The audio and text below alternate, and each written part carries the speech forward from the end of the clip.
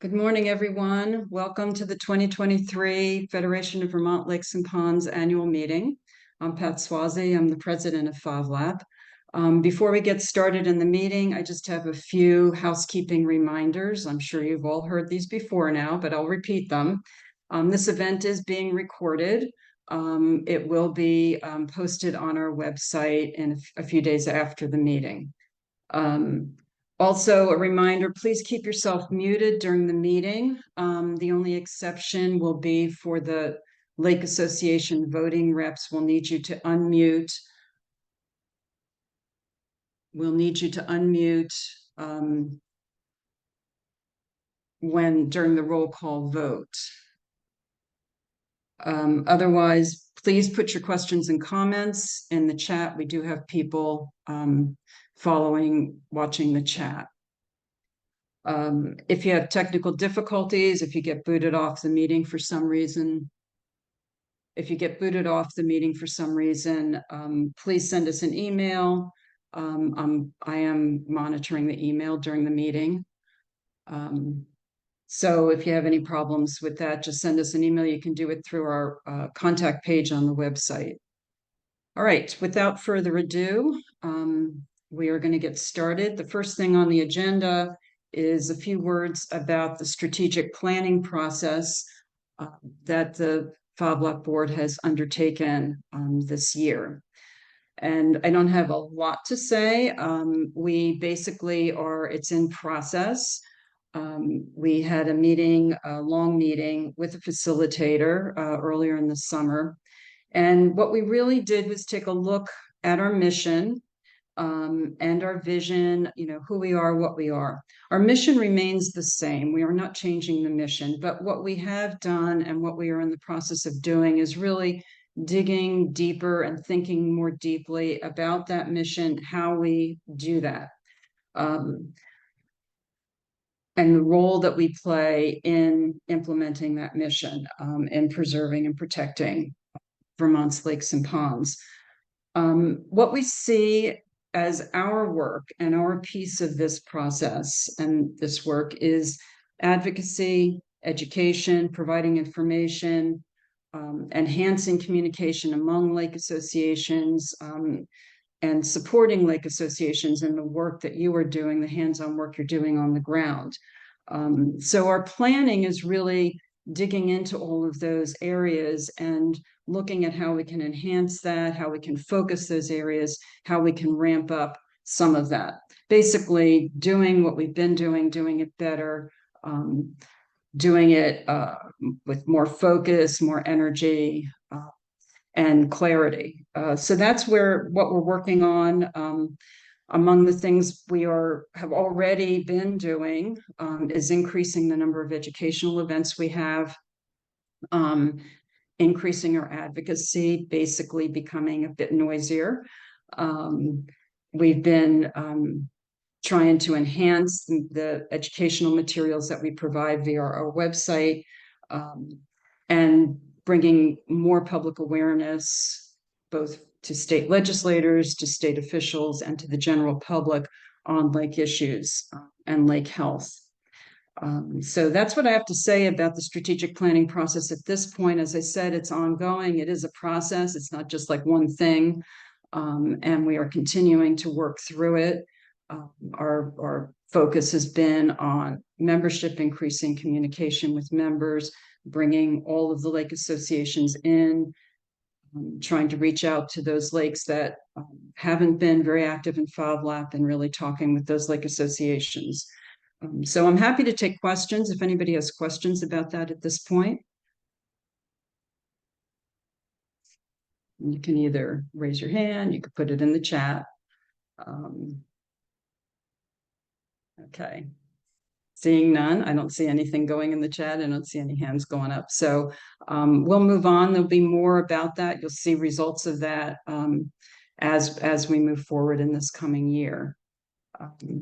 And I will, if any of the board members have a comment on the planning process, this would be a good opportunity to say something if you have anything you want to say about that. Okay. All right. So we are going to move forward and open the business meeting. So I'd like to call the annual business meeting of the Federation of Vermont Lakes and Ponds to order. And we're opening that business meeting at 9:06 a.m. So the first order of business is me still talking and really talking about the highlights of the year, and just to talk a little bit about what we've been doing. And it follows from the planning comments. Probably the biggest thing that we are so pleased about is the inclusion of $500,000 in the Vermont state budget.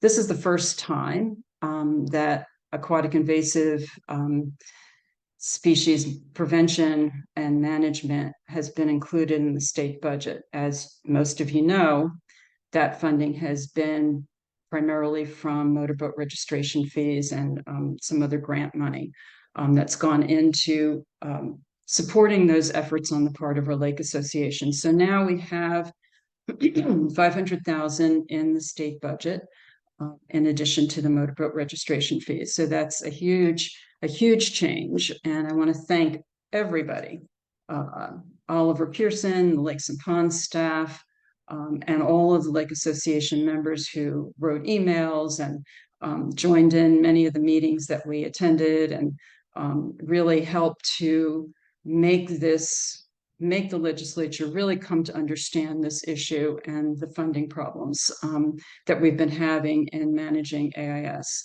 A lot of people worked really hard and did an awful lot, and that's much appreciated. Other highlights, we have been involved in discussions and in support and in issuing statements on the wake boat rule. And again, many thanks to the Responsible Wakes people, Jack Widness leading that group, and many other people who have been involved in that effort over the last couple of years, many of our board members, many other lake associations. That's moving forward, and we're continuing to support both the rulemaking process, and we're continuing to support individual lakes and lake associations as they navigate through that process and make decisions about their own lakes and issues around those lakes. We did a fair amount of testifying this year. I learned a lot about the sausage making that goes on in the back rooms of the state legislature, and had the opportunity to testify several different times.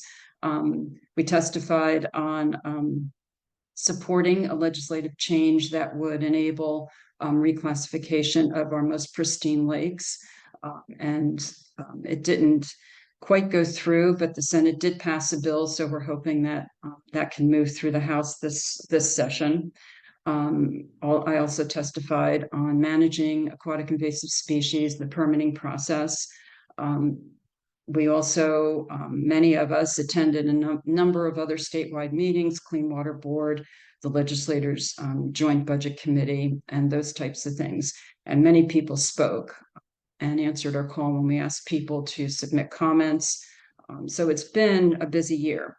And we have continued to submit written comments and letters on various issues, and also have been publishing occasional commentaries on lake issues, pretty much focused on aquatic invasive species and lake health in local media. Finally, we do continue to post legislative updates weekly on the website during the session. We'll continue to do that. We've been trying to keep it real focused this year on issues directly related to lake and lake health. Our website continues to build, new materials being added regularly. We're hoping that this continues to be the go-to site for all things lakes, and provide resources for lakes in Vermont. Jeremy Jones has been leading that, which we very much appreciate. And many other people have written material or helped provide background and information to include on the website. And we continue to do that and continue to invite your input, whether it's things you would like to see there or material you would like to write. That would be great too. We've held a number of educational events. As many of you know, over the last 2 years, we've begun to add shorter events in between our two big all-day ones. And in this year, we held several short sort of mini seminars, one on emerging aquatic invasive species. That is, and these are all recorded in on our website. That one is very interesting, well worth going back and taking a look at if you missed it. We also did an overview of the Lakewise program, and we did another one on the public access greeter programs. We also did our annual meeting last year, which was focused on dam safety and milfoil management, our lake seminar this past June, which was on enforcement and compliance of lake rules. We plan to continue that. We already have a list of ideas for the shorter events, which we'll start putting together and announcing later in the fall. And we try to do those in the winter months, and then we'll have our big lake seminar again next June. So I think those are pretty much the highlights of the year. If anyone has anything to add, raise your hand or pop it into the chat. Any comments or anything in the chat that I think, Jackie, you're monitoring the chat. So if you see anything you want to share. We do have one from Jody White. I found that emerging AIS deal to be very interesting / good. So nice comment. Yeah, thank you, Jody. Yeah, it was very, very interesting. Again, if you didn't see it, it is on the website. It's about an hour and a half video. A little scary, but really well worth getting that information and becoming aware of what's going on outside our borders. Okay, any other questions or comments on that? Pat, could I just make Yes. a comment? Hi, this is Please, Jack Witness. I'm one of the FOVLAB board members, and Pat's done a marvelous job in describing what we're doing and what we've accomplished. One thing I'd like to add is we would really like to have your help as we move forward. We have opportunities on the board. We have opportunities on committees. You do not need to be a board member to be on committees. I'm the chair of the AIS Water Quality Committee. We've worked with Jackie and the events committee for these 1 hour noon things. We've gotten great feedback from you on that. We want ideas for that. This is something that's directed at you, things that you find helpful. And if you find it helpful, we hope you'll join us, because we do need your help to be as successful as we'd like to be. So thanks. Thank you, Jack. I second that. Yes, please do be in touch. We welcome your help, and we welcome, if you're interested in committee work with us, just drop us an email, and we can tell you about what's going on with the different committees and go from there. Any other comments or questions? Okay, I'm going to go to Dave Johnson to talk about the financial report.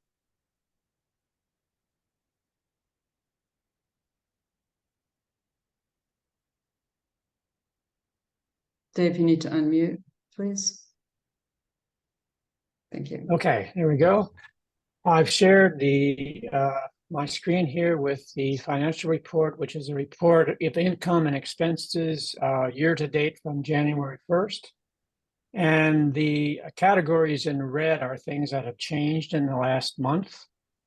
The various columns indicate funding, if there's funding constraints, and you see here that some of our income over the last year came from 2 Vermont DEC grants. And we actually got reimbursed this year. That's why it appears as an income here, whereas most of the work occurred last year. This year, we did sponsor a scholarship with one of those grants and another scholarship through our general fund. We have seen a big surge over the last 4 or 5 weeks in association memberships and individual memberships. So we're very happy to see that. And, there'll be a lot of, I think, voting members here today, we hope. The other thing that has changed in the last month, of course, as we get these online payments, we have some transaction fees. And so I think the bottom line here is that we're in good shape financially. We had some things in the budget that we have not done yet that we need to probably reconsider at our next board meeting. But I think with that, I'll stop and see if there are any questions. Thank you, Dave. Are there any questions for Dave on that? Okay, hearing none. Anything in the chat, Jackie? Okay, hearing none. Why don't we move on? Dave, you're still on. You're gonna review the voting method before we go into the parts of the agenda that require voting. Okay, so yes, let me get that screen up. All right, so this is a list of the active member associations. And what I want to do right now is to see how many of these associations have members participating in this meeting. And so this is going to take a few minutes. I want to go through the list of associations in alphabetical order. And I would ask if there's a representative from that association who is in attendance, if they could please unmute themselves and let me know or let us know, then I would, in that case, put an X in this column, and we'll use that later on when we do the roll call votes. So I'm going to name these one by one, and as I said, please unmute and let me know if there's a representative from that association in attendance. So we'll start with Averill Lake. Okay, Black River Action Team. Echo Lake Association. Echo Lake Protective Association. Yeah. Yes. Okay. That's Holly. Okay. Friends of Northern Lake Champlain. Yes, Bridget Butler. Hi. I'm sorry, I Okay. forgot to unmute. Echo Lake Hubbardton is here. Very good. Thank you. All right, Greensboro Association. Falls Lake Association. Paul's not here. Joe's Pond. Lake Beebe Watershed Association. Lake Bomoseen Association. We are here. Thank you. Lake Carmi Campers Association. Yeah, Pete Benevento here.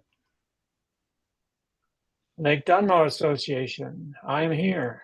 Oh, I'm not sure why that's red, but okay.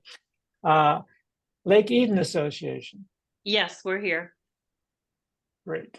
Lake Elmore Association. Cheryl Barkley, and I'm here. Very good. Lake Fairley Association. Sean Brown is here. Lake Harvey Association. Yes, Dan Parsons is here. Thank you. Lake Iroquois Association. That's a yes? Sure, we're here. Okay, okay. I thought so. Lake Morey Association. Yes, Vince Pisegna is here. Very good. Lake Parker Association.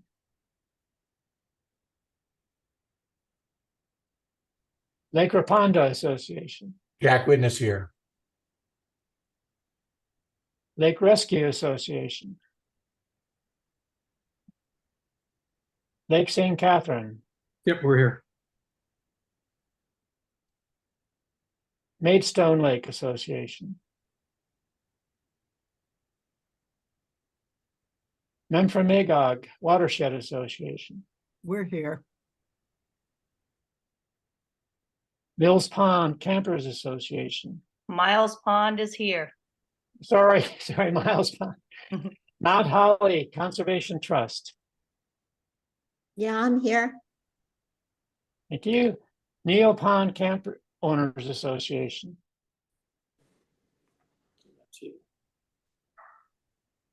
Partners for Bay Restoration Association. Janine Pratt, I'm here. Thank you. Peachum Pond Association.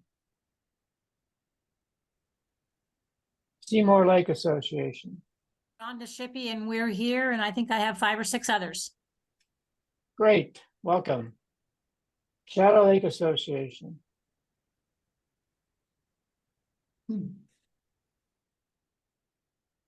South Pond Landowners Association. I'm here. Sunrise Sunset Perch Pond Association. Tinmouth Pond Milfoil Project. I'm here. Okay. Westmore Association. Woodbury Lake Association. Woodford Lake Association. Okay, great. So I will, when we do the roll call, I will call out these names again, but only those where we have representatives present at the meeting. And if someone was unable to mute themselves, just speak up and let me know when we go through the roll call, and we'll get you with an X behind your association. Okay, I think we're ready to go ahead. Can you hear me? Oh, yes, I can. Okay, I'm sorry. I wasn't able to. Woodford Lake. Woodford Lake, yes, Thank- Carol Swanson. Okay, good. Thank you, Carol. Yeah. Very good. All right. Okay. So, All right, thank you, Dave. Thank you, everybody. As Dave said, if others come on from member associations when we're doing the voting, speak up, put it in the chat, raise your hand. Okay, so the first thing we need to do is to approve the minutes from last year's annual meeting. Jerry, are you able to share those? They were circulated with the meeting warning of the agenda and all of that. I'm hoping that hopefully everyone got a chance to see them.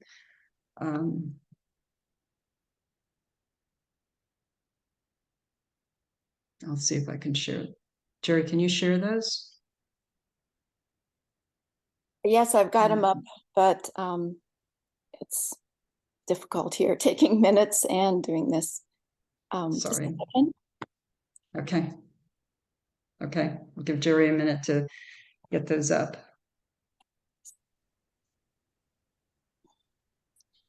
Does anyone have comments or questions about the minutes last year, if you did get a chance to look at them?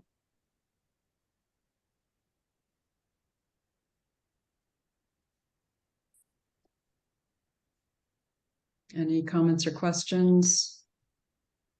While we're waiting for those to go up. There we go. Okay, here we are. If you remember, we had Julie Moore open the meeting last year. Excuse me. As you're looking through them, can I have a motion to approve the minutes?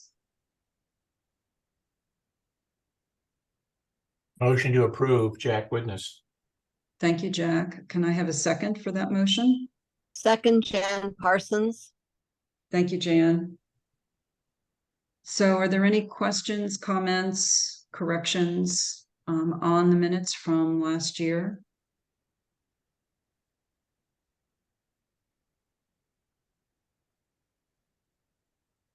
I'd like to thank Jerry for the fine job she does.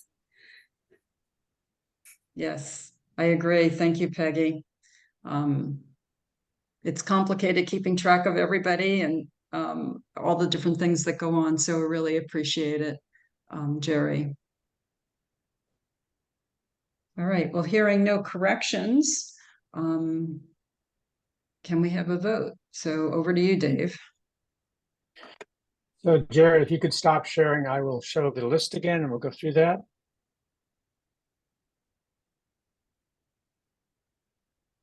I can take it off. That's okay. I got it. Okay, Thank you. okay. So we'll ask the voting right. reps to unmute so that you can go ahead and vote. Okay, Dave. I'll call these one by one. Echo Lake Association, Aye. Echo Lake Protective Association, Aye. Friends of Northern Lake Champlain, Aye. Lake Bomoseen Association, Aye. Lake Carmi Campers Association, Aye. Lake Dunmore Fern Lake Association, aye. Lake Eden Association, Aye. Lake Elmore Association, Aye. Lake Fairley Association,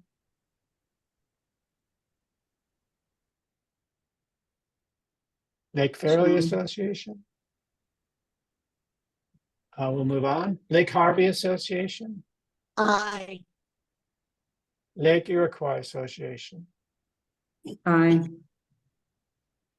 Lake Morey Association, Aye. Abstain. Oh, sorry, Vince. Sorry, I wasn't there at the meeting. so we have one abstention from Lake Fairley. Yeah, Lake Lake Raponda Morey. Association, Aye. Lake Morey. It was Lake Morey. or Lake Morey, okay. Lake St. Catherine Association, Aye. Sorry, Lake Fairley is aye. I couldn't get off mute.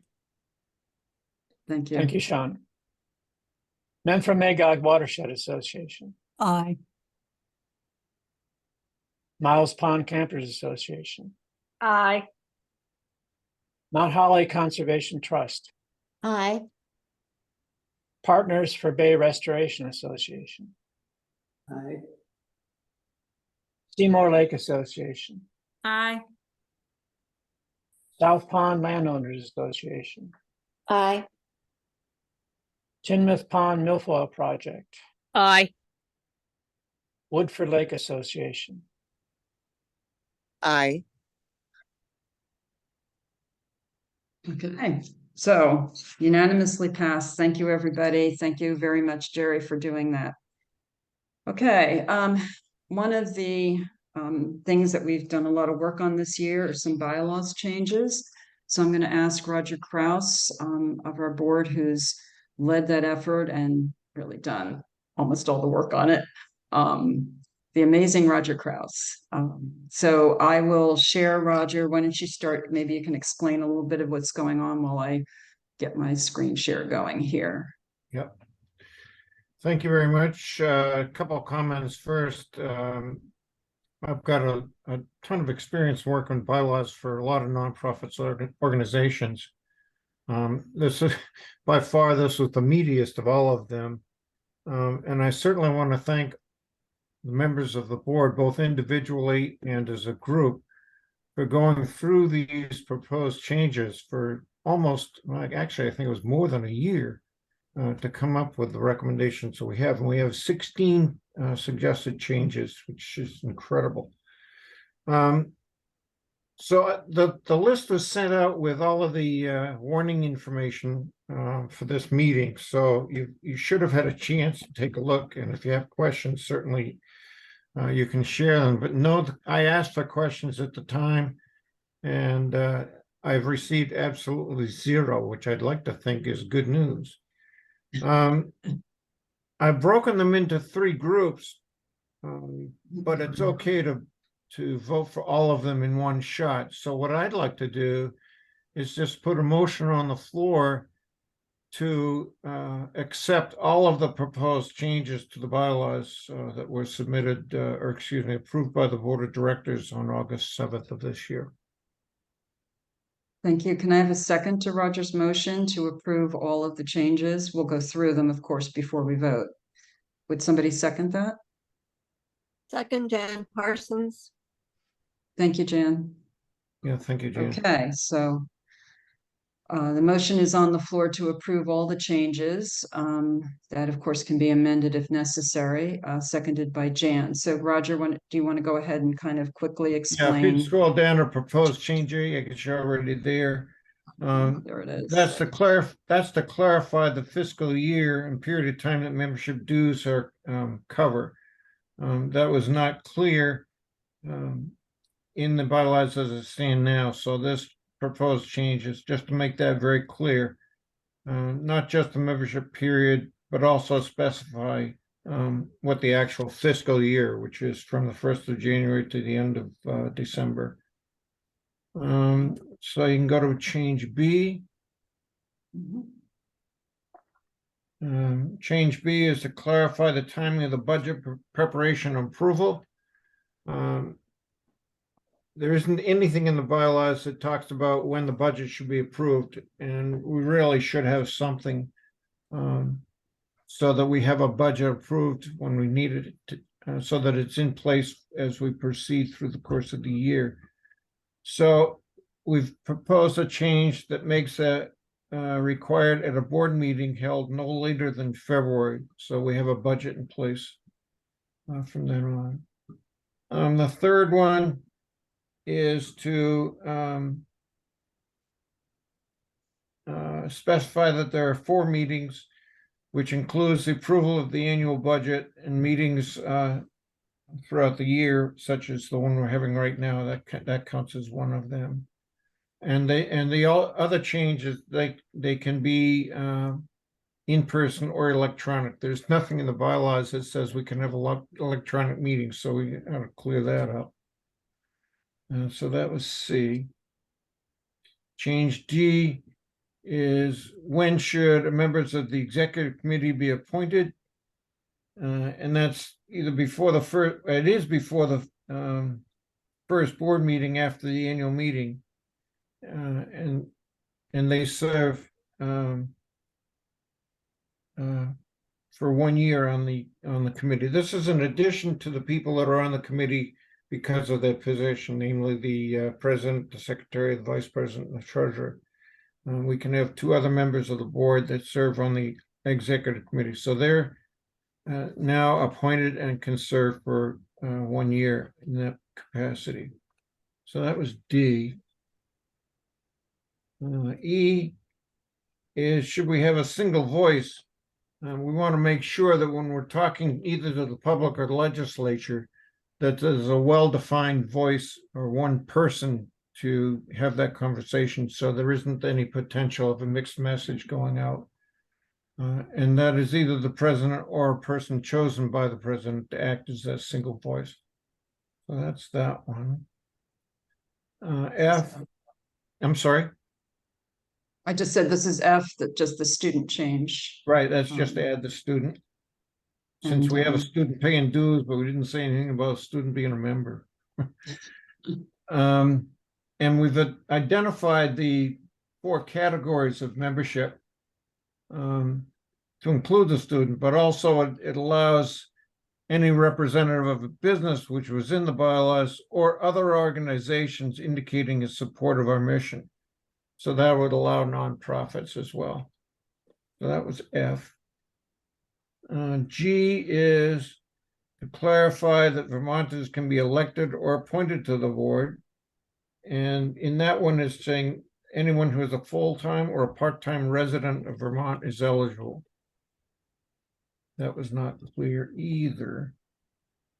H, how is a vote taken when a meeting is virtual? That's not in the bylaws, even though we do it. So this is just to put it in the bylaws, so that's very clear.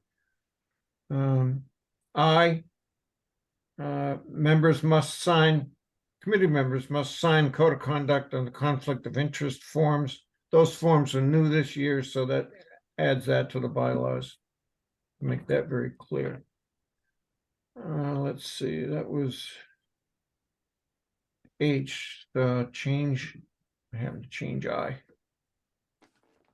Yeah, that was H and I. Yeah. Oh, okay, yeah, you're right. J, there's no mention of student voting privileges. they don't, but if they are appointed to the, or appointed or elected to the board, then they do have a voting right on board matters. So that makes that very clear. Can a person appointed to the board, this is K, can a person appointed to the board be elected at the next annual meeting for a full 3-year term? And that depends. Typically, if a person is appointed to the board, they're going to be up for election to the board at the very next annual meeting. So it's less than 1 year that they would have been on the board. So they can be elected for up to 3 years. So that makes that okay. And it also says that one student may be elected or appointed to serve on the board for 1 year, re-electable to a maximum service of 3 years. So that was K. L is the current officer or a director may be removed from the board for cause upon 2/3 of a vote of the other officers and directors attending that meeting. Notice of such a vote shall be sent either mail or electronic to all board members at least 15 days prior to such meeting. We've been fortunate we haven't had this issue, but I think it makes sense to have it in the bylaws just in case it ever occurs. And then the next one is M. Should the bylaws or policy specify membership on a permanent committee?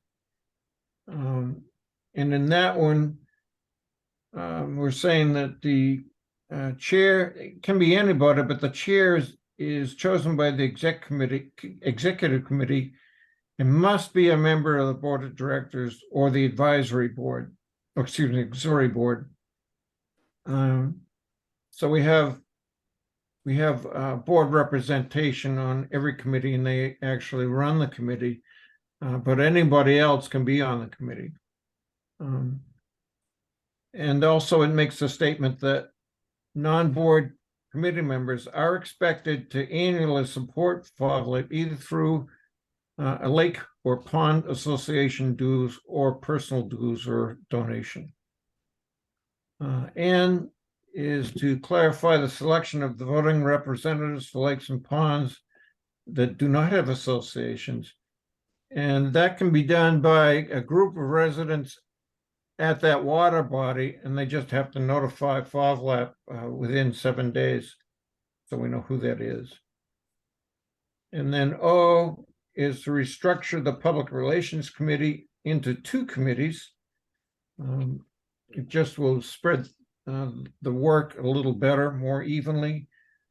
And that will result in us having 8 permanent committees. The website or social media committee, excuse me, the website and social media committee, newsletter committee, and like Jack just mentioned a few minutes ago, the Aquatic Invasive Species and Water Quality Committee.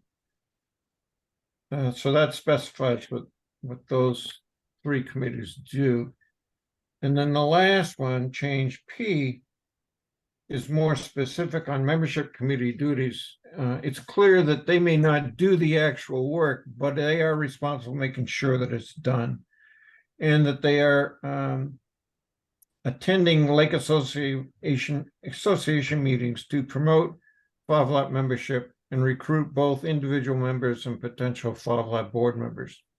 So those are the changes, and I'll take any questions.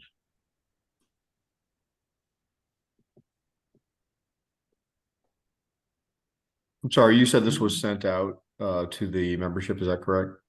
Yes, went out with the warning. So Right. was that 31 days ago, or whatever? Yeah. Any other questions, concerns, confusion? Can I just make a, this is Jack again. Can I just make a Go ahead, comment? Jack. Sure. And that is on the point that was just made. I think it's a good one. We do need to follow the bylaws. And as Roger told you, this was sent out with a warning, but I think it would also be helpful, and I would say very appropriate for this group to have a reminder, just like we had a reminder about what the Zoom link was today, to perhaps include that in there so that it's fresh in our memory. And 31 days is a long time ago. So this is just a suggestion for the future, but I have no other comments about the bylaw changes. Okay, thank you, Jack. Good, Thanks, good Jack. suggestion. I just want to say thank you to Roger because he has been sort of the person we go to with any of these questions, and it's greatly appreciated from all of us on the board. Thanks, Jackie. Absolutely. Yeah. Absolutely. Jackie, you're so right. I see nods. I see some heads nodding. Yes, Roger does amazing work on this as well as all of our parliamentary questions. He is our go-to person. So thank you, Roger. Thank you. Any other questions or concerns about the bylaws? Okay, so we do have a motion on the floor to approve all of them as presented, and we have a second on that motion. So hearing no further discussion or questions, we'll go ahead with the vote.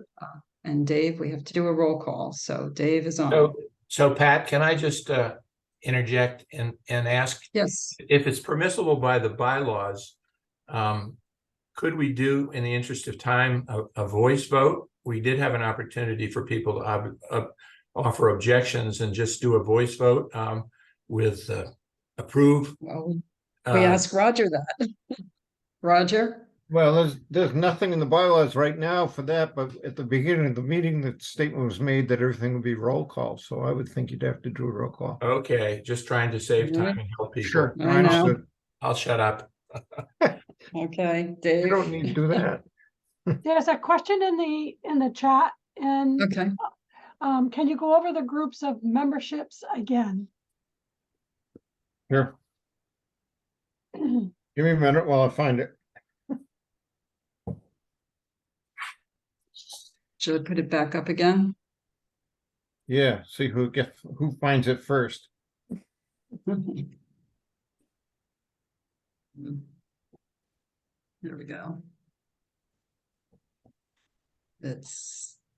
Yeah, okay. I don't want to make people dizzy, but I'm going to flip down through this quickly. It's change F.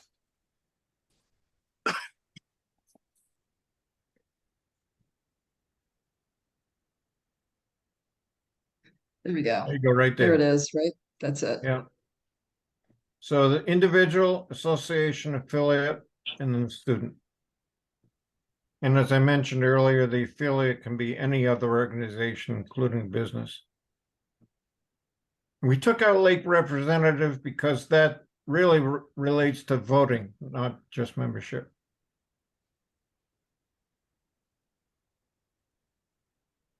That answer Does the that question? answer?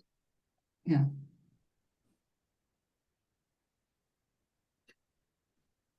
Okay. Okay. We okay on that? Any other questions? Thank you. Okay. Any other questions, comments, concerns? Shall we go to the vote? Okay, Dave. Okay. Echo Lake, Aye. Hubbardton. Echo Lake Protective Association, Aye. Friends of Northern Lake Champlain, Aye. Lake Bombacine Association, Aye. Lake Carmi Campers Association, Aye. Lake Dunmore Fern Lake Association. Aye. Please mute if you're not voting.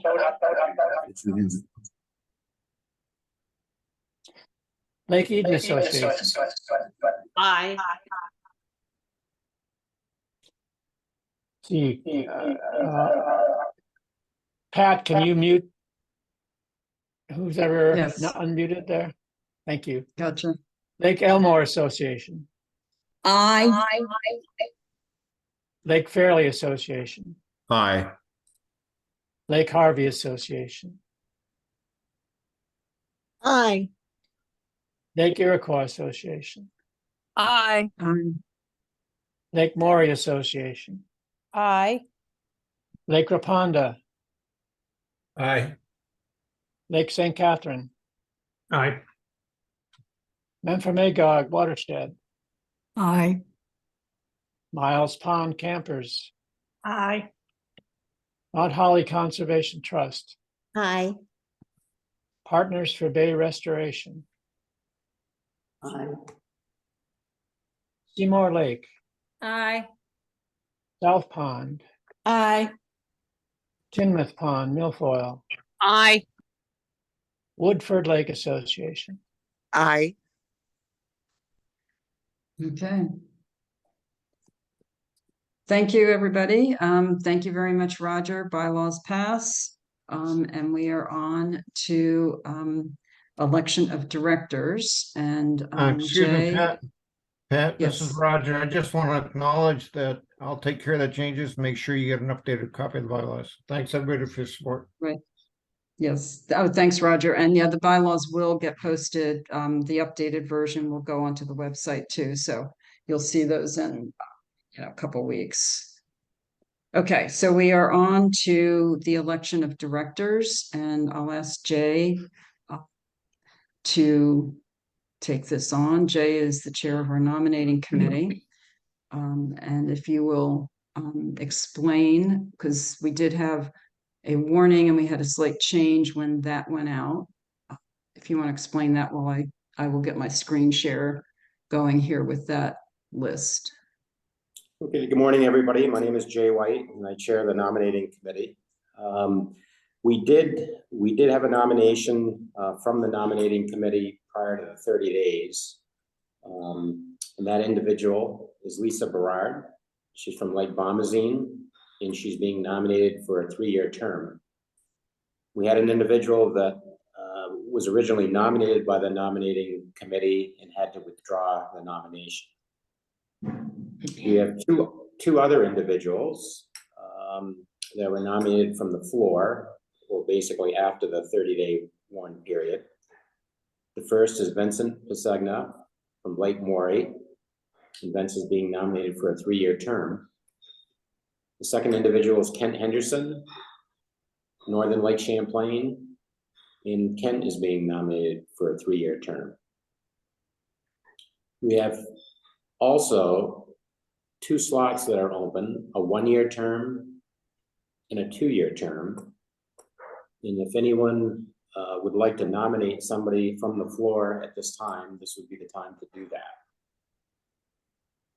So nominations are open for a 1-year term or a 2-year term. If anyone would like to nominate someone or would like to nominate themselves, please indicate, raise your hand or unmute yourself and say so. Do we have any nominees from the floor?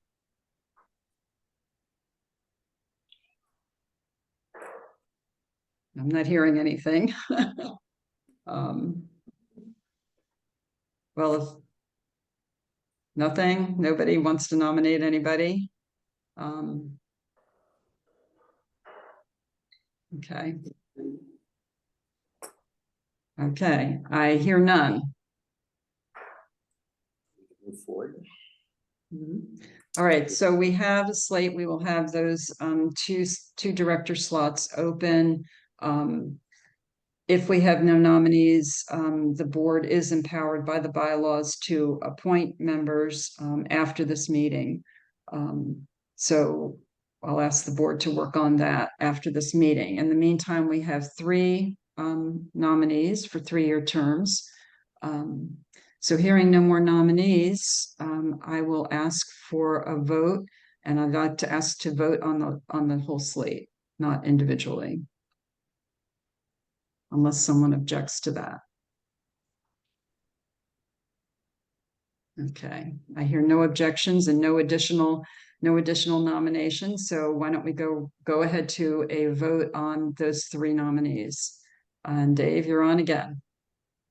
Okay. Echo Lake Hubbardton. Aye.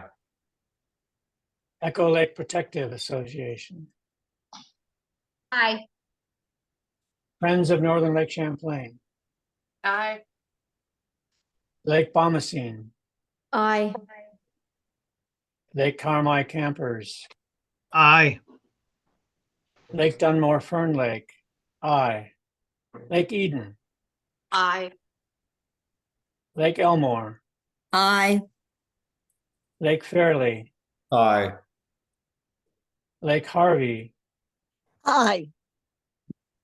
Lake Iroquois, Aye. Lake Morey, Aye. Lake Raponda, Aye. Lake St. Catherine, Aye. Nympha-Magog Watershed, Aye. Miles Pond Campers, Aye. Mount Holly Contest, Aye. Partners for Bay Restoration,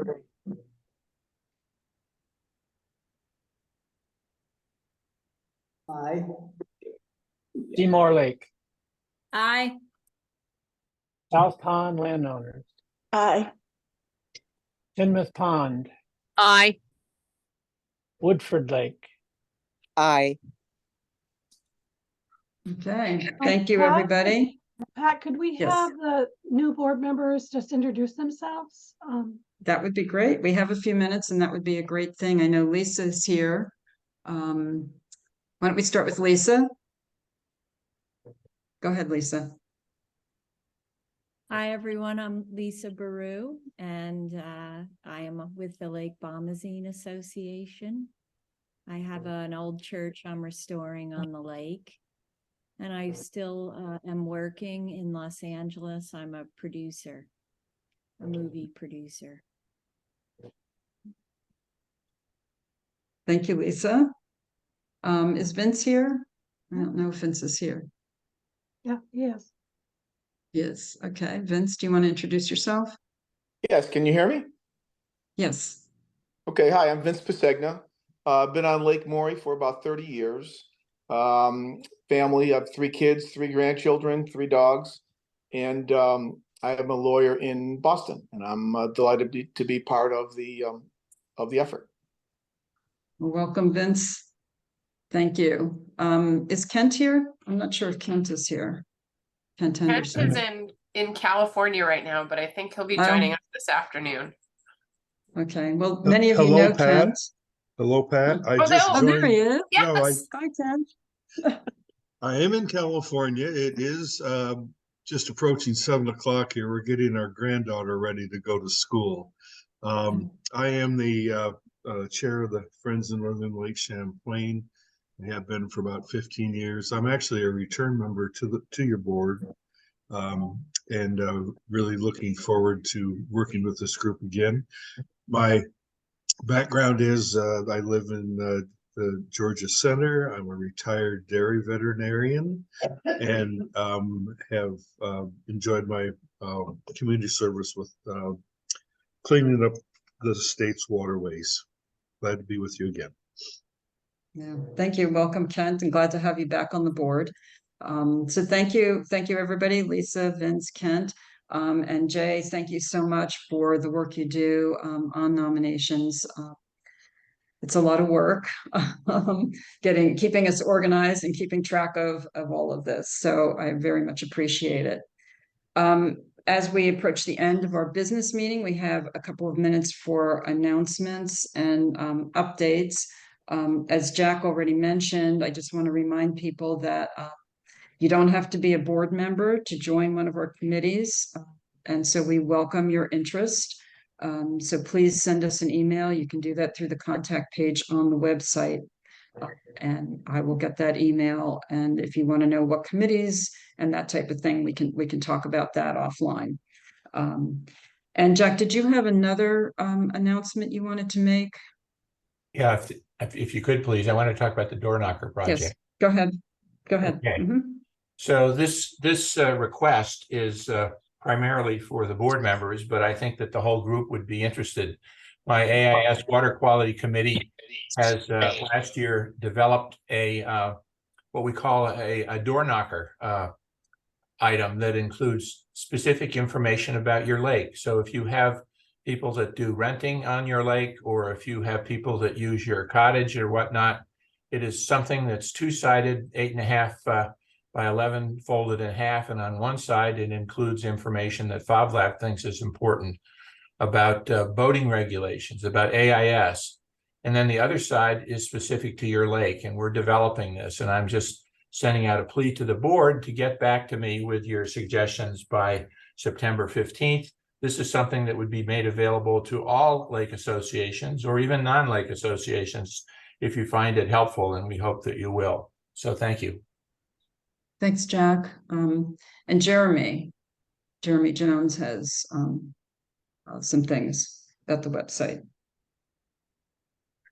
Hey, thanks, Pat. Hey, everybody. Pat, I don't know if you could, but would you be able to pull up the member page on the website and share it? I can try to do that. Or I One could. second. You can go ahead and talk, and I will find it. Start talking. Yeah. So one of the bylaws. So one of the bylaw changes that we made was to change the membership from your anniversary date. So when you join for a year, to actually just be for the year. So what we're hoping to be able to do with that is do a good membership drive next year as we start the new year. So Pat's going to pull up the membership page on the website, and let me pull that up while she's looking at it. Yeah, so Pat, if you could click on member and go to member lake associations. So everybody who's a member of FOLAP has a little mini web page here on this section of the website. So Pat, if you could scroll down and go to page 2. And what we'd like to do is help. Let's see that. Okay. You might need to make it a little bit smaller to see the page 2. Oh, there we go. Can you scroll down to Lake St. Catherine? I know ours is set up, so that'd be a good example to show. Here we go. So we want to help everybody get their profile set up. So as you can see, you can have your logo for your association, or it could be a photograph, a small photograph that could be a representation for your lake. It would have your address, your website, a link, and then a lake photo that we could put up there, and a description of what your organization does. We're also going to talk about adding some more contact information here. So as Pat mentioned earlier, we want to make the website a place where lake associations can come together, find other lake associations that are maybe having the same issues or dealing with similar topics, and be able to share that information. So we want to make it so that this is a nice directory of all the FOLAP members. So we'll be reaching out after the meeting to folks who haven't set up their profile yet. We'll invite you to go ahead and set that up, which you can do when you log into the website. But we can also help you with that as well. So we'll reach out and ask you for a logo, ask you for a photo and a description, and we can help you get this set up. Okay. Thank you, Jeremy. And don't forget to take a look. If you haven't looked at our website, Jeremy's doing a fabulous job. And as I said earlier, lots and lots of information, and we keep adding things. We're adding things regularly. And we do want to hear from you too on information that would be helpful, or resources that would be helpful to you that we can put up there. Okay. Are there any other updates or announcements? I missed in the chat box, and I was letting Dave know that Shadow is here for voting, and she voted in favor of our last motion. So sorry about that. I missed that in my chat. Okay. Thank you. Thanks, Jackie. Thanks, Hey, Shadow. Pat, this is Angela. Yes, hi, Angela. Just want to put in a plug for those that are new to the organization. There is opportunity on the webpage to sign up to receive email updates directly to your inbox. So if you haven't done that before, that's a way to keep on top of what's happening. And we typically announce new information on the webpage, meetings, etc. So good way to keep in touch. Yes. And we do send out a weekly blog with that information. So yeah, please go to the website, sign up, get on our email list, and that'll help you keep up with what's going on. Thank you, Angela. Is there anything else? Other announcements or updates? Okay, hearing none. Can I have a motion to adjourn the business meeting? Somebody want to adjourn the business? Thank you, Jack. Please, Thank you, please. Jack. All right, we have a motion Second, to Dave adjourn. Johnston. Thank you, Dave. Any objections? Hearing no objections, the annual business meeting is adjourned at 10:01 a.m. So we are scheduled now to take a brief break, a 10-minute break, and then when we come back, we will have Oliver Pierson with lake issue updates. So we're a little bit ahead of time, which is good. So we will be back at 11 minutes after 10. Thank you.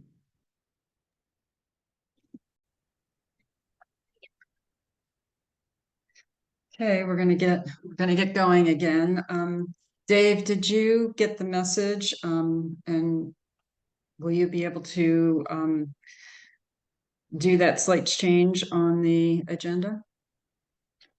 Yes, I got that message and I'm ready.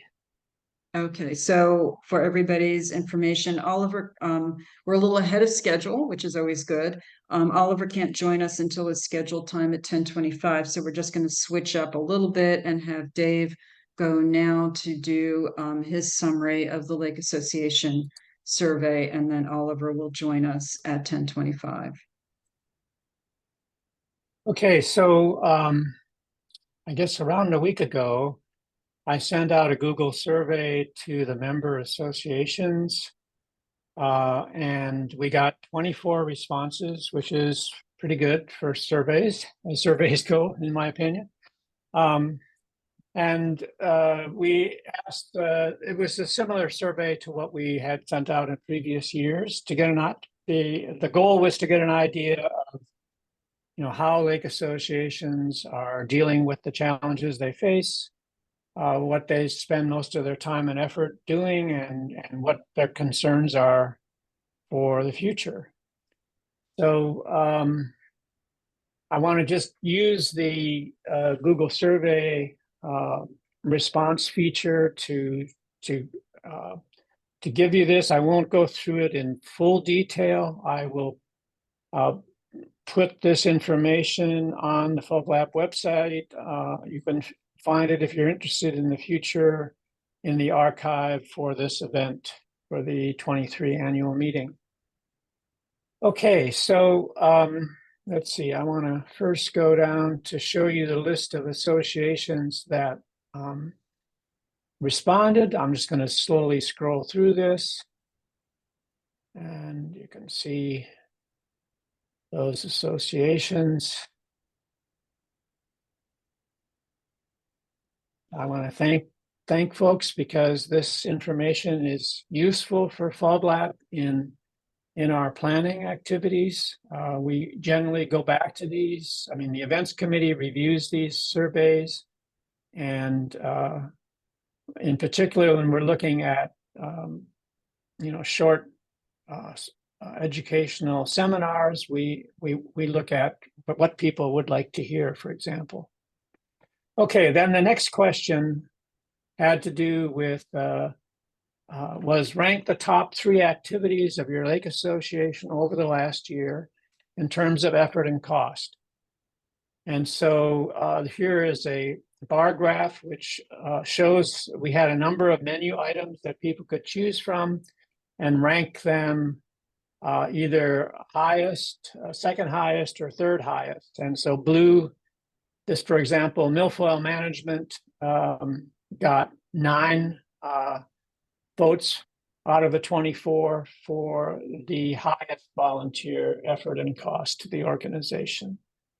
And this category that got the second number of highest votes was the greeter program. And so the red bar indicated that the greeter program got, in this case, 7 second highest votes. And the orange indicates the third highest. And so it gives you an idea of what activities the associations are involved with. So I'm just going to scroll here from left to right. There are several other categories here. You can see people are starting to work on watershed action plan creation and implementation. And in a couple of cases, those were the top activities.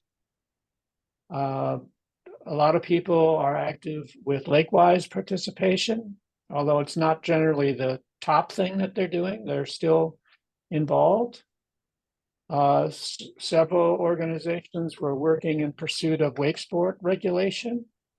And then we had a category called other, where people, if there was a topic that was not in the list that was offered them, they could put their own category in. And so we had these categories. There were more than three. And I'll just slowly scroll through these. So these were activities that were not listed for them, but they listed as other. And I think, we've seen Phragmites management before in this situation. So this continues to be an issue for some associations.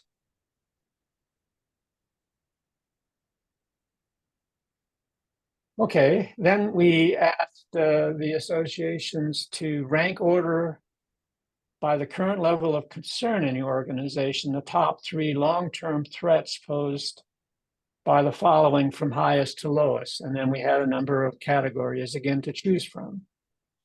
And here, the description of these categories was too long for them to appear in the heading here, but if I hover over these, you can see what these are. And so many organizations continue to have their highest concern regarding the spread of aquatic invasive species.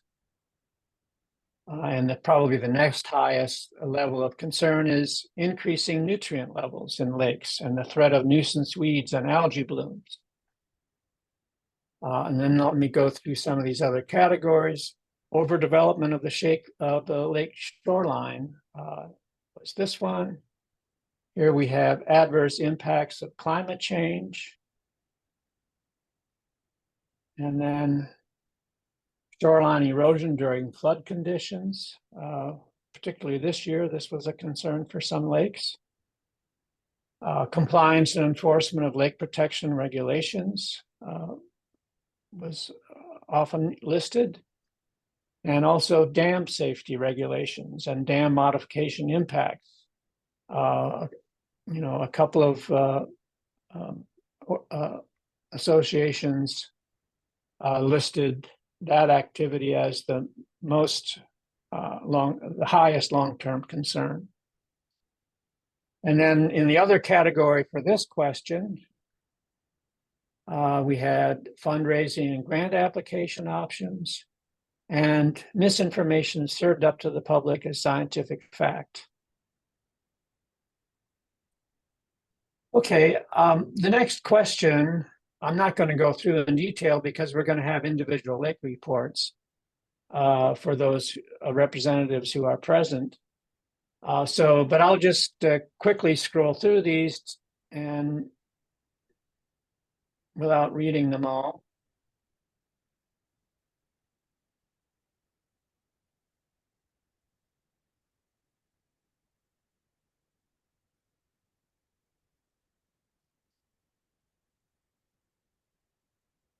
And then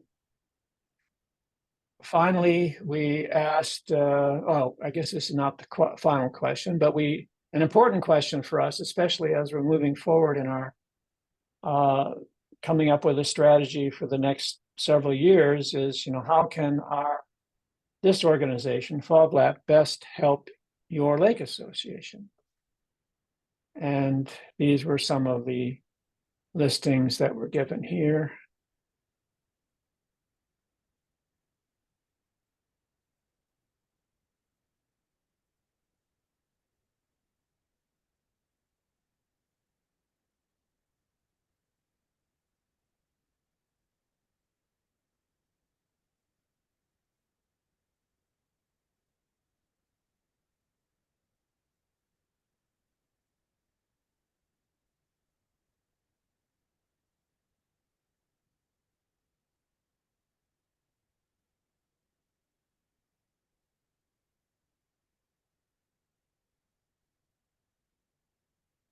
And then the final question was, what would you like to hear about in a future FOVLAP Lake seminar?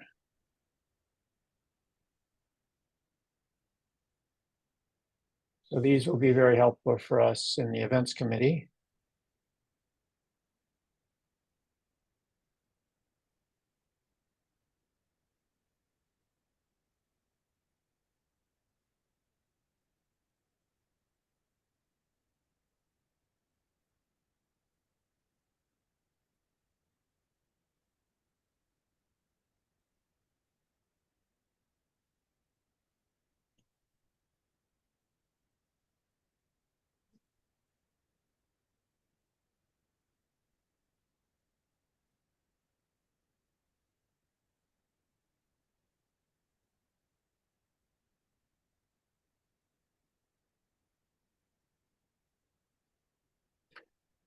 Okay, so that was the end, and again, I thank those who chose to participate. I think this will be very helpful for us, and I'm happy to answer any questions that people may have.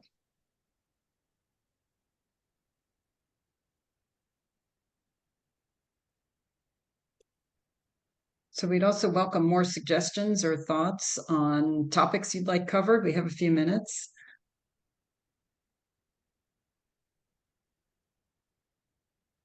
Jackie?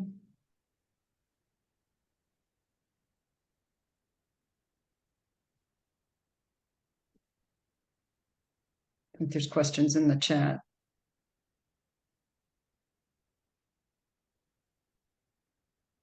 One question was, will this data be published somewhere or made accessible to those not on the board? And yes, I think we will make this data available again in the archive for this event, which you'll find on the FOVLAP website under events. We're going to have the video recording, and as many presentations as we can collect from this meeting will also be there. Dave, when they go to that site on the website, is there a place where they could leave specific comments that they may have about what they see or things that they would add or prefer? Is that possible? Maybe that's a question for Jeremy. Yeah, Jack, we could. Go ahead, Jeremy. Sorry, yeah, Jack, we could, once we compile the video, all the associated documents and statistics that Dave just showed, everything that is involved with this meeting, we'll have a link on our website. We'll do a blog post about that. We'll announce it on social media that it's all available, and we'll put a link there that'll take folks to the contact page where you could send us a comment or suggestion. Thanks. Thanks, Jeremy. I think there's a few comments in the chat. I'd like to see some discussion about vector lake management. So that might be something to add to the list of topics we could address, both possibly on the website, even explaining what does that mean. You know, we've talked about that before. A while back, I think we talked a little bit about even creating some mapping to show those pathways. And another topic in the chat, how to keep invasive species from leaving infested lakes.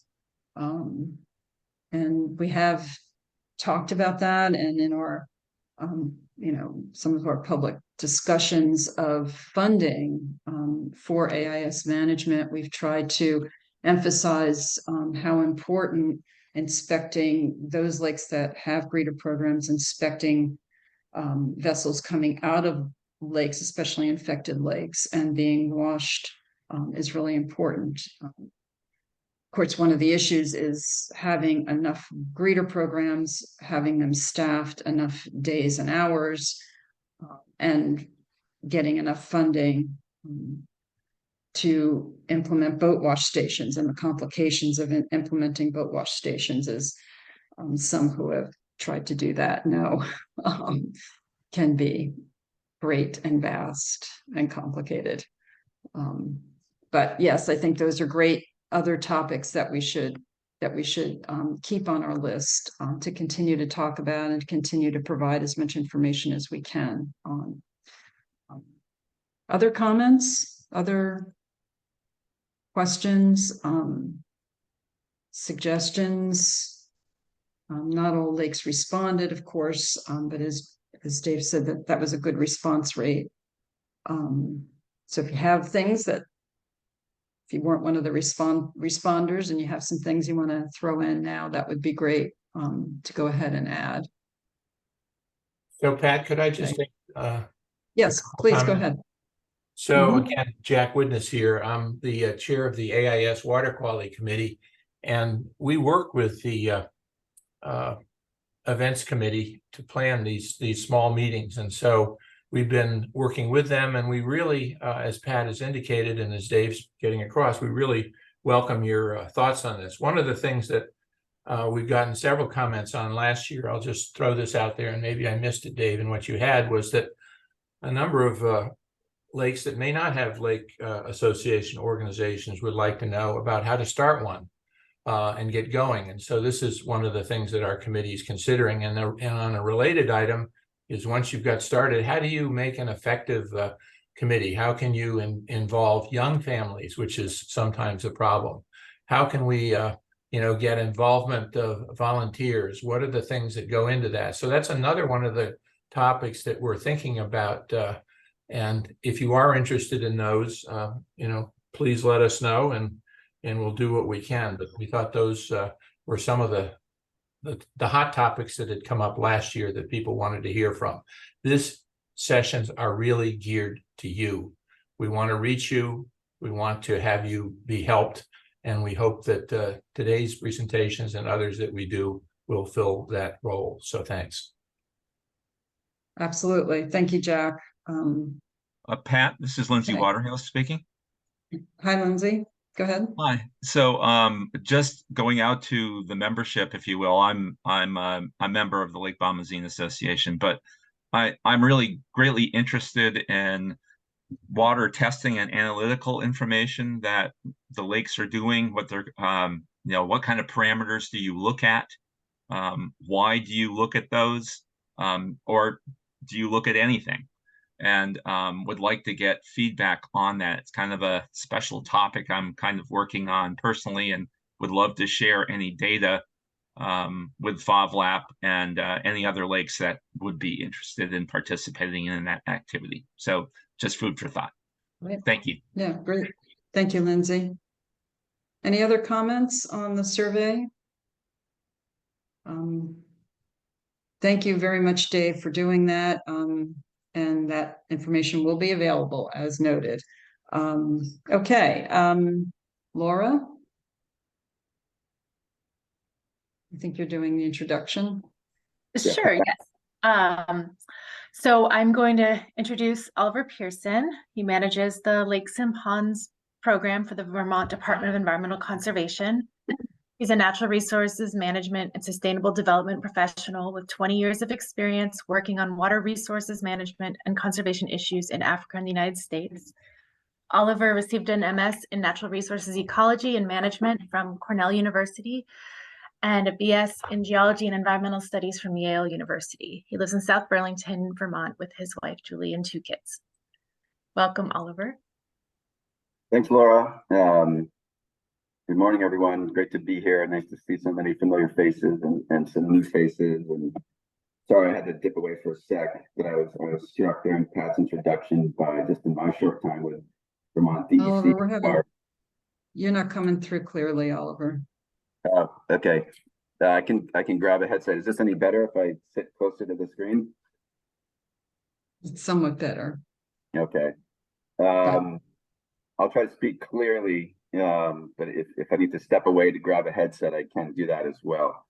Do you want me to take 30 seconds to grab a headset, Pat? It's not working. Okay, just hold on one second. We do have a comment in the chat.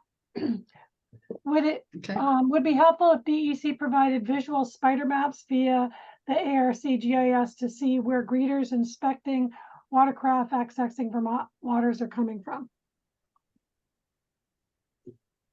Hi everyone. Olin Reed here with the Vermont DEC. I was just going to hop in and answer that really quick. So I oversee the state's greener program now. And I just wanted to let people know that that is something that we are slowly getting to. Field season's kind of taken over. I was hoping to get it done this spring, but hoping to finish that sometime this winter. That is something that we're hoping to update. I think our last one was from 2020, 2021, something like that. So it's on our radar. That's great. Thank you, Olin. All right, Oliver.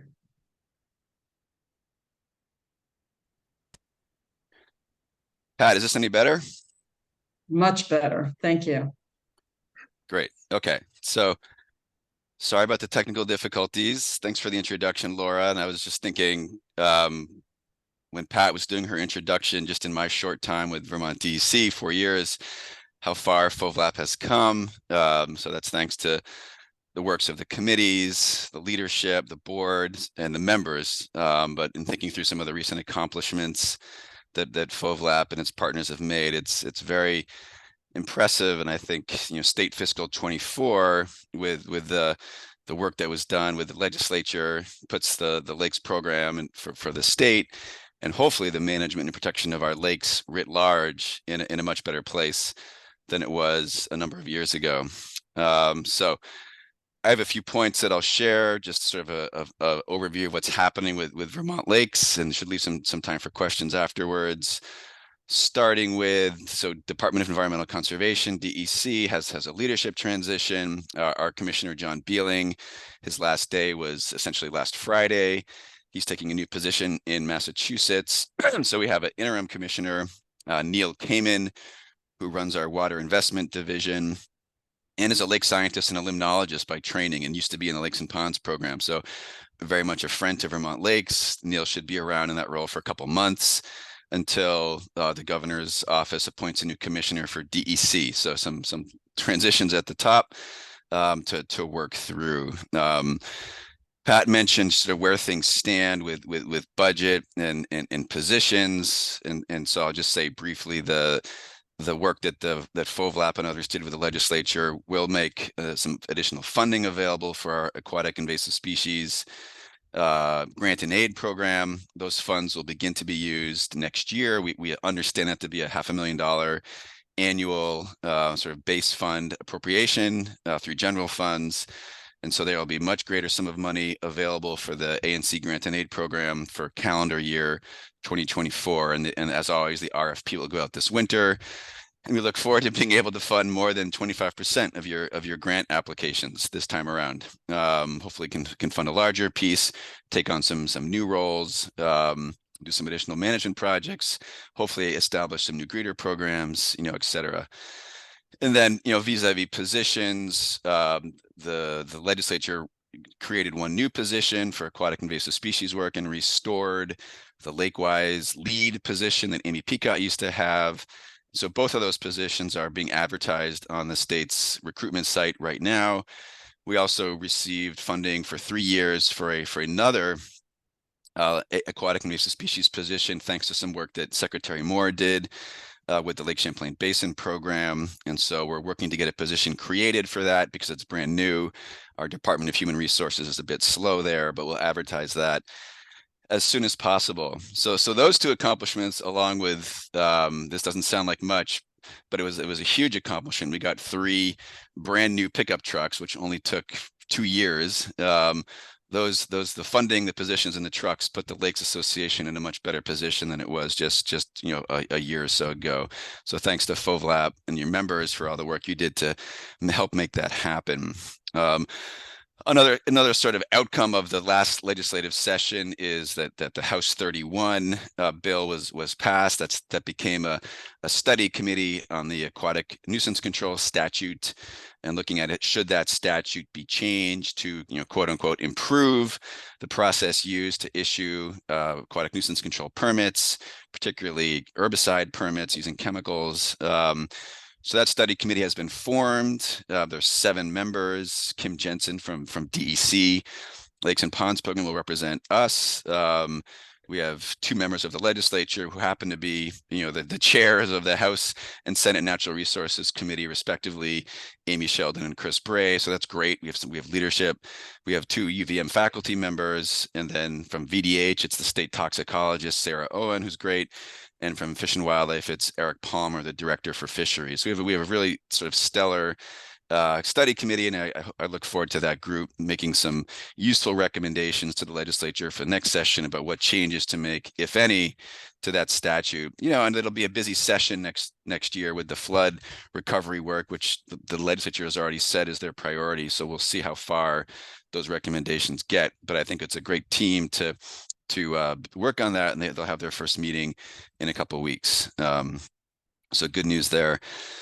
Briefly on wake boats, there's been a lot of discussion about this. What I'll say is we had, we put forward a draft rule. We had a meeting with the Interagency Committee on Administrative Rules. They approved the draft rule. We held 2 hearings in July and had a written comment period. And we received 759 comments, individual comments, which is probably a record for any rulemaking process in Vermont. So a lot of people are interested in this issue, apparently. And so we've worked through those comments. We've tallied them up. And we are now working on a recommendation to the secretary based on some actual changes to the draft rule. We will propose based on what we received from the public comments. We got some very useful specific comments. We had essentially an overall sort of sense of what the public's position on the draft rule was. And, if you look at it just as simply as who favors regulation for wake boats versus who favors the status quo, it was more than 90% of commenters favored some form of new regulation.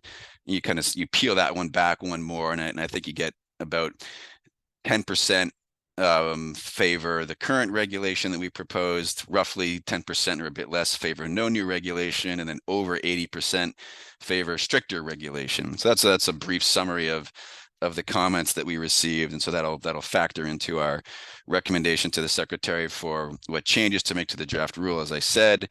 And we're targeting a meeting with the Legislative Committee on Administrative Rulemaking sometime this fall, which is basically the last step in the rulemaking process. So that's basically all I'll share there for now, but happy to answer any questions. I'm just going to go through these topics relatively quickly in the interest of time, and I'll just move right along. Vis-a-vis lake reclassification, as Pat mentioned, some progress was made getting a bill in the Senate, and the Agency of Natural Resources will continue to work on that as a legislative priority for us for the upcoming legislative session to try to get a similar bill out of the House.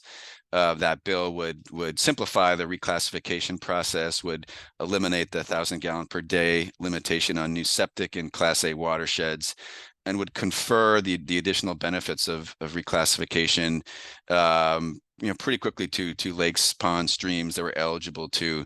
The legislation will be accompanied by a new rule on anti-degradation, which is a Clean Water Act requirement for many of the permits that we issue.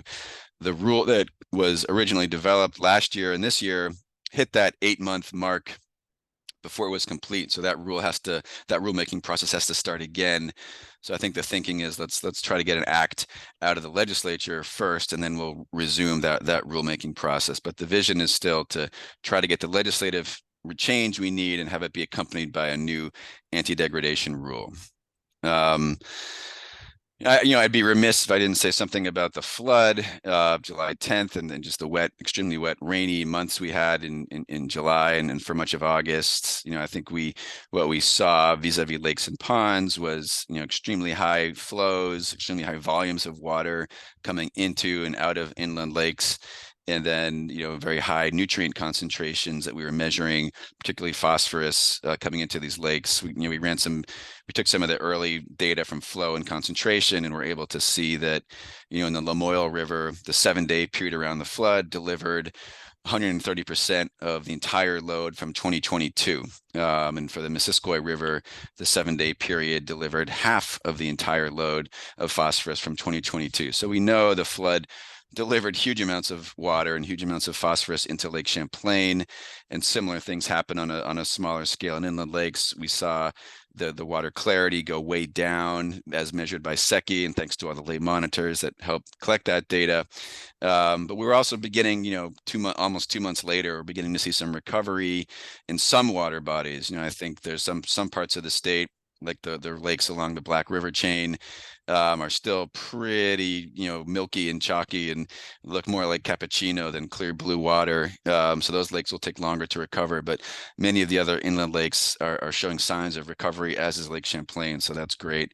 I think some of the lessons learned from the flood are we need to do a better job working with fish and wildlife during periods of extremely high water, to limit use of those lakes for motorized recreation and or close access areas, and then better coordination with the Vermont Department of Health on messaging about when water is safe to swim in, particularly from an E. coli perspective. So coming out of the flood event, those are some of the lessons learned that we'll try to get some new procedures in place. Alum, alum's a big topic right now for a couple of lakes, Morey and Carmi in particular.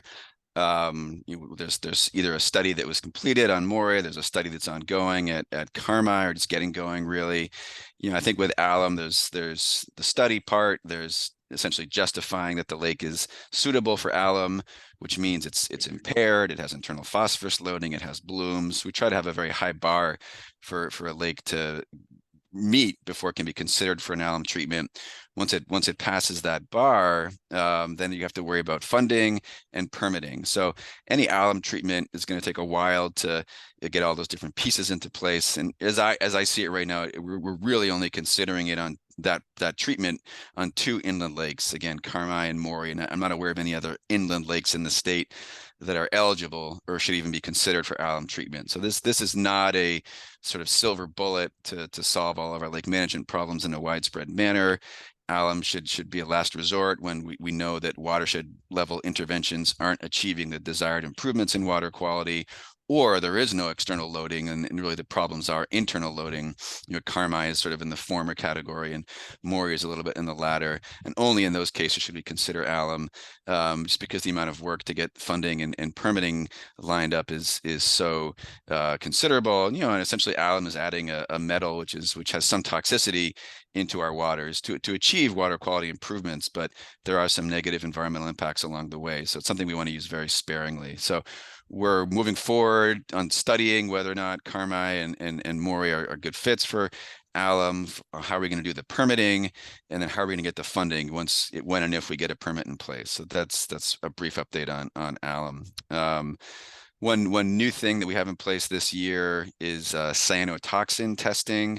So we know that blooms can become toxic. They usually do not. It's only the very rare case where a cyanobacteria bloom develops toxicity.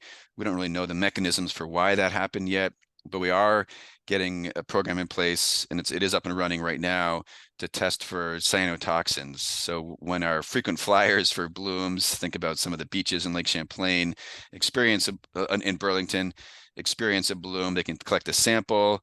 We'll facilitate getting it to the lab in Randolph, and they're able to test for 2 cyanotoxins, and soon they'll be able to test for 4 cyanotoxins. And then we'll begin to have a database of, what are we seeing vis-a-vis toxicity of these blooms, and help sort of inform the public.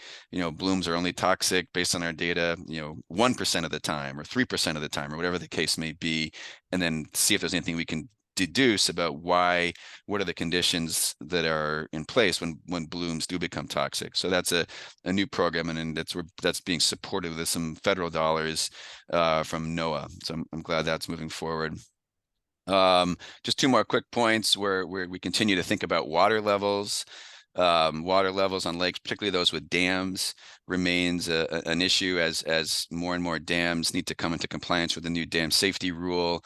How do we ensure that water levels are suitable for aquatic habitat and recreation as that dam comes into compliance? To what extent does dam removal versus dam repair become part of the discussion, particularly with privately owned dams where the owners are having trouble coming up with the funding to come into compliance with the new dam safety rule? and where there's water level issues that can be addressed via modification and manipulation of dams, how do we make that happen? And it's not an easy process.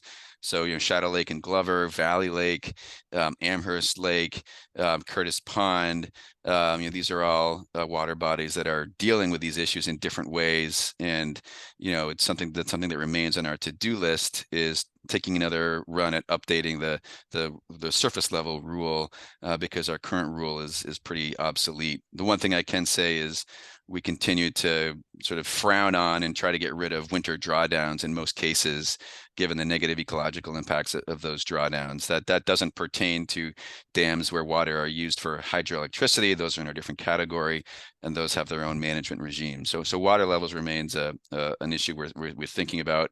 We've done a few small interventions here and there, but probably need some policy work to address.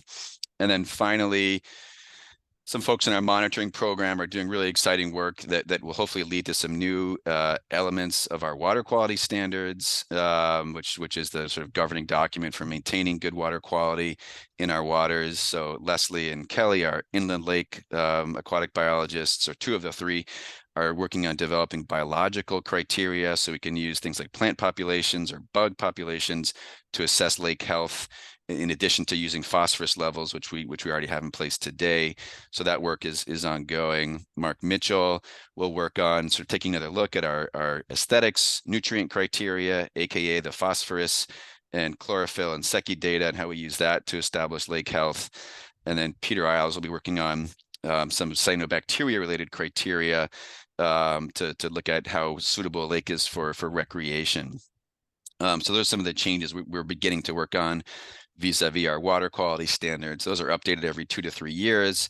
And so we hope to get some new standards in place before the next update.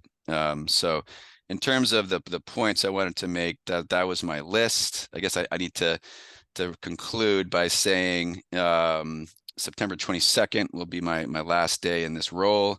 The following Monday, I started a new position with the Agency of Natural Resources, Forest Parks and Recreation Department as the director for forests. So very excited about this new role and taking on this leadership opportunity, but very mixed emotions and really have some remorse about leaving this work that we do together for lakes and ponds in the state. Lakes as a public good resource, as a shared resource, really bring people together in a way that I feel is somewhat unique. And it's this, and any effort we're going to make on lake management and protection involves the public, involves volunteers, involves lake associations, involves FOVLAP. And so it's really been wonderful and a learning experience and an enriching part of the job to partner with FOVLAP, to partner with lake associations to achieve some of our lake protection goals. So a lot of unfinished business, but as thanks to FOVLAP's work and the legislature and the Agency of Natural Resources, we're leaving the Lakes and Ponds program in a better place, I hope, than it was 3 or 4 years ago, building on the work that Perry Thomas, who I saw was on the call, did during her tenure as Lakes and Ponds program manager to strengthen the program, and previous people in this role as well. So, it's been a great experience. There will be a recruitment for a new Lakes and Ponds program manager in the very near future, and some interim, staffing in place, to assure a good and smooth transition. And I'll still be around in Vermont working on issues within the Agency of Natural Resources, and I do hope to stay involved in the wakeboat rulemaking, even after I start my new role with the Forestry Division. So, Pat, I'll stop there, but happy to take any questions. I have some questions in the chat I could start with. Great, let me pull those up.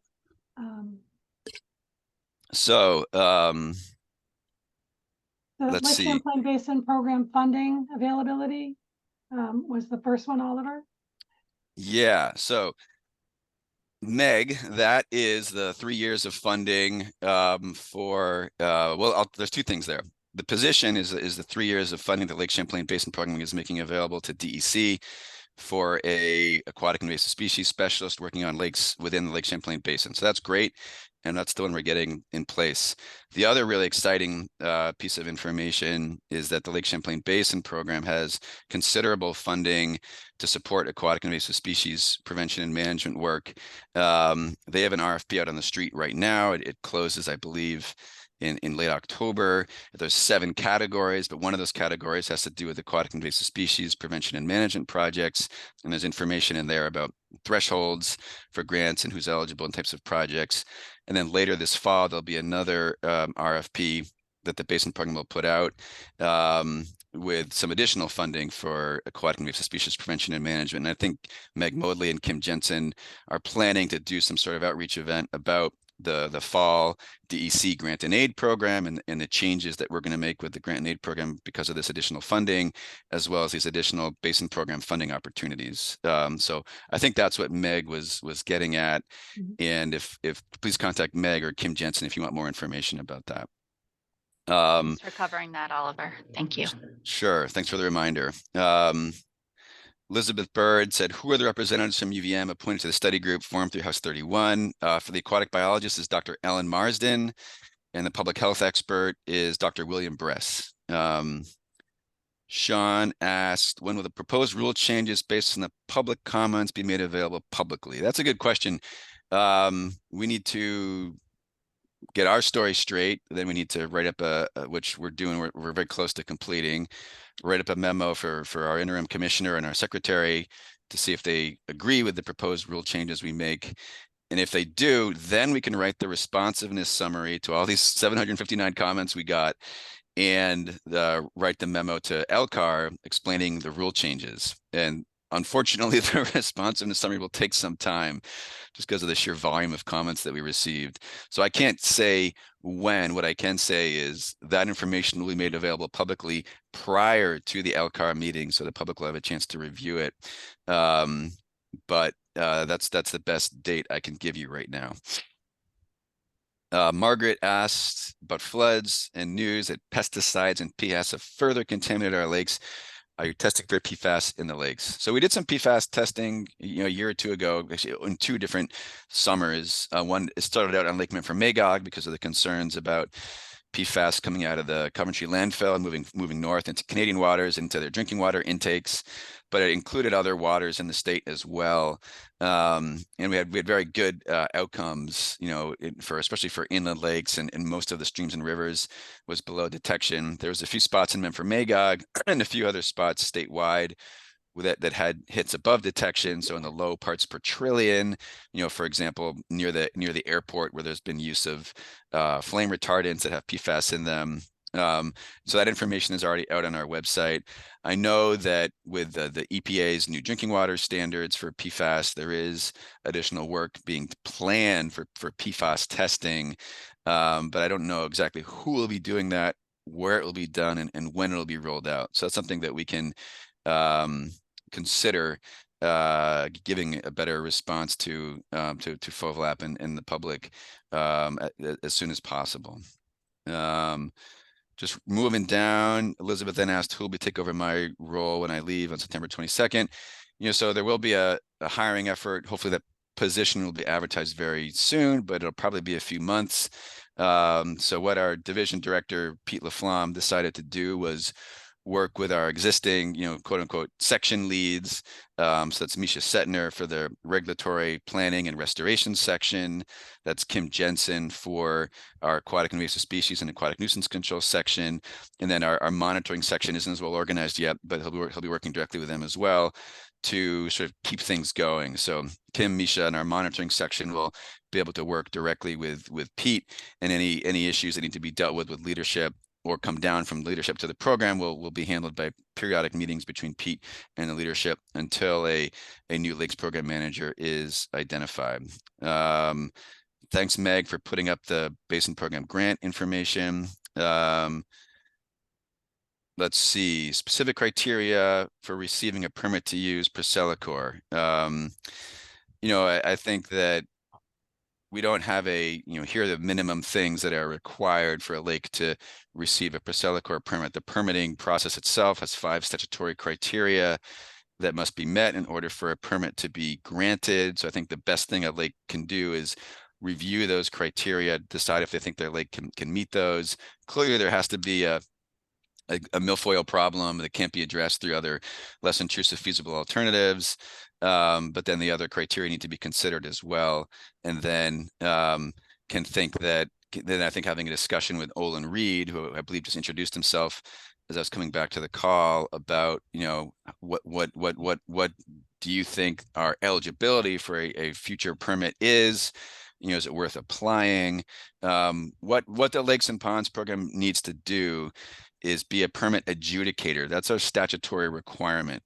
And while we like to be able to provide advice and assistance to lake associations when they're applying, we really can't do too much of that, because we need to be able to be objective and review these permits and use our internal review procedure to incorporate feedback from our sister departments. So I think we're still available to answer questions and have discussions with lake associations, but we are pivoting to more of an adjudication role. And if a lake association needs a lot of technical assistance to develop an application, that, you know, as has been done in the past, that's best done via a professional partner from the private sector.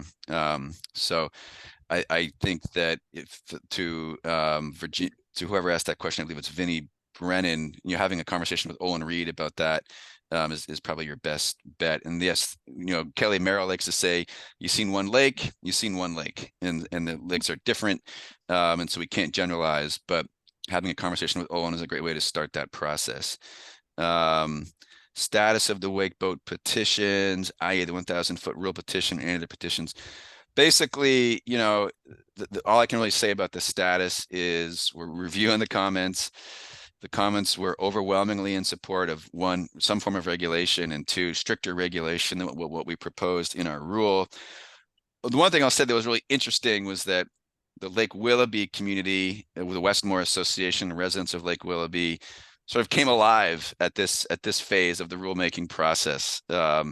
And while they didn't participate in our previous rounds of public comment, we had a huge number of comments from folks up in Westmore or residents of Lake Willoughby with their concerns about wake boats. So that was sort of the new dynamic this time around. And the overwhelming comment from those folks was, we don't want wake boats on Willoughby, you know, with a few exceptions. So based on what we see from your rule, and even the 1,000-foot rule, Willoughby would still be eligible.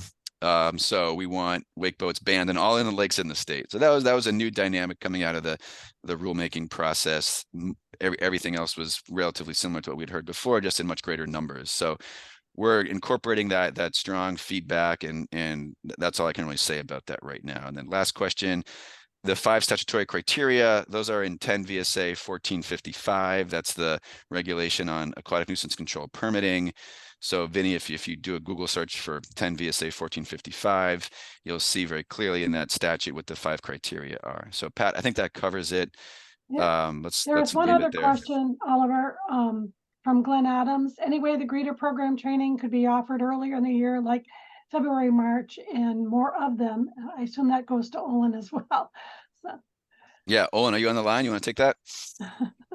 Yeah, sure.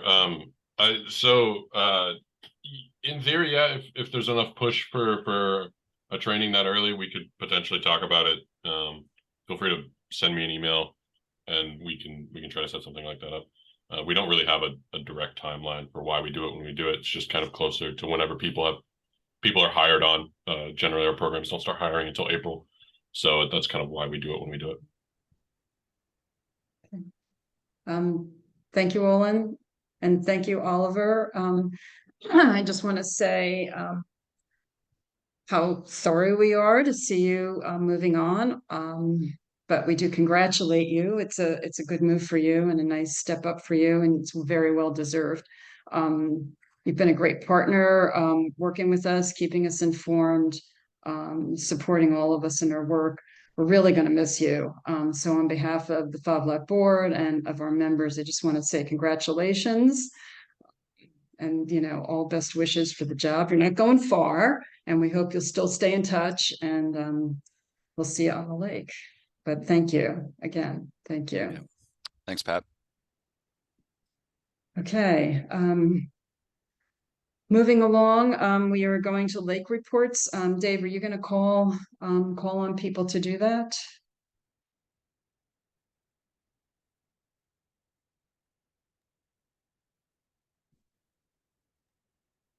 So here we are at 11 o'clock and right on schedule. We have 22 lake associations represented. And traditionally in this part of our annual meeting, we have short reports from the lake representatives who are present. So we have 22 lake representatives who voted, and we have about 40 minutes here is our target for this section. And so what I propose is that we give each lake representative 2 minutes to to give a short report. They don't need to spend the whole 2 minutes. And maybe if I now go to that list, so what I am going to do then is to call on each of these lake associations representatives to give a report on some of the things that maybe expand a little bit on what they entered in the survey, if they did so. I will give sort of an example to start with. I'm going to do this one first for Lake Dunmore Fern Lake Association. And just to keep things going apace here, I will be reminding the speakers shortly before that 2 minutes that they need to wind up. So unless anyone has any questions, we'll start this process and I will start it off. So setting my timer. So I'm representing the Lake Dunmore Fern Lake Association. In this last year, we've had an active association, not only with our milfoil efforts, and we're in terms of that, we are in the 3rd year after a Procellacor application in 2020.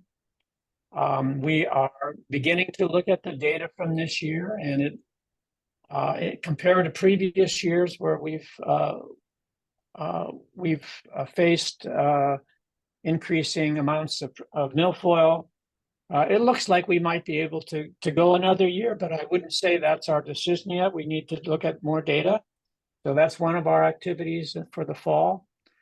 The other thing that we've been very active in is we had a watershed action plan created a couple of years ago, and we have public funding now through various agencies to start. Well, on 6 of those projects, and so we recently completed the first one, which was at our boat launch, and we also have funding to address another issue that was identified in our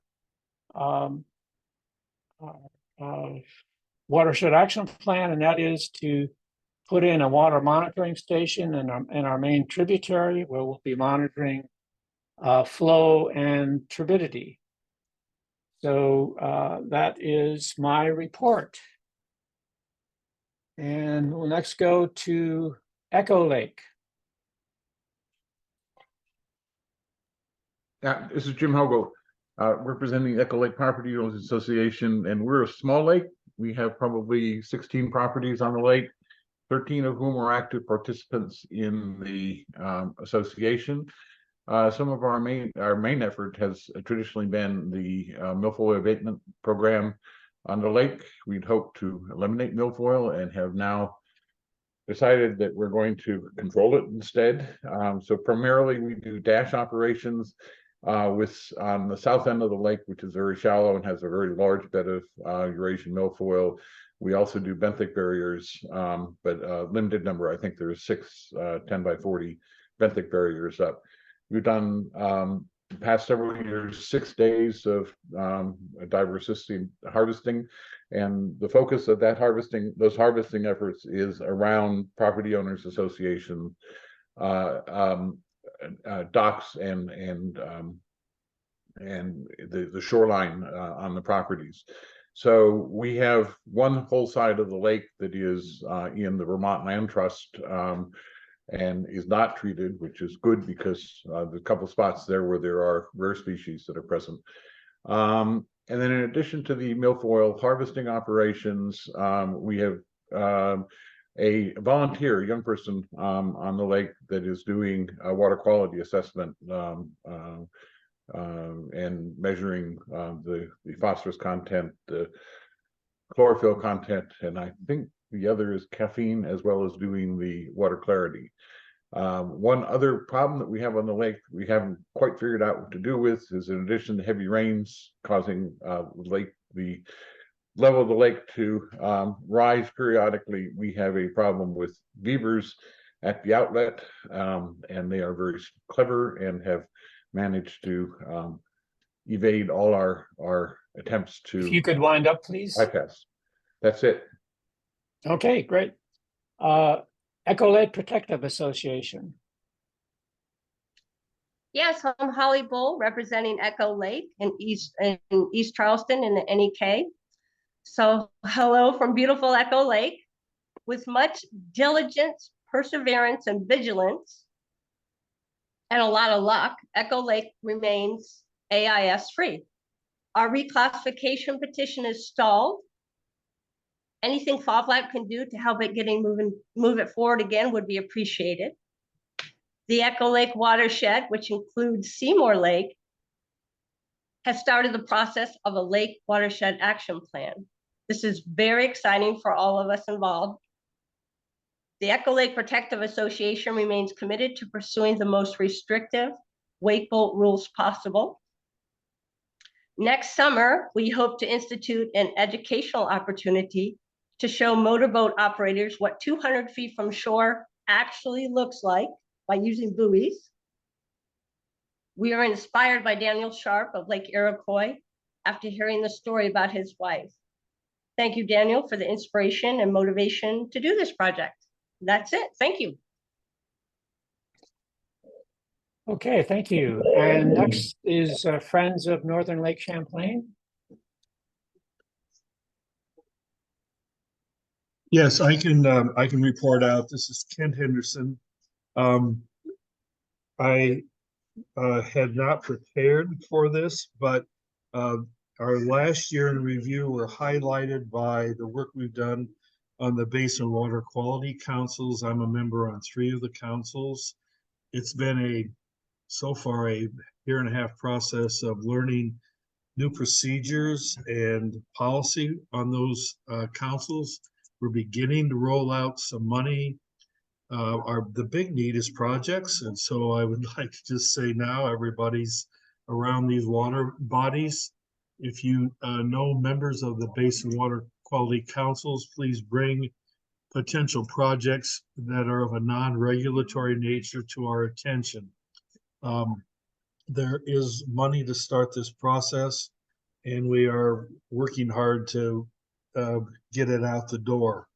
As far as what the Friends is doing, we got a grant from Lake Champlain Basin Program to dig into why the phosphorus levels from the Rock River are not declining after 15 years of investment, uptake by good conservation farms, and other processes along the water body. There's been no change in the phosphorus levels in that water body. We have moved from just testing one source.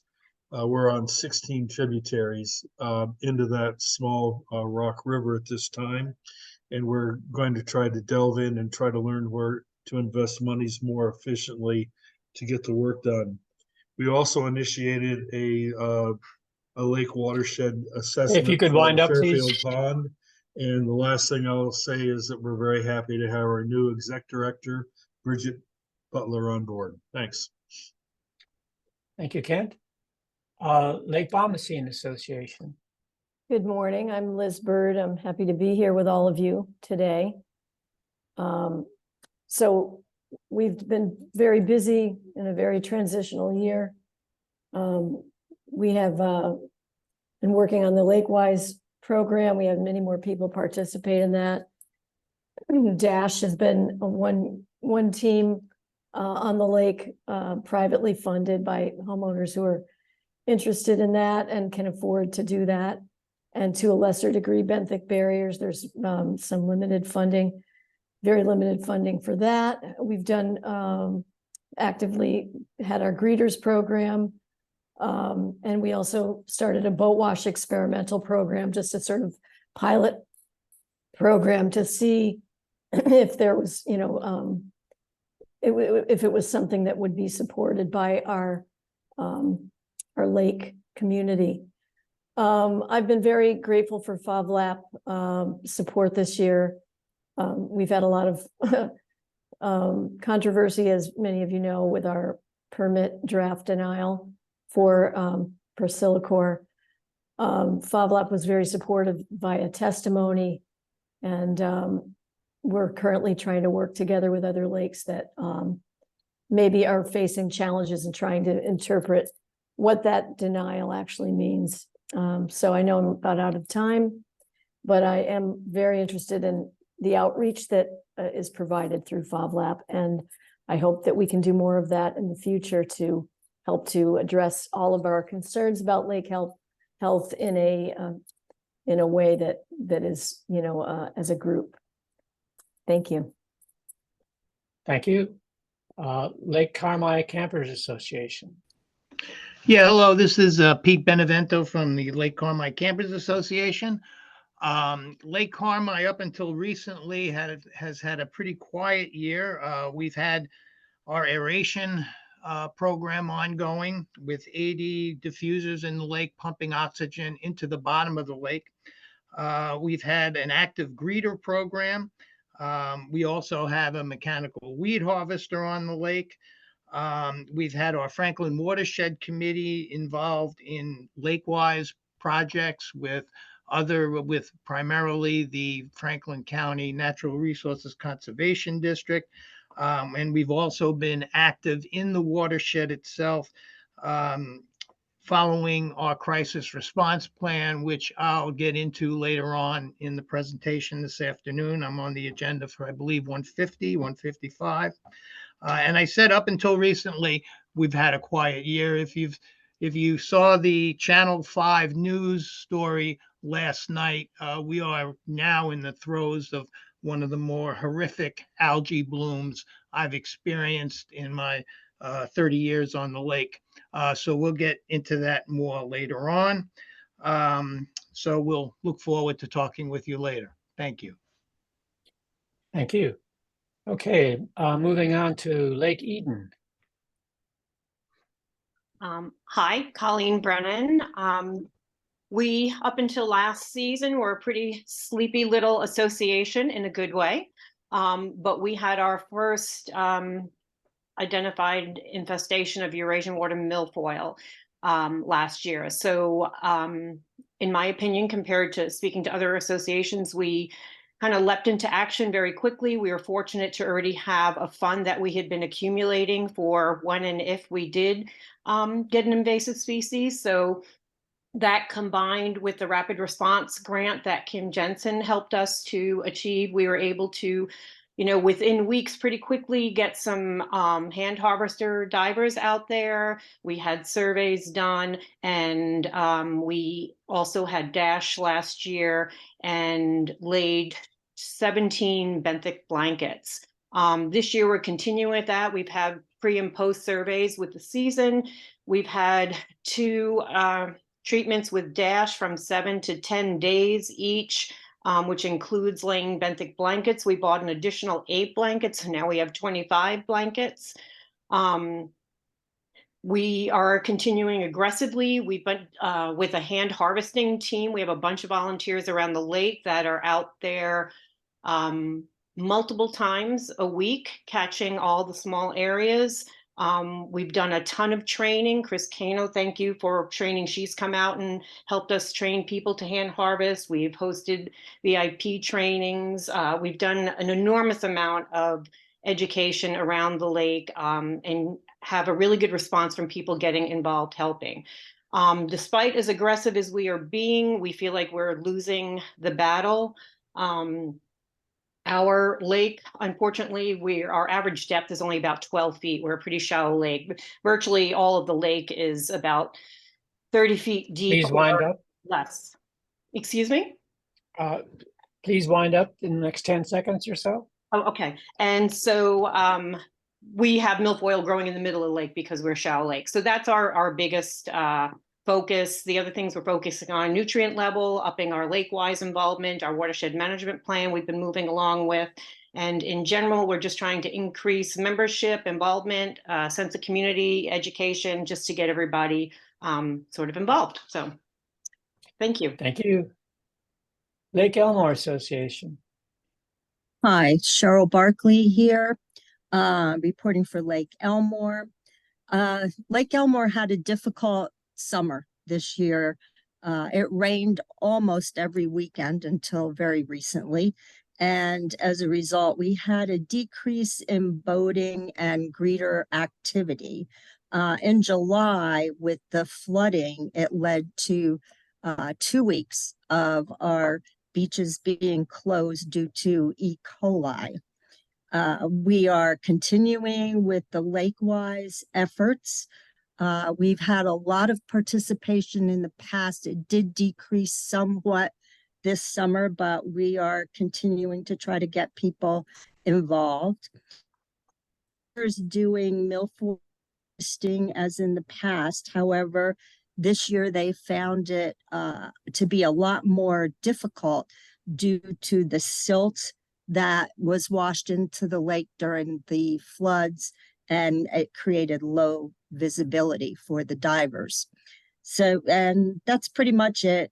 We hope for a better summer next year, and thank you. Thank you. Lake Fairleigh Association. Thank you. My name is Sean Brown. I represent the Lake Fairleigh Association. We've had a very successful 2023. We had significant lake-wise adoption with only 2 awards left to get us a lake-wise gold award for the lake. We're incredibly fortunate to have a dedicated cadre of greeters who have been with us for many years.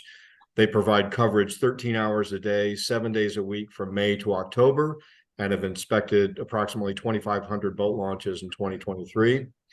We were able to forego Percellacor treatment this year based on reductions in milfoil from last year's treatment. However, we are currently conducting DASH and have high hopes for effective control of milfoil. And the Lake Fairleigh Watershed Action Plan was recently completed as well. Our priorities include implementation of the LWAP prioritized projects and ongoing shoreline protection, ongoing advocacy for the 1,000-foot boundary offset for wake boats, continued investments in robust lake monitoring, and vigilance against invasive species. And I want to thank FOVLAP for their support of the 1,000-foot buffer for wake sports that they recently adopted. Thank you. Thank you. Lake Harvey. Thank you. Jan Parsons from Lake Harvey. And we've had another very successful greeter program season. We've had our greeter program for a long time. It continues to thrive with paid staff 12 hours a day for 7 days a week through September. And we have a new committee this year, sponsored by our Lake Association. It's for environmental quality. We're doing more sophisticated testing with our with emphasis on the water quality, looking for phosphorus and other pollutants. We're getting guidance from Mark Mitchell from Vermont Lakes and Ponds, which we're very grateful for. We were scheduled to host a Vermont invasive species training day at Harvey's. That unfortunately was canceled by the flood in July, but we will be having that again. It's rescheduled for next summer, and we're looking forward to training people from Harvey's and other area lakes on the to identify Vermont invasive species.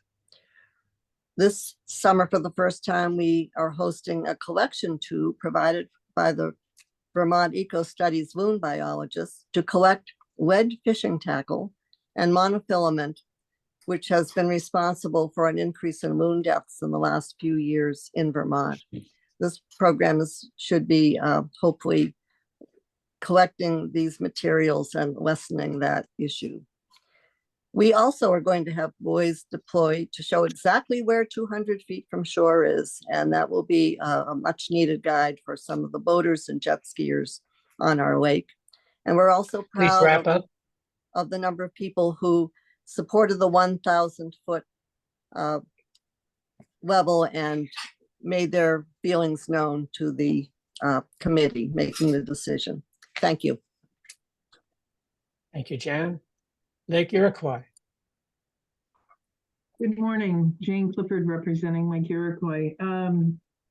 Lake Iroquois was very excited to receive the Gold Standard Award for the Lakewise program, and we had Secretary Moore at our annual meeting in July give the presentation, which was very exciting.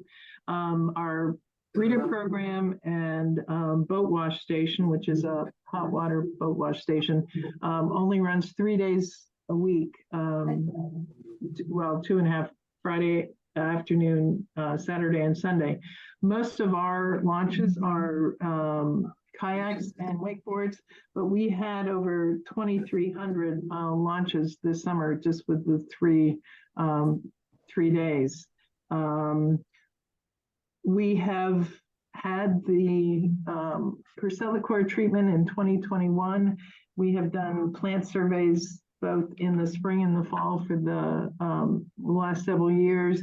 This year we had the dash for 3 days, and we will have them another this coming Saturday. It's a great lake. We have great volunteers, and very excited to have our board member be chair of FOVLOF. Thank you, Pat. That's our report. All right, thank you. Lake Morey. Yes, hi, Vince Pisegna. Can you hear me? Yes. Okay. So Lake Morey also got the gold status on the Lakewise program. We're very happy to have achieved that. Almost as importantly, we had a baby loon born on the lake earlier in the year. I'm very happy to report on that. Our challenge remains the cyanobacteria blooms. Last year in late August, we had a terrible bloom on the lake, rendered the lake unusable for 2 to 3 weeks. And this year, the silver lining of all the bad weather was that we didn't have very many blooms until recently. And just recently, we had some blooms at the southern end of the lake.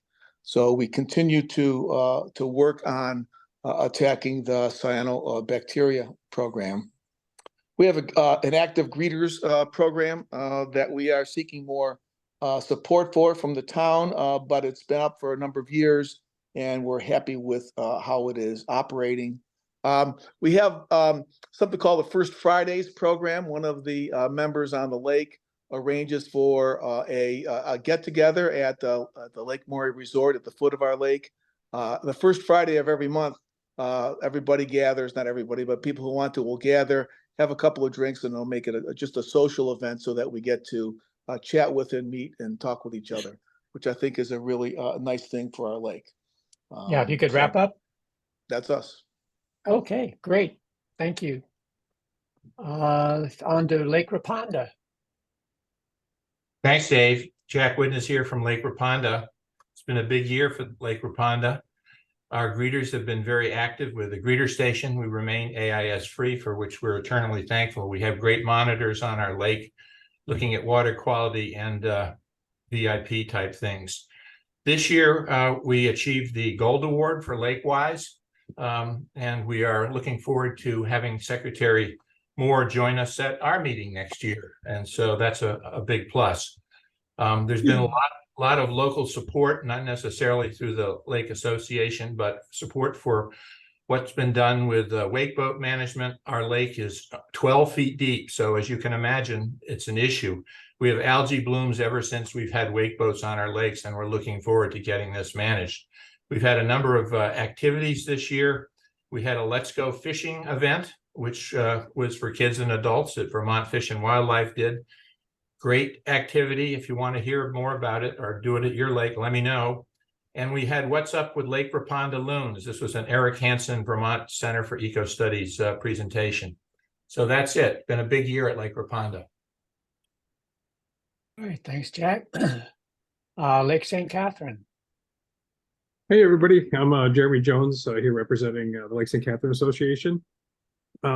This year and every year, we've been working on our AAS prevention and control programs. Our DASH team has been hard at work this year. We did not do a Percellacor treatment based on our fall and spring surveys, but unfortunately, milfoil has exploded at Lake St. Catherine. So we're awaiting our fall survey, which took place a couple of days ago. We have a very active greeter program that's been doing great work this season. And we had our first VIP paddle in August, and we're looking forward to having another one later this year. As far as water quality projects, we're working on the Stormwater Master Plan. We have the Lake Watershed Action Plan just got underway with field work, so that's underway at the lake. And our Lakewise program has been very active. All of these projects that I just mentioned were in partnership with the Poultney-Medowee Natural Resources Conservation District, and a few of those folks are here today, so thank you for all your work that you've helped us with that. We have, for the life of the Lakewise program, we've had over 100 assessments on Lake St. Catherine, and we have 26 awards, and we'll see how we did this year. Finally, we would just like to thank our members, the state, and the Lake Champlain Basin program for all their support to help Lake St. Catherine. Thank you. Okay, thank you. Moving on to Memphremagog Watershed Association.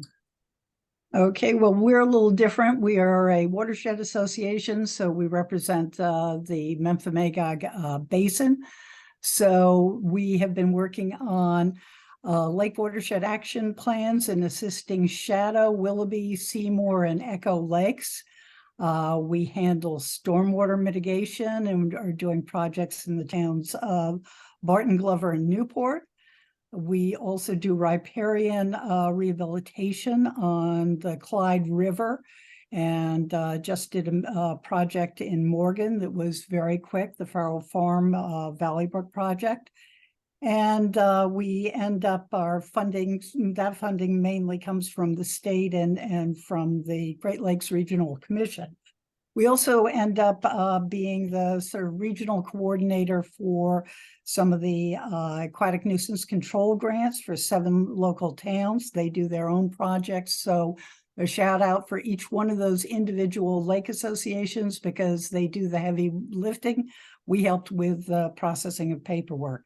And on that note, Newport Town just launched their greeter station, and they were hopefully going to have a decontamination unit, but that went to clean up in the state of Vermont. So hopefully next year we will have a decontamination unit on Lake Memphremagog.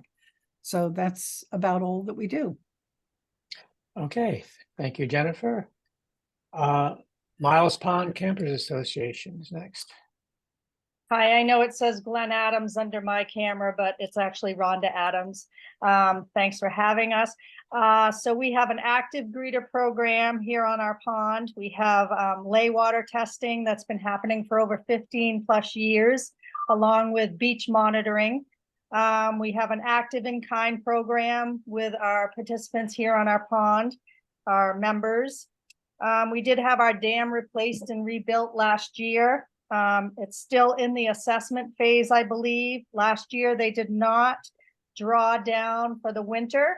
And we've noticed a lot of shoreline erosion this year when tooling around our pond. We're hoping for a lake-wise assessment for this fall to see if we can start that process.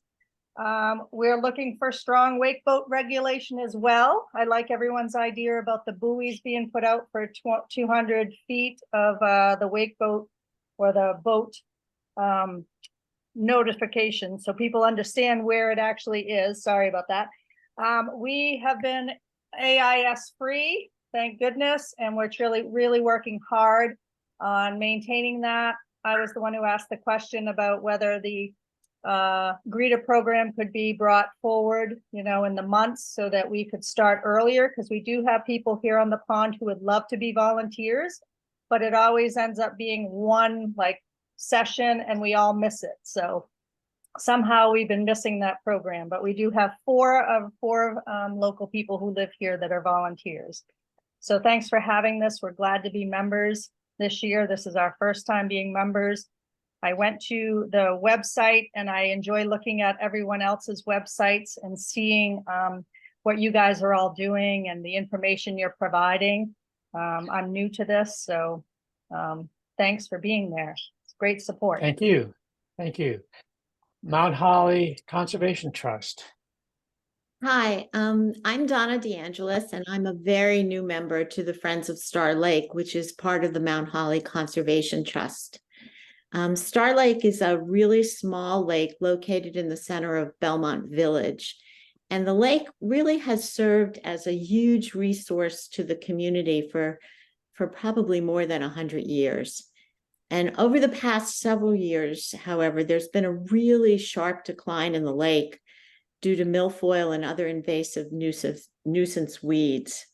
So recently, there's been some new energy from local residents to explore options we might deploy to restore the lake. So I see this and this group as the very first step in doing that. Okay, thank you. Thank you. Partners for Bay Restoration. Yes, my name is Jay White, and I'm sitting here with Janine Pratt, and we are board members of the Partners for Bay Restoration Association, which is basically a mechanical weed harvesting operation. We mechanically harvest milfoil in several bays in North Hero, Vermont. Janine and her late husband founded the association in 2000. This year, it looked like the milfoil was going to be quite an issue until the early July when the flooding began. Lake Champlain levels of water came up over or close to 3 feet, putting the milfoil down below the surface. So we haven't harvested as much milfoil this year as we have in the past. We have enough to drink here. Yeah. Sorry. So that's sort of an update on our operation up in the islands. Okay, thank you. Seymour Lake Association.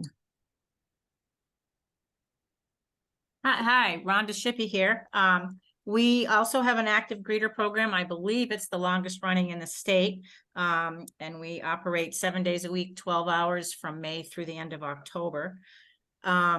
We fortunately, knock on wood, remain AIS free. It was a challenge this year getting staff for the greeter program. We were competing with just about every business in the area for good staff, but we finally did get a full staff. Some successes this year. We had several members that worked with Pat on getting the additional funding for the AIS program, and as you've heard, that was very successful. So we take some responsibility and credit for that. And also we had 2 representatives that worked with other Northeast Kingdom lake associations on the wake boat regulations. And what we were especially pleased with is the home lake rule portion of those proposed regs, because while we recognize some erosion that occurs from wake boats, we're especially concerned about the potential for AIS transmission in the ballasts. We got our Lake-wise action plan funded and the field work is underway. And as Jennifer pointed out from Memphremagog Watershed, a very large farm, 160 plus acres, was purchased by the state and conserved, and that farm was causing a lot of the runoff into our lake. So we're really looking forward to that correcting itself with all the good work they're doing up there. And that's all I have. Thank you. Thank you, Rhonda.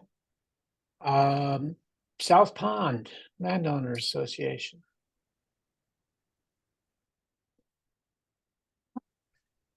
Dave, just wanted to let you know that Jennifer is here from Shadow Lake as well. Oh, yes, that's right. Well, so let's see, why don't we do that next then? Shadow Lake Association. Hi, yes, can you hear me? Yes. Great. My name is Jennifer Andrews. I'm the president of the Shadow Lake Association.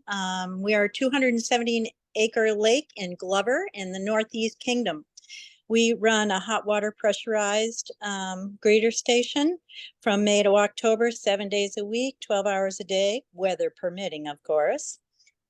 We had our final Lake Watershed Action Plan meeting that was run by the Orleans County Conservation District, and we are prioritizing projects now.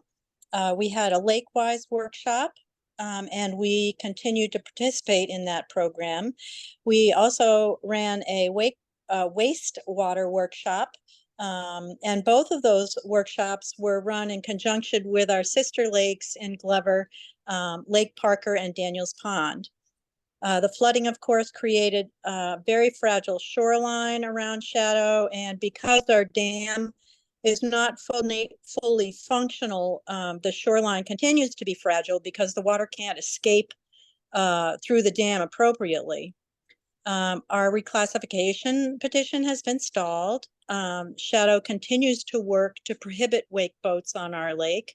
We put a loon canister at our greeter station. We had a low alert reported of cyanobacteria yesterday, which is a little bit distressing. Our board is considering putting the 200-foot buoys around to assist boaters. And finally, a really awesome thing that just happened was I was on the phone, that's why I was late for the meeting, with Darren Perrin, who was interested in doing a story about Shadow's successful battle with milfoil. We've been milfoil free for 6 years now. We just finished our final dive for the season, so it's pretty exciting. I just wanted to thank the town of Glover and the Department of Environmental Conservation and the Memphremagog Watershed Association, Jennifer Hopkins. You sing yourself not enough praise for all of their support. Thanks. Thank you, Jennifer. South Pond, Jerry. Hi, everyone. I have a report that's a little bit more negative than I've heard many people say, and it's about our dam. And but first of all, I'd like to say something about South Pond. It's a small pond, but we have all the members on the pond are association members, which works really well. Our dam was inspected in November of 22, and the report came back in March of 23, indicating the dam's hazard potential classification went from significant to high, even though the condition of the dam hadn't changed or deteriorated since the previous inspection. This was due to changes required to align with current federal standards. Our lake is also regulated with a standpipe, so the dam isn't under a lot of pressure most of the time. The hazard potential classification is independent of the dam's condition. It could be new and still be high. It's based on what could potentially happen if the dam were to fail, and it could cause property damage and losses downstream. Consequences of that where we need to be inspected every 2 years instead of 5 years. The registration fee went from $350 per year to $1,000 per year. It's assuming a 10,000 year precipitation event, which indicates there would be 26 inches of rain in a 24-hour period, necessitating hiring engineers for analysis and many more costs. And it requires the unfunded mandate of development of an emergency plan and entails notification of all residents downstream, which puts pretty much a responsibility onto our association. But anyway, we have no AIS, which is very, very good, and we're very thankful for that. And a big thank you to everyone who works so hard and has been grateful for the work of FOBLAT. Thank you. Thank you, Jerry. Chinmouth Pond. We do not have a greeter program because we have no public access in our lake, even though we have milfoil. We hired professional divers this year with their own equipment. They harvested a lot of milfoil. We are retiring our old harvester. So if you know of anybody who wants to get into the business with a harvester, let me know. And we had Lakewise Allison come for the first time. And we were very excited. 2 of the properties got plaques and 4 got certificates. And she took a tour around our lake from the lake, and she was excited that there were places that had good shoreline. So we're going to work on having her come back and assess more properties. And that's it. Thank you. And finally, Woodford Lake Association. Yes, hi, I'm Carol Swanson. I'm the president of the association. Woodford Lake is really just a big pond. We're only 32 acres, very small, private. We don't have any motorboats on our lake, and we have no invasives, so we're very fortunate. We have a high phosphorus content that we're working on, and we're going for some lake-wise assessments, and we are in the middle of a watershed action plan to be assessed. We're just starting that. So, we're very excited about getting the phosphorus levels down and controlling our weeds. So your weed harvester might be of interest, Sherry. So I think that's pretty much it. Okay, well, thank you. Thank you all for your reports.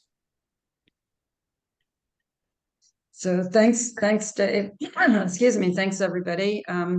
Do we have, were there any questions, Jackie, in the chat that we wanted to? No, they've been answered. Okay, everything's been answered. Okay. So we're in good time. The plan is to take a 30-minute break now. You can grab some lunch or, at least get it ready and then come back. We'll come back at 12:10. And we'll begin the afternoon speakers with Peter Isles. The whole afternoon will be devoted to discussion of cyanobacteria. So we'll take a break now and we'll see you back here at 10 after 12. Thank you, everybody.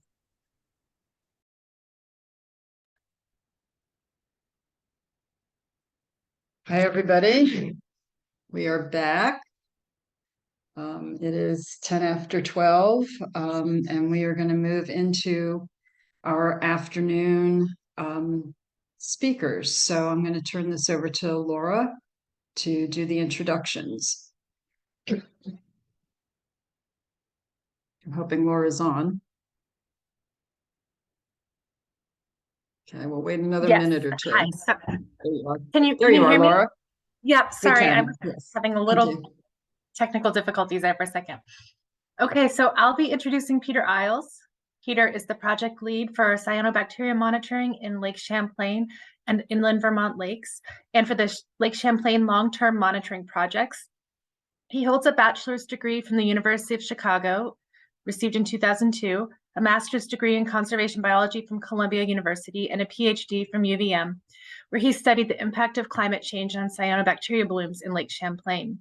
Dr. Isles trained at 2 postdoctoral research positions focused in biogeochemistry and cyanobacteria blooms in northern Sweden and in Switzerland before returning to Vermont in 2021.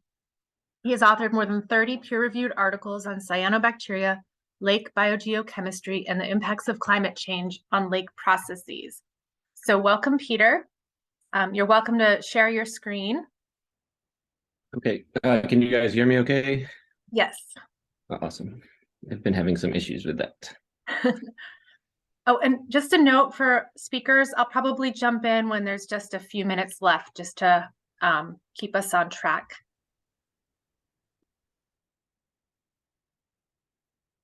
Let me I don't know if I can manage to share screen and still see you guys, but I'll give it a shot.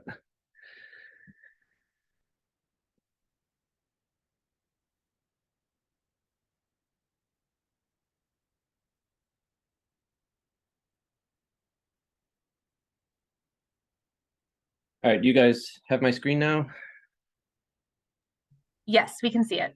Awesome. All right. Yes. So I'm going to talk today just in sort of general terms about cyanobacteria blooms in Vermont. I know there's some other talks coming up this afternoon focusing more specifically on kind of climate change impacts on that, which is an area that I'm interested in, but I tried to leave some space for Matt to talk about that later in the afternoon.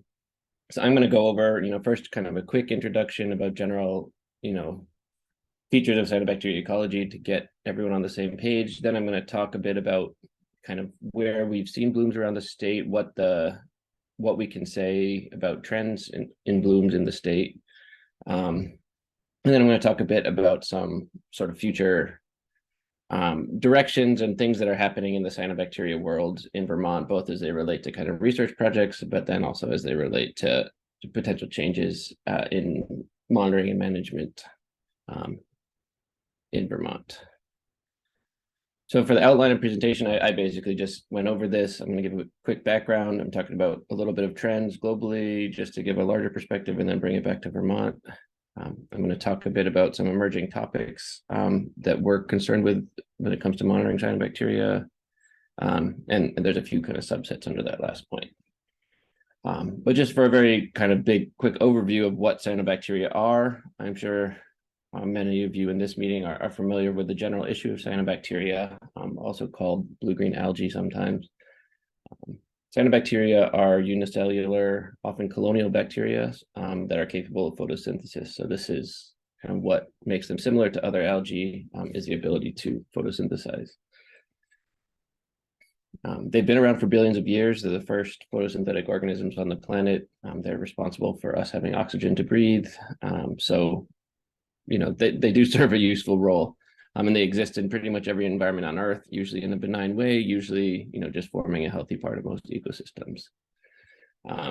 However, they can be problematic when they reach excess concentrations, as I'm sure many of you are aware. So when we talk about kind of problem taxa of cyanobacteria, 95% of the time we're talking about sort of these guys here. So these four genera of cyanobacteria. This is what you'd see through a light microscope. They're all pretty easily identifiable once your eye is trained a little bit. The Microcystis is probably one of the most common bloom-forming species worldwide, and here in Vermont. Dolichospermum is also very common, and these two differ in the fact that Dolichospermum is able to fix nitrogen from the atmosphere. So in certain times when nitrogen is limiting, it may outcompete Microcystis. The same is true for Aphanesomenon in the bottom left and Gliotrichia. These three are all nitrogen fixing taxa. There's also a whole range of other cyanobacteria which are quite common and frequently co-occur with these species, although these ones tend to be the dominant members of their communities. So another feature that these have in common is they're all potential toxin producers. So I say potential because we know that all these species, some genotypes of them are capable of producing toxins, but frequently they don't seem to. And this is something that the scientific community at large doesn't have a good handle on, sort of what triggers that production of toxicity. So as a rule of thumb, we need to treat all blooms as if they are toxic, at least until we get data back stating otherwise. And even if we do get that data back, we don't know when they could turn toxic, so we still need to treat them as toxic. Another thing these species all have in common is that they all also contain little gas vesicles in the cells. So these are essentially tiny air bubbles within the cells that allow them to float towards the surface. So this is a mechanism for them to compete for light with other species. But under the right circumstances, particularly when it's very calm, it can cause them to accumulate at the surface in these very dense accumulations that we usually call blooms. So blooms themselves are sort of a poorly defined topic. It's sort of a you know it when you see it type of situation. What we mostly monitor in the program are surface blooms. So this is those conditions I just described when they rise up to the surface during calm conditions. But under some circumstances, we do report blooms when the water is very green, even though these cells are dispersed if the concentrations are high enough. Essentially, to get cyanobacteria blooms, you need enough nutrients and light to let it grow. You need the right weather conditions to let the cells accumulate at the surface. And they're usually only an issue when there are excess nutrients in lakes, typically from human activities. Although we know that there have been blooms in oligotrophic lakes, and climate change likely contributes to incidence of blooms. So it's kind of a quick analogy for what drives cyanobacteria blooms. I often come back to this sort of chocolate chip cookie recipe analogy. So if you think that you're going to make a batch of cookies, you need some flour, milk, sugar, eggs, nuts, and butter. And you need these in a certain proportion. And you need to bake them for a certain amount of time at a certain temperature in order to get cookies. So similarly with blooms, you need certain proportions of key elements, so carbon, nitrogen, phosphorus, and then you need light. That's another element of the recipe, because that's how they make their carbon. And then a whole host of micronutrients can also be important as well, particularly iron. And again, as with baking cookies, you need to incubate these at the right temperature for the right amount of time. So there's a real time component to the development of blooms, and there's this temperature component as well. In the case of the recipe for blooms, the nutrient that we usually have in shortest supply is phosphorus. So usually, if we don't have, without the addition of excess phosphorus, we cannot create more biomass in lakes. You can think of it as, if you have enough eggs to make one tray of cookies, you can have all the sugar and the flour you want, but you won't be able to make that one tray of cookies unless you get more eggs. So that's kind of the analogy to phosphorus in this situation. So that's why we put all our efforts, or so many efforts, into controlling phosphorus. And again, as I said, first you have to have those growth conditions that allow the formation of these large populations, but then you also need this interaction with weather to allow those cells to accumulate at the surface in these concentrations that are high enough to cause blooms. So there's the weather component comes in kind of after you have the growth component. What we know from global research is that cyanobacteria blooms seem to be getting more common worldwide. So this figure is from a study looking at sediment cores, looking at preserved pigments from cyanobacteria. And any green dot there is a site where cyanobacteria are becoming more abundant in recent years. So this is sort of over a 200-year timescale.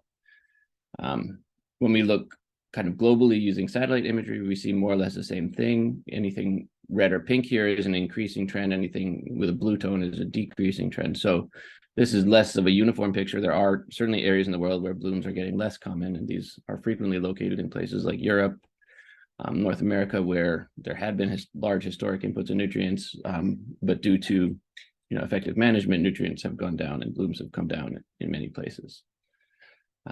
However, globally, the picture is still generally increasing blooms.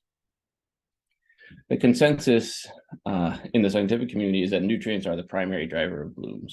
So I say this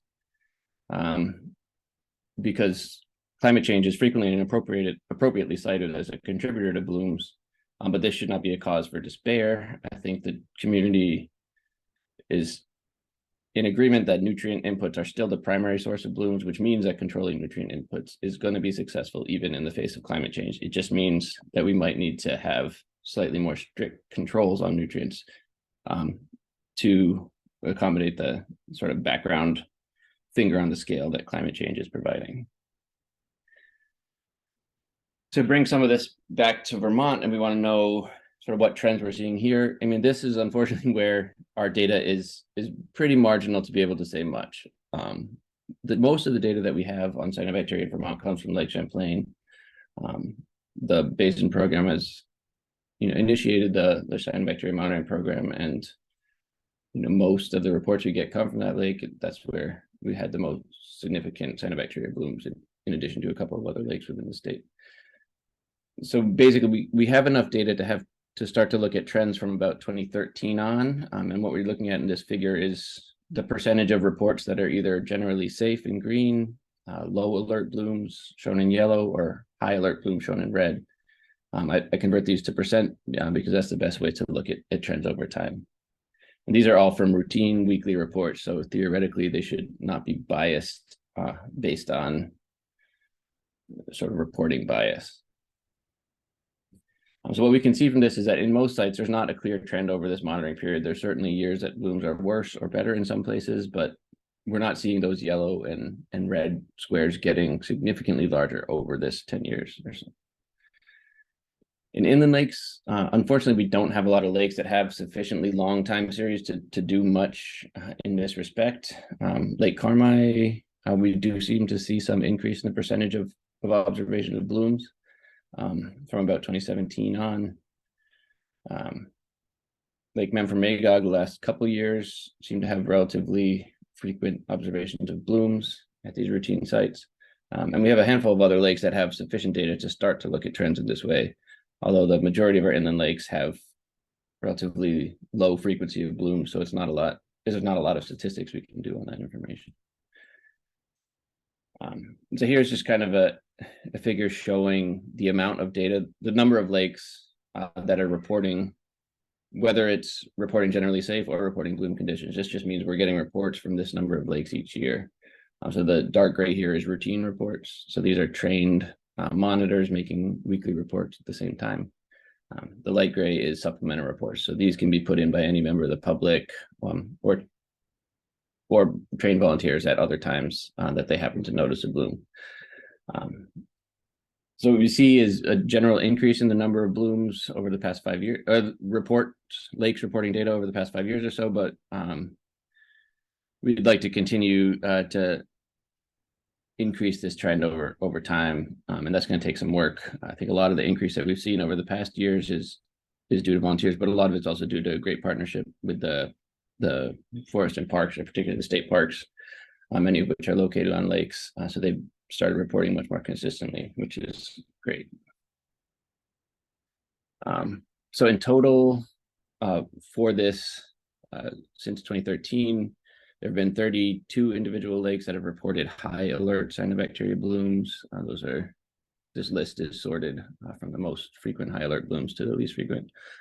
There have been 48 lakes that have reported low alert blooms.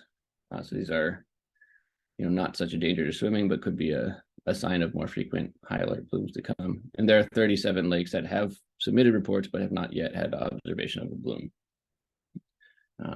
So that all those are useful information, including those lakes that do not have observations of blooms.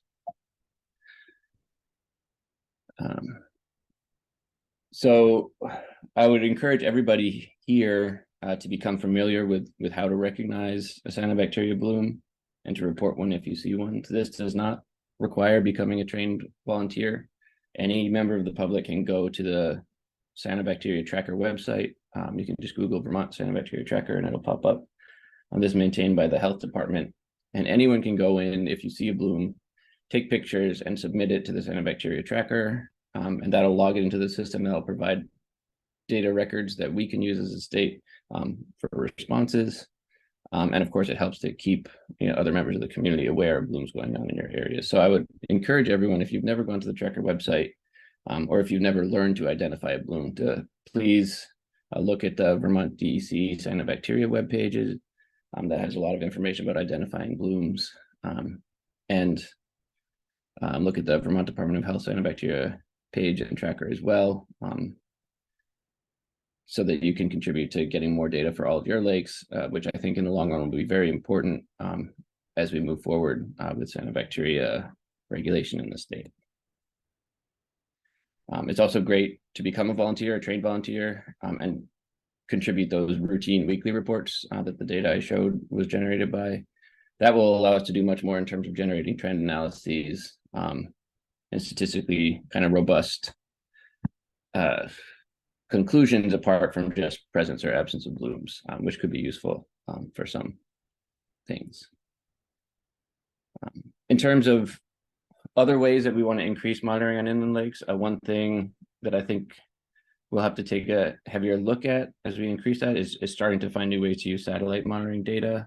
I think this is becoming much more useful for inland lakes as we have new satellites coming online that have smaller pixel sizes that are usable for smaller lakes. I think currently many of the satellite products that are the most highly developed have a relatively coarse resolution, and they are not really able to resolve processes in smaller lakes very well. But I think the next generation of products are going to be much better in that respect. We also have better temporal resolution now too. So there's some data products that are available daily, which I think is great. So this is just an example of one of the tools that the EPA supports, the Cyan network, where you can, go to a website, click on a site, and get the satellite generated time series of data at each of the sites. So this is just a number of sites that I've been looking at recently, and you can see the colors correspond to the estimated severity of bloom. So you can see Shelburne Pond popping up, Lake Carmi. Much of the main lake is green, but Mississippi Bay is quite red. So this is kind of what you'd expect, and seems to do a pretty good job. However, all these will still need to be ground truth going forward by the monitoring program, so that we know to what extent these satellite products can be believed in different places. So that's going to be one place where we're going to need more data. So that kind of leads well into sort of a quick overview of some emerging topics related to cyanobacteria in Vermont. So I'm going to talk briefly about each of these, the first being benthic cyanobacteria blooms. Benthic just means growing on the bottom of the lake rather than suspended in the water column, which we would call planktonic. So these benthic blooms are kind of an emerging issue nationally, and I guess I would say globally as well, in part due to the fact that they seem to actually be increasing, in part due to just increased attention to these that had been previously overlooked. But essentially, monitoring benthic blooms is a very different process from monitoring planktonic blooms. We need to collect different kinds of data. We have to understand where they're occurring and when. So that's something we're going to put some effort into. Next, I touched a bit on understanding trends and patterns. I'll go a little bit more into that and how that's going to lead into efforts to forecast cyanobacteria blooms. And I'll touch on a couple of efforts in that respect that have been initiated within the region, mostly focusing on Lake Champlain, but that I hope can also be useful for inland lakes. Oliver touched on this point a bit in his morning comments, the incorporation of cyanobacteria into the Vermont water quality standards. I'm excited about this. I think the public will be surprised that this hasn't happened previously. So I think that's great, although it will have some consequences and probably require some initial data collection on our part and some resources to do that. And I'm going to touch again, I think Oliver mentioned this, on the expanded cyanotoxin testing that will really be picking up next year. So quickly, benthic cyanobacteria blooms, this really took off as an issue last year. I mean, it's been an issue previously, but last year we had a couple things. We had this really large bloom of Lingbia, also called Microstyra, on Lake Morey. So this is a taxa that can form these really thick benthic mats. And then towards the end of the season, under the right conditions, those mats can rise to the surface and create big problems at the surface. But most of the growth of these is happening on the lake bottom. These are potentially toxic cyanobacteria. We also in Lake Champlain had some large accumulations of this benthic species, which you can see in the left-hand panels, sort of attached to the rocks in these little globular colonies called Calothrix or Ripularia. These are two very similar taxa. So in some areas of northern Lake Champlain, these became quite widespread last year. And I think this last year may have been particularly susceptible to these because of low lake levels around the state, which increases the amount of light penetrating to the bottom and is probably more conducive to these type of benthic blooms. We have not seen so many of them this year yet. So again, with benthic cyanobacteria blooms, we often are not going to see them from our typical visual monitoring protocols, so we don't yet have a sense of how widespread they are. We need to develop criteria for severity, like what we would consider a low alert or a high alert bloom for these benthic cyanobacteria. That is not yet clear. And we need to assess potential toxicity, so when toxins are present in the mats and when toxins may be released into the water column, in order to be able to offer good guidance. I would say these are still relatively rare in Vermont, thankfully, and hopefully they continue to be so. And it's still most common that when you see a benthic mat, particularly if it's this bright green material, it's very stringy and tough, it's usually harmless green algae. So they can be slippery, but they're not toxic. So 95% of the time, that's what it's going to be. But we don't want to overlook the possibility that these benthic mats can be composed of cyanobacteria as well. In terms of understanding trends and patterns, I think this is something that's going to be really important as we start to build forecast models for different lakes, because different types of lakes are going to bloom in different ways and at different times. So what you're looking at in this figure is just different areas of Lake Champlain. So we have different parts of the main lake basin. We have Missisquoi Bay, Inland Sea, and St. Albans Bay and Mallets Bay broken out separately. So what you see, this is just spread out by day of year on the x-axis. So just for context, August 1st would correspond to day 214. So you can see that, for example, in the top left, Missisquoi Bay tends to bloom quite late, sort of at the end of August is when it reaches its peak, beginning of September, before it starts to go down. By contrast, in the central main lake, we see the main peak of bloom observations happening in the first half of July, although there are some occurrences later in the season. So the other parts of the main lake tend to track with that central main lake basin, whereas St. Albans Bay and the Inland Sea look more like Missisquoi Bay, blooming later in the year. So these differences reflect different underlying processes that contribute to blooms in those regions. So getting a good handle on what those processes are, and when we move to inland Vermont lakes, which category those inland lakes fall into will be helpful as we try to develop forecasting models to predict when we should expect blooms in those different types of lakes. In terms of actual trends, I presented some of that info earlier. Again, this is all data from the visual observation. So this is just another plug to, the more visual observations we get, the more we can do in terms of data analysis and understanding patterns. And they're very easy to collect these visual observations. It's not a lot of time, particularly if you're already spending time by the lake. It's as simple as looking at the water and taking pictures. And if you do see a bloom, maybe getting a jar of water to take a picture of it that way. And then 5 minutes to submit something to the tracker. We can see there are spatially variable trends. So understanding, again, in what places trends are going up or downward will help us to identify drivers and ultimately develop predictive models and remediation actions. But again, to do this in inland lakes will require a lot more data.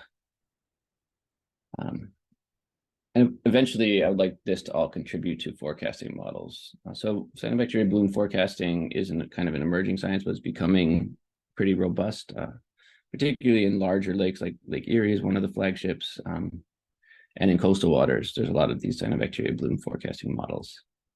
I know there are federal efforts underway to develop forecasts for Lake Champlain. I think this is led by NOAA. It's not yet available, but it's in the works. There's also a major UVM project that I'm collaborating with, sort of in this context, to try to develop forecasts again for Lake Champlain, but also maybe incorporating other Vermont lakes, probably starting with Carmi or Memphremagog. Eventually, the outputs of particularly this UVM work, I hope to be able to transport to other Vermont lakes in the future, not by myself, but with collaborations and other help within the department. And these models are using a combination of both process-based models. These are kind of similar to the global climate models in that they're physics-based essentially, and also using sort of AI deep learning-based models, largely driven by satellite data to make these forecasts. So I think we're kind of exploring both of those avenues simultaneously to see what's the most useful in the long run. So again, hopefully those can be adapted to other Vermont lakes, but again, we'll need data. Touching quickly on the issue of incorporating cyanobacteria into the water quality standards, I think this is exciting. We still, the details need to be worked out, but currently we cannot impair lakes for cyanobacteria, and they can be impaired for phosphorus, which is frequently correlated, but that's kind of an indirect way to go about it. And I think it's kind of counterintuitive to people around Vermont who are more concerned with a bloom occurring in their lake than the phosphorus number, which is a bit esoteric. Again, this will probably require increased data collection, which is quantitative as well as visual, and this could require some additional resources. Good news on this front is that we'll have a second staff member who we're currently have a job posting out for, who will be kind of split between AAS work and inland lake cyanobacteria work. This will be the first staff member we have who is explicitly dedicated to inland lake cyanobacteria work, because my funding is mostly tied to Lake Champlain, and if I get too far out of the basin too often, I get a talking to. But we may need more cyanobacteria resources in the future as we develop sort of our listing methodology and understand sort of what kind of data collection we're going to need and how many staff hours that's going to require. The other thing that's going to be new next year is expanded cyanotoxin testing. So the DEC took over from VDH, the testing this year, but there was some delays in terms of the funding source for this coming through, so we had to do some workarounds. Essentially, I think the Vermont Department of Health labs were kind of overworked, particularly with all the COVID stuff going on. And at the same time, the Vail lab in Randolph started testing for cyanotoxins. So that became an easy thing for us to incorporate into our DEC work. Currently, this year, we're doing microsystems and anatoxins, but next year, we're going to add 2 other classes of cyanotoxins, cylindrospermopsins and saxitoxins. Of these saxitoxins, I'm particularly interested in because they've never been tested in Vermont lakes. And we know that some species like the Lingbia, which formed these blooms in Morey last year, is a potential saxitoxin producer. Saxitoxins you may have heard of in the context of red tides along the coast in Maine and paralytic shellfish poisoning.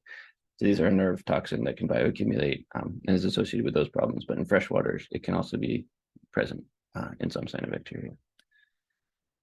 So we'll have about 3 years of funding to do this expanded testing starting next year. From NOAA, after that, we're going to need to sort of determine where that funding is going to come from. So I think those are sort of the main things I wanted to touch on. I just kind of wanted to give an overview of the cyanobacteria monitoring landscape in Vermont, sort of issues that we're thinking about going forward, and both good things and then things we may need in the future, particularly resources that maybe members of this community could help advocate for. So again, take-home points. Sorry, this is a holdover from a previous slide. I don't actually have take-home points for this, but the take-home points were essentially cyanobacteria blooms are natural, but can be a big problem. We want to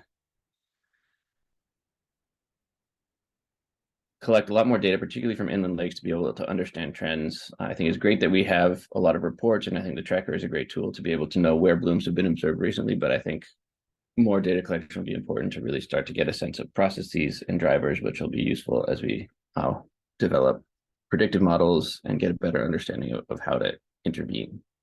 And there's a number of these issues that are coming down the pike that I think would be interesting to some members of this community. So I'll leave it there and to take any questions you have.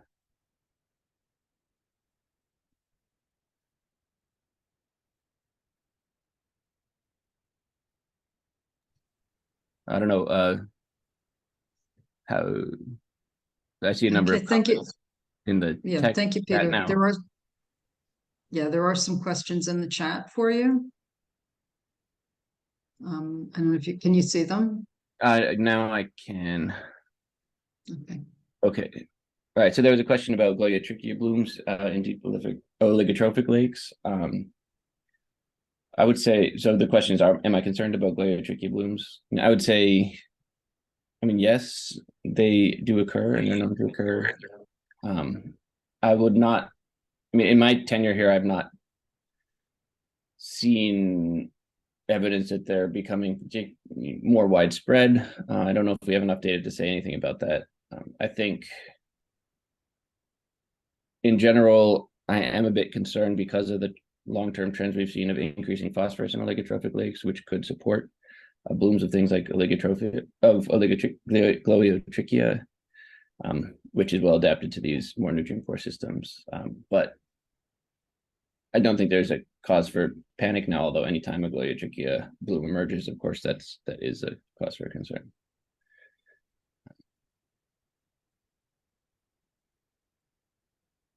The next comment is about discovering a planktonic cyanobacteria bloom at Shadow Lake 2 days ago, which was the first bloom recorded.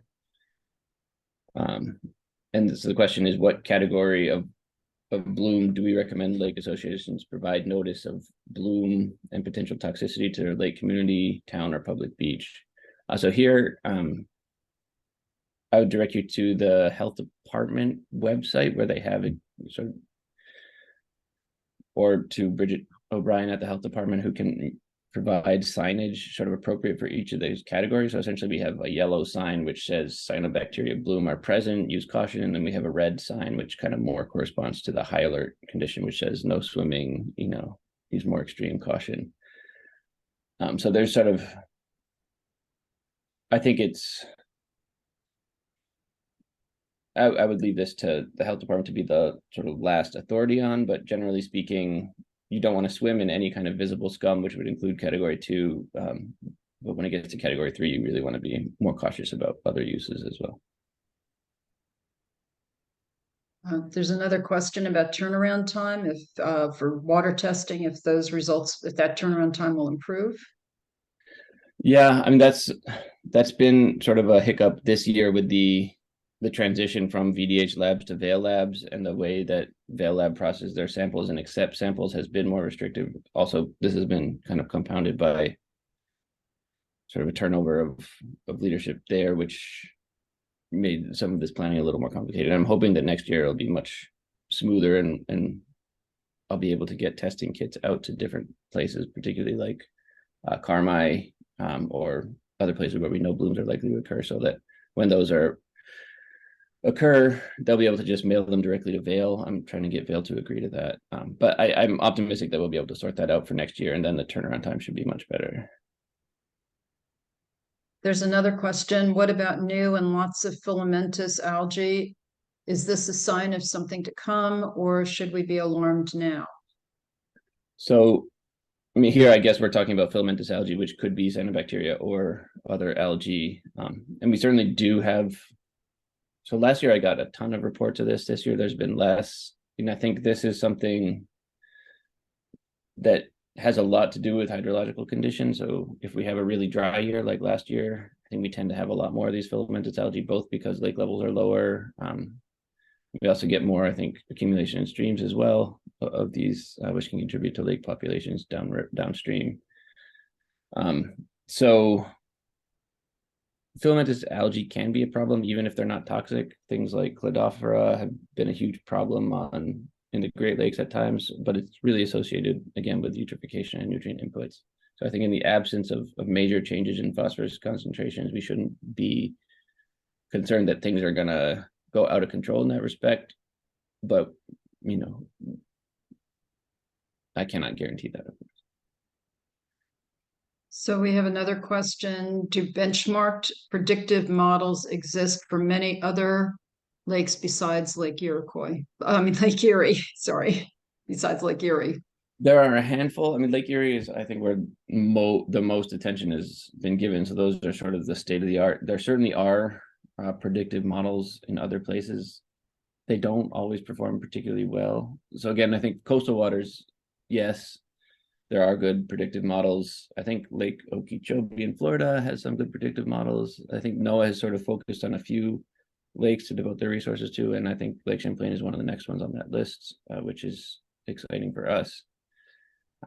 The thing about the models that work best in terms of forecasting models essentially rely mostly on predicting lake circulation. So they're physics-based models that move clouds of blooms around. And in some senses, that's an easier forecasting problem than trying to predict the kind of ecological, population growth and decline that's necessary to forecast in smaller lakes. For smaller lakes, I think the type of forecast, that's most likely to be achievable, particularly for the kind of data limitations we have, would be sort of more general forecasts about, this generally very wet spring between May and June may contribute to more bloom activity in July and August, finding particular drivers that we can correlate to those types of blooms later in the year. It's certainly possible that when the satellite data becomes more available, that these AI models will do a good job of predicting that as well. I think that there's a lot of hope in that. And I think that particularly if we can supplement that satellite imagery with some process-based information, I think there's a good chance we'll get some good information out of those. But I think to be able to actually predict, in the sense of a weather forecast, that there's going to be a bloom next Thursday, that's something that we're trying, and hopefully the UVM efforts in Lake Champlain will provide some fruit in that direction. But for most lakes, it's a long way off. Chrissy Kano posted just noting that aquatic invasive species are also have not been added to Vermont water quality standards. And then there's another question. Current literature often is relating phosphorus limits to lake tipping points and potential impacts on cyanobacteria lake health. What do you think of this? Yeah, I mean, I think the phosphorus, the tipping points literature is really interesting. I've dug into that quite a bit. It's certainly seems to be possible, and this kind of relates to the idea of an alternate stable state, whereby, you know, as phosphorus concentrations increase enough, we start getting more and more plankton growing in the water column, and these start to shade out all the aquatic plants that would otherwise compete with them for nutrients. And once that happens, then more and more nutrients go to the plankton, and that tends to promote cyanobacteria blooms. This has been most studied in shallow lakes. It's less, you know, the mechanism does not hold up so much in deeper lakes. In deeper lakes, there's kind of another type of tipping point, I would say, where once you get sort of enough phosphorus input into the upper water column, you start to get more anoxia developing in the hypolumian in the lower part of the water column. That leads to release of sediment nutrients, which then promote more growth. So you get this kind of self-reinforcing feedback that way. I think whether or not there are firm tipping points is very much debated in the literature and in the cyanobacteria community. I think the idea is intuitive and makes a lot of sense, and it makes sense mathematically, but when you look at data from a large range of systems, it's not so clear that these tipping points so often exist, because there are just so many other processes that complicate the system and can sort of smooth the transition from one state to another. But yeah, I guess I'm not sure. There's not a consensus in the literature, and I don't have a strong opinion in terms of which side of that debate is right. We know that more phosphorus makes blooms more likely, but predicting where a tipping point will occur is very hard to do. Thank you. There's another question. Would you comment on algicide versus alum as a treatment for HABs? Sure. And so I guess, I mean, essentially algicide is a short-term solution, and alum has the potential to be a long-term solution when it comes to HABs. Algicide might kill a bloom happening right now, things like, you know, different hydrogen peroxide derivatives, which have the advantage of targeting cyanobacteria pretty specifically and decaying just into water, so that they don't not leave any kind of toxic residues behind. Although there could still be non-target impacts from those sort of algicide treatments.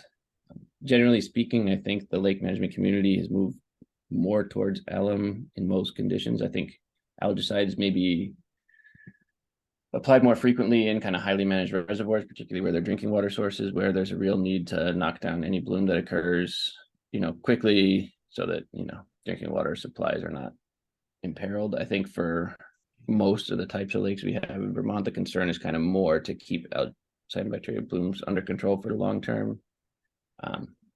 You know, I think there aren't many lakes in Vermont which would seem to be good candidates for alum treatment. They need to have relatively severe bloom occurrence.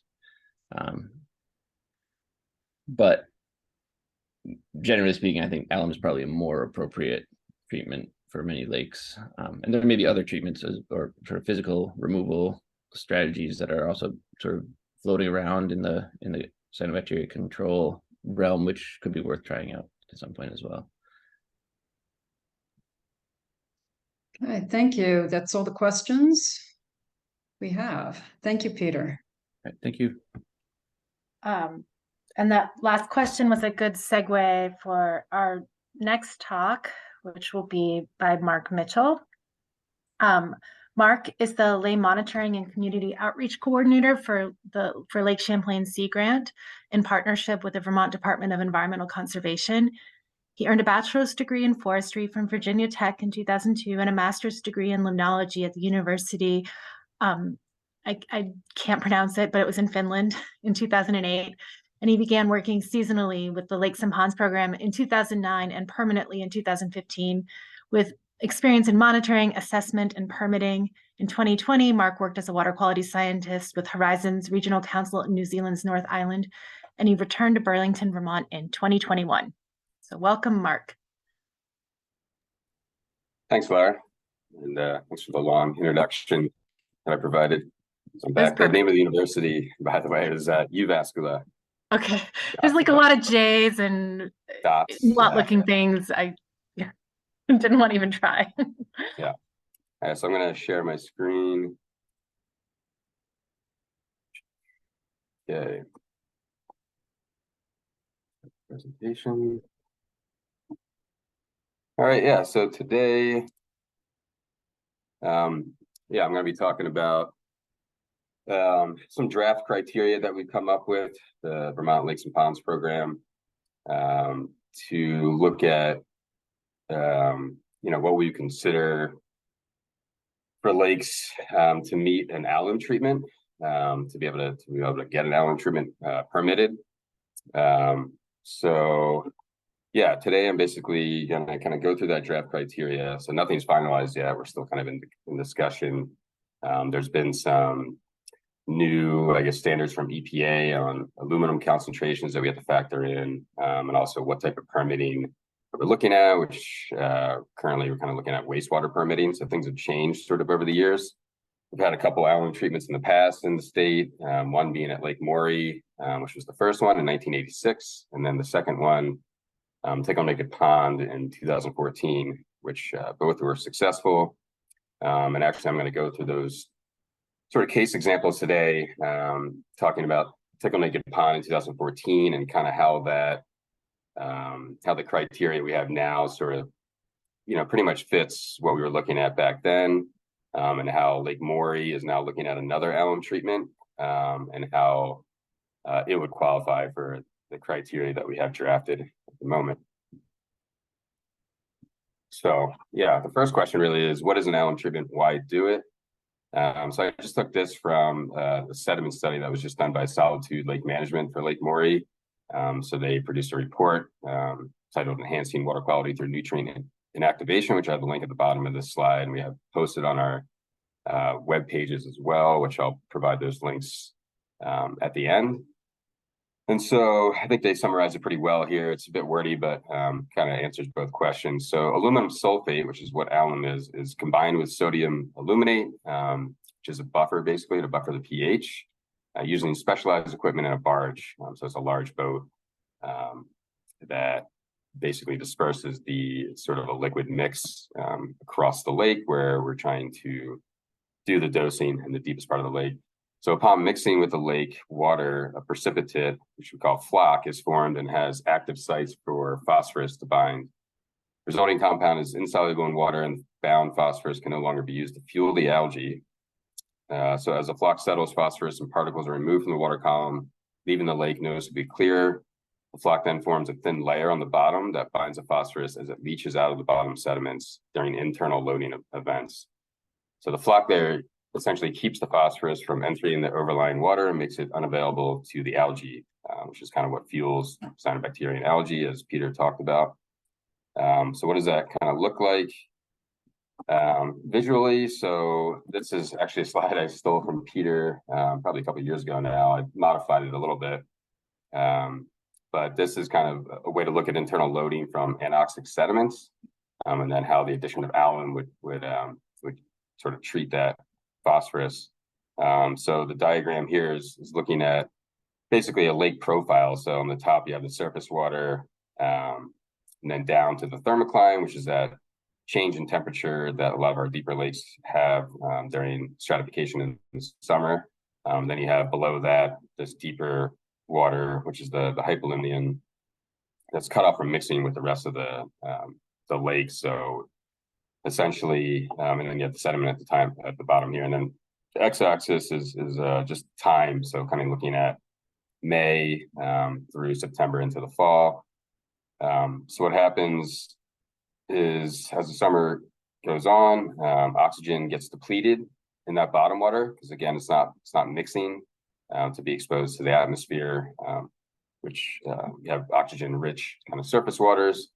So through decomposition, naturally depletes the oxygen in that bottom water. So we see this in quite a few lakes in the state at differing levels, depending on lake morphology, as well as kind of past land uses and, sediment inputs into the lake and what type of sediments there are, and biological activity in general. So as we keep, going through the summer, so as that oxygen kind of reaches a level where it approaches near zero in the bottom of the lake, that leads to a biogeochemical process where phosphorus can actually get released from the sediment, which is usually bound to iron or manganese in the sediment. But when there's no oxygen present, that the binding actually kind of gets released, so it's dissolved into the lake water column, and that can lead to feeding this algae or cyanobacteria, which a lot of times can kind of hang out in this thermocline layer here. Cyanobacteria, some species can change their buoyancy and actually kind of move further down into the lake to pull up some of that phosphorus. And then when conditions are right, or usually in the fall kind of mixing period, the phosphorus and the cyanobacteria algae can kind of mix up into the upper layers, and sometimes you see blooms then, as well as higher phosphorus levels, which will eventually, a lot of the phosphorus will go back into the sediment once it gets exposed to oxygen. But we're kind of tending to see now in lakes like Lake Morey, as Peter mentioned last year, that had this Lingvia benthic mat bloom, as well as some other species that actually started in mid-August. So it's a bit earlier, and that could be from the higher warming temperatures we've been getting last year, with the lower lake levels as well. And we're just kind of getting longer growing seasons, so earlier ice out as well. So kind of earlier and maybe longer periods of oxygen depletion, so maybe more phosphorus being released from the sediment. So kind of, probably several things happening from climate change, as well as any sort of legacy effects in the sediment itself. And if there's also watershed inputs. But in Lake Morey, it's fairly relatively minimal watershed inputs. Oliver had mentioned before. In Tickle Naked Pond, we definitely saw this as well, and in some cases maybe more severe, kind of from year to year. So yeah, again, this can lead to these surface blooms that we're tending to see earlier, and that's where we're really having a problem with affecting our uses of the lake, where we start looking into the water quality standards and then kind of what kind of management actions can be taken. So when you add alum, which is over here kind of on the surface, as it falls through the water column, it creates that flock that I mentioned, which is aluminum phosphate flock. So it binds to the phosphorus in the water column, and then eventually settles on the lake bottom or the sediment here. So it kind of traps that phosphorus that could be coming out of the sediment, as well as phosphorus kind of near the bottom there. So yeah, on to basically the first part of this criteria to be considered for phosphorus inactivation treatment. A lake must meet these criteria. So the first one is presence of a category 3 cyanobacteria bloom with species that are known to have the ability to produce toxins for at least 2 consecutive growing seasons or summers, covering a large portion of the lake, or concentrated at public access points or large private facilities like summer camps. So basically what that means is this category 3 is the volunteer cyanobacteria monitoring program, and that observation-based, I guess, then reported to the cyano tracker. So the category 3 is sort of like the surface scum kind of blooms that are pretty serious and really prevent any kind of recreation. So for Tickle Naked Pond,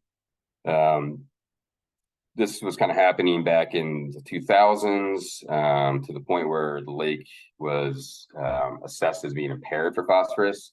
The phosphorus numbers are quite high, set a certain specific standard for Tickle Naked Pond, which I think is 24 micrograms per liter. So from that, the EPA requires actually a plan that's called a phosphorus total maximum daily load plan, which is actually kind of done on an annual basis. This is what Lake Champlain has, as well as Lake Carmi, and an action plan that comes with that. And so that talks about the blooms of cyanobacteria that's documented, that's been documented.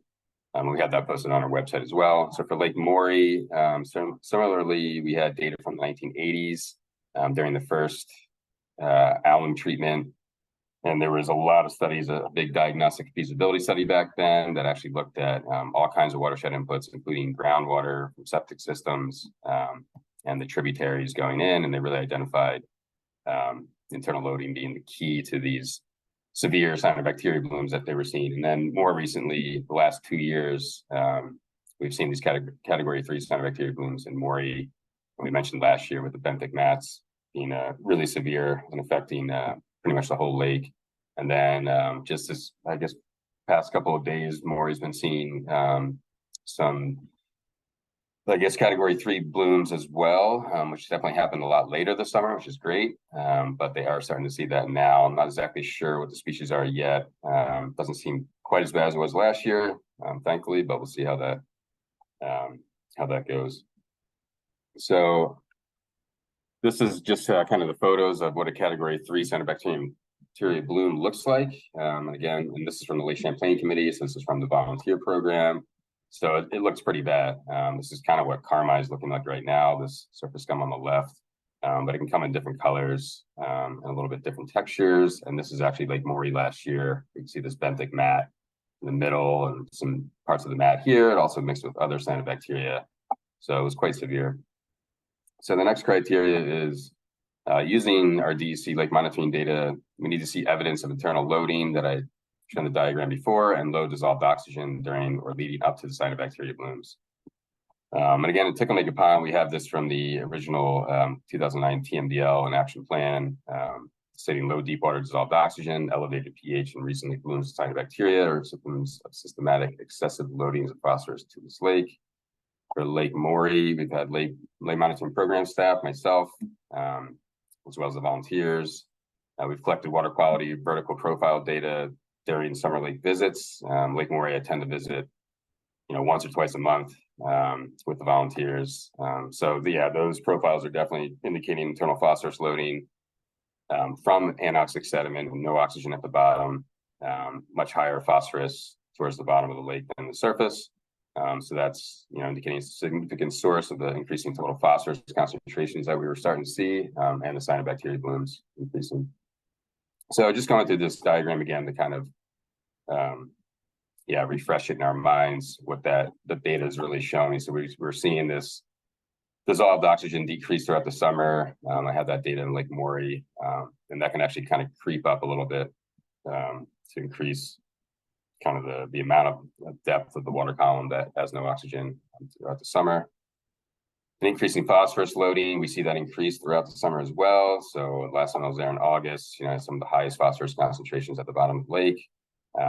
So I was kind of wondering when we might see some cyanobacteria. It's hard to tell when you have those benthic mats growing that could actually be sucking up the phosphorus directly. But basically this is when that ends up happening. And now we're into September. The lake's not mixing quite yet, but you do have maybe some partial mixing in Lake Morey because it's not super deep.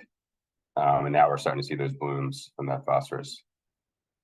So third criterion is significant reductions in external phosphorus loading in lake watershed via required agricultural practices, accepted management practices for logging, shoreline restoration, road improvements, or other BMPs being implemented, or ongoing tributary monitoring demonstrating that external nutrient loading is not an important source of P phosphorus to the lake, as shown by mean value of all measured summer tributary concentrations less than 50 micrograms per liter, which is kind of it's fairly high concentrations in the tributaries, but this is just kind of, again, trying to set a high bar for, what Oliver was alluding to, doing an alum treatment is really kind of the last resort, only for very specific lake conditions where we have this really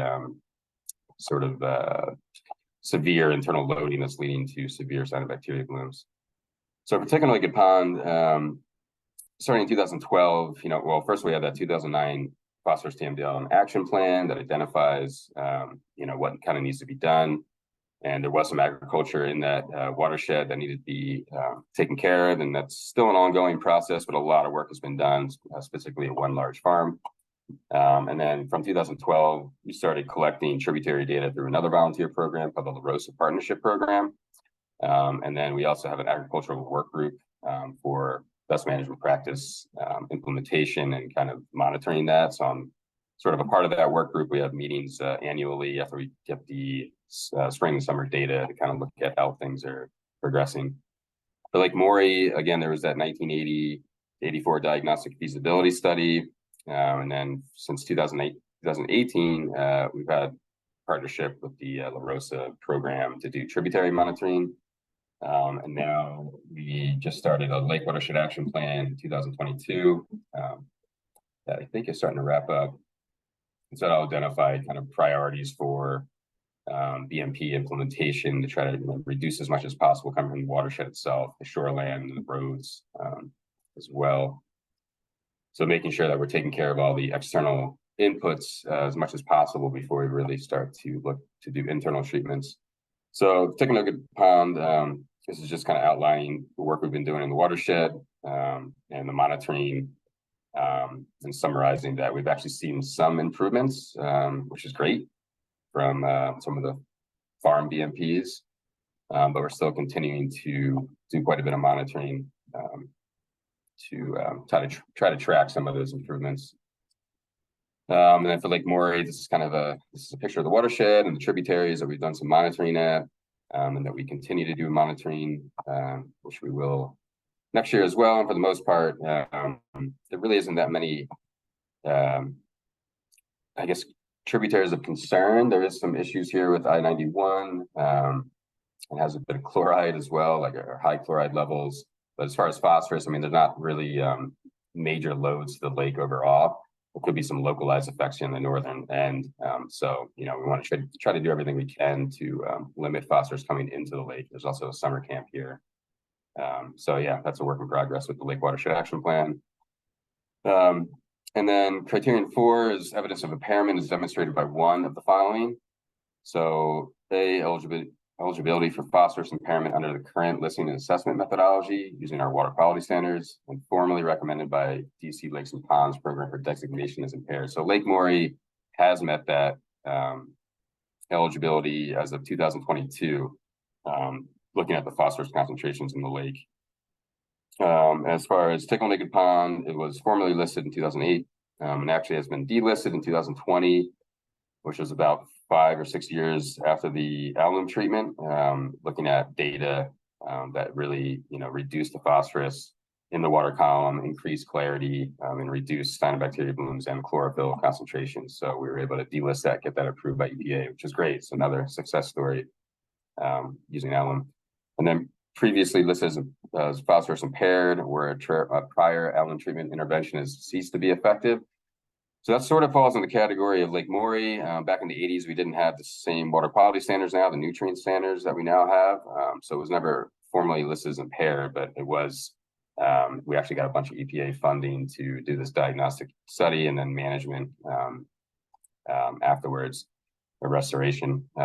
So again, that was the alum treatment in 1986. And I mean, really have to state that it's probably one of the most successful alum treatments as far as longevity. Typically, if you get 10 years, it's pretty good. More than that is great. And now it's been, almost 40 years. So it was sort of a matter of time. But I think because there wasn't much going on in the watershed, it was really able to be effective for a very long time. And then the last one is just showing exceedances of B2 values. That's class B2 lakes, which is what pretty much all of our lakes in the state are right now until we do some reclassification. That's all I've already talked about. For total phosphorus of 2 nutrient responses, which is response variables, which is the SECI or the chlorophyll, for 3 consecutive summers. And we probably met those for both of these lakes as well. But since we were already at eligibility with the other points above, yeah. So let's see. Point 5 here is water quality conditions frequently prevent recreational use, shown by State of Vermont, local health department, local health entities, and municipalities having issued a closure of public bathing beaches in the water body for more than 10 days in one recreation season due to cyanobacteria. And again, that's kind of this high alert on the right where you see bloom like that. And that's the category 3, so which would be identified by volunteers for 10 days between sort of the recreation season. Tickle Naked Pond, yeah, we had that before the 2014 alum treatment. It was had some blooms for long periods of the summer.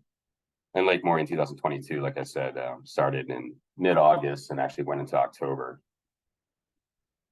And then point 6, a DEC approved feasibility analysis shows a strong likelihood of long-term, at least 5 to 10 years success for an alum treatment to mitigate internal loading, as well as preliminary determination that the treatment will have acceptable impacts on the non-target environment. So this is kind of the precursor of the permitting process. And then evidence based on monitoring data that water quality conditions during and after potential alum treatment can comply with applicable water quality standards. That's sort of where we are now with kind of Lake Morey, looking at the potential permitting for this. We've already done a sediment study there. We've contracted that out with Solitude Lake Management, where we've selected a contractor for Lake Carmi. So they'll also be doing this. And then we have to make sure it'll meet our water quality standards for permitting. So that's what I mentioned here in 2011, Ticonderoga Pond. I mentioned Carmi, but Ticonderoga Pond had this done in 2011. And that was contracted out. And then Lake Morey, we just had that sediment study done. And we're still continuing to do some additional monitoring as well to meet the permit requirements. So finally, once all that gets done and we meet all this criteria, then the next steps will be to work with the relevant municipality, lake association, other entity on permitting requirements, which is what we're doing with Lake Morey right now. And use existing aquatic nuisance control internal review procedures to get input from relevant departments and agencies. So that's kind of, again, a part of the permitting process to make sure we're all working together where this makes the most sense. And then liaise with DEC Watershed Investment Division and other potential partners about funding opportunities for the treatment. So we're in the process of doing that as well and looking for federal funding from EPA, which looks to be promising. So we'll see how that goes. So with that, I went over my time a little bit, but I think there's still time for questions. And just to note, on the top, here's a picture of Lake Morey. This was before the bloom last year in August. It was looking pretty good. And the link to, we have a Restoring Vermont's Waters webpage, I should say. We have a few lakes on there. So Lake Carmi is one, then we have Lake Morey now, and Ticonderoga Pond, as well as Lake Champlain. And it just has a lot of resources and information about those lakes. So we have Ticonderoga Pond here on the bottom, 2021. Pete Stengel took this photo. And balloons love the lake. So yeah, I've been sampling actually this past summer. It's been looking pretty good. Definitely compared to what it was pre-alum treatment. So with that, I'll open it up for questions. Thank you, Mark. Oh, thank you. Go ahead, Jackie. Aluminum can be very toxic to fish and impact on gills at pH below 5.5. Reference studies from acid rain impacts on mountain ponds. What is done to ensure that pH is stabilized in the treatment locations? Yeah, so as I mentioned in the very beginning, a buffer is usually added with the aluminum sulfate to basically control the pH, but also as part of the monitoring we're doing now and some of the past monitoring, we have a bunch of pH readings from our vertical profiles. And so that's used to do a calculation to make sure the dosing of the alum is correct. So we also look at dissolved organic carbon and hardness. And that all plays a part in what kind of dosing we can do. Part of that is making sure the pH remains non-toxic where it doesn't go acidic, basically. So that's all part of the calculations, the permitting with the contractors.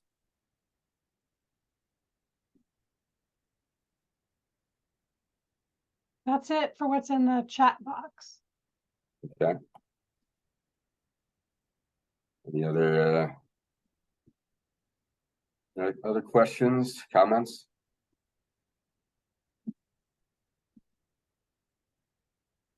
Is that clear of the presentation? That's good. Thanks, Mark. Laura?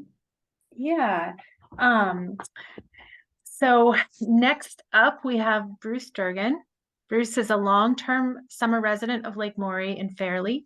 He's the past president of Lake Morey Protective Association and the past president of Lake Morey Foundation, a member of the Lake Morey Commission, and active as a past officer of FOVLAP and presently an auxiliary board member. Bruce is going to present a perspective on water quality issues at Morey over the past with an emphasis on their major cyanobacteria bloom a year ago and their path forward. So welcome, Bruce. Thank you, Laura. It's a pleasure. You've obviously heard a lot about Lake Morey before my presentation on Lake Morey. So what I would like to do initially is talk about the history and put a little bit of a face on what Lake Morey is. A number of you have probably been to Lake Morey. We have past FOBLAP meetings here and other state association meetings at the Lake Morey Resort. So our lake is located in Fairleigh, which is in Orange County, which is in the upper valley, the upper Connecticut Valley of our state. The size of the lake is 544 acres. And just to put a little bit of definition to that, we're very unique in that we have one road that goes around the entire lake. And that's about a 5.5 mile ride. So we have a real community here in that there's a sense everybody, it's not like a lot of lakes where you have bays and areas and different roads and so forth. So we have a very unique community feel here. And I think that's stead us very well in terms of the challenges that we faced. We're also home to one of the oldest lake communities dating back to 1880. We're anchored by 110 cottages around the lake.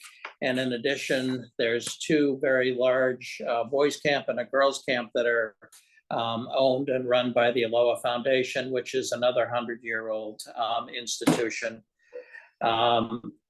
In terms of the organizations here at Lake Morey, we have basically 3 organizations that are set up to protect our lake. Number one is the Lake Morey Protective Association, which was founded in 1907, and it's a continuous operation for the past 116 years. It has a board of 9 board members and 4 officers. So that's what we call LMPA, if I refer to that. The second organization that we have has operated for the last 40 years as a 501c3. And again, it's a similar mission statement to the LMPA, in that our number 1 priority is water quality. We've expanded it over time to include the watershed area as well. And we gather donations we have gathered donations over the last 40 years, and we give grants for purposes that really benefit the watershed, number 1, water quality, and the community that surrounds it. And then the third body that we have is kind of unique, but it's proven very beneficial when we talk about challenges like the cyanobacteria that we're faced with now.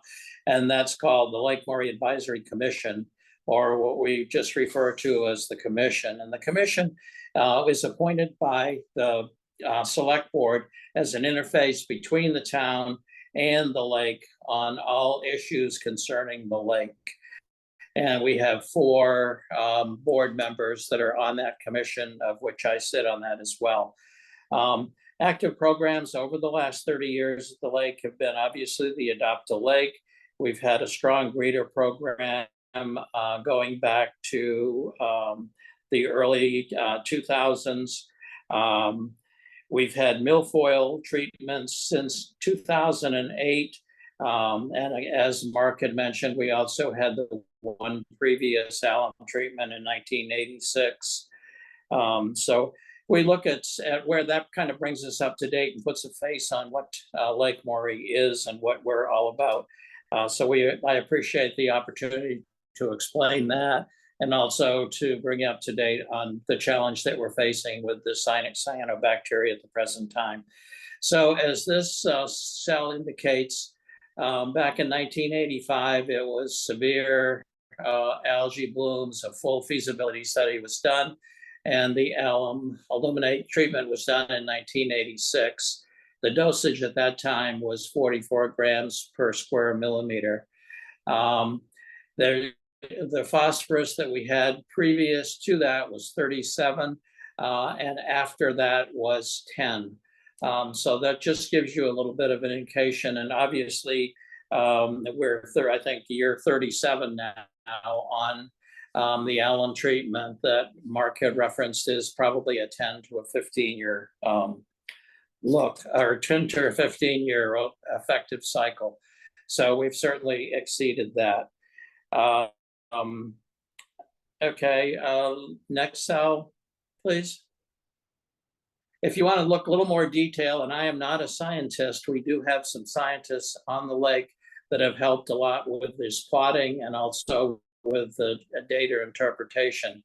But you can see there the clarity readings with the Secchi and the blue line, the chlorine, the total phosphorus in summer and in spring. And then again, this track record goes back to 1979. So we have a very wide view of what has happened. So just take a minute for you to digest that and see where we were pre the alum treatment of 1986 and where those numbers have been since that point in time. And I think it's quite impressive that it has been that effective for that long a time span.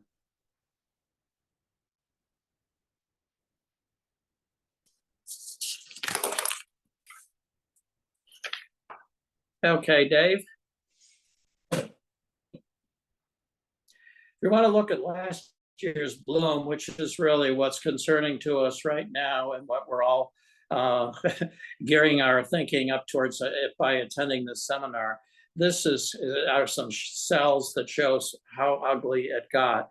And this basically started the last few days of August, meaning like around August 27th or so.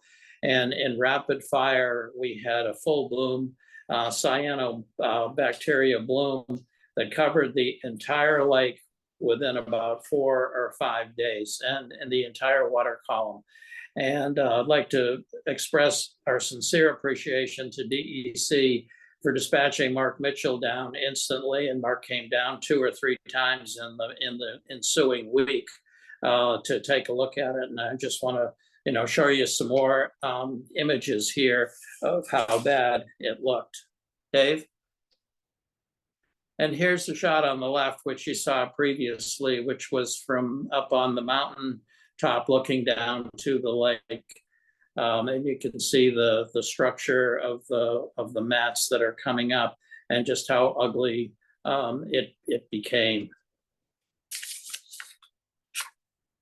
Dave? And this is a closer look at some of the spatemic cyan mats at the surface. And the only way that I can describe it is if you look at the one on the right, it was really as if the lake had a barrier on it that was made out of a heavy canvas, like think of an old army tent, a thick army canvas material. And it was like it just was peeled and shred and came to the surface. And it truly was an unprecedented event for our lake, and in Mark Mitchell's words, unprecedented for him to see as well. And you've seen a lot of the material as it's shown on the left cell there. Whenever anybody's experienced one of these cyanobacteria, but the mats and so forth were like out of a science fiction movie. Truthfully, they were in not an enjoyable science fiction movie, I might say. So, okay. So that brings us up to at the present point, our Lake Morey Commission recommended that we get some more test implementation.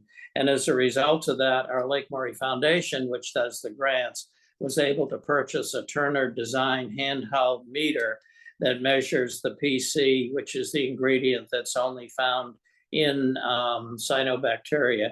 And we've been doing that to measure the lake in normal times, 2 times a week, and in the shallow area where it forms. And then we also have kind of a Rube Goldberg contraption that we use in our monitoring program that goes down and measures it at the bottom.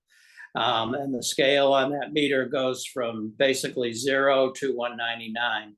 And we've been in the low single digit numbers throughout this entire season, with one exception when we had a hot spell in, I believe it was in late May, early June, and it got up to 49. And since that time, we've seen very, very low numbers, single digit numbers, no effect, whether it's at the lake surface or if it's down at the bottom or just off the bottom.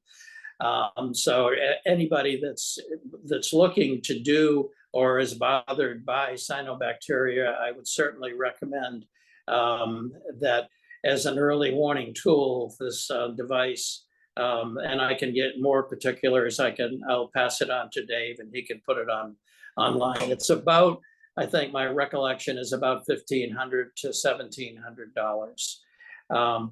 Also, our Lake Morey Foundation, which is the gathering of the money that supplied this, also supplied the money for the feasibility study, which was undertaken in short order. Again, we're talking in the time frame of September as the big bloom, and we made the commitment through the Lake Morey Foundation to commit the $25,000 for the feasibility study. All of the in-water portion of that was done in November, by the end of November, and then a report was issued in January. And the report shows that an alum treatment is the answer, and that the dosage of that would be 33 grams per square meter. And again, the one from 1986 was a stronger dosage. It was 40, I believe 42 or 44 grams per square meter. So we're at the present time, we're still continuing to monitor. We're still continuing to test the lake. We're still continuing to tick off the boxes on what's needed with the state permit. And we are poised, hopefully, assuming we can get the state's approval, which we've had full support from DEC with Oliver and with Mark Mitchell, that we can get that permit and move forward with a treatment along the lines of the recommendation from the feasibility study in early spring, early summer, late spring to early summer of next year.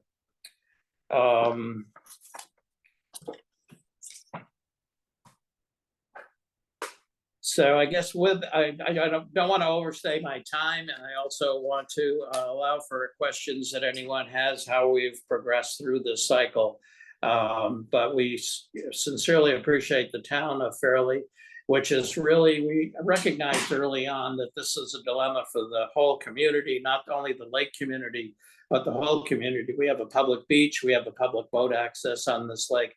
So there's widespread interest in using this lake. And obviously, if you get something as ugly as the cyanobacteria that hung on for basically the whole month, 4-week time frame last year, there was a lot of awareness. And we wanted to make sure that one voice went out to the community on all things that pertain to the situation of cyanobacteria at Lake Morey. So very early on, the chairman of the select board took that role, and they would get the inputs. That we've made a good relationship with that person and with Oliver and with Mark and all the people in the state that are involved in it. And again, we had a really long and strong working relationship with DEC. And again, I encourage all lake associations to have that kind of an association. So when you get into a dilemma like we are with this, that you know who the players are, they know who you are, and they know that you're working on a common goal to protect their asset. So we want to reach out and say thank you to the town, to DEC, and also to our partner that did the feasibility study, has also been our applicator for prior milfoil, and that's Solitude Lake Management. So with that, I will entertain any questions that I can possibly answer for anyone.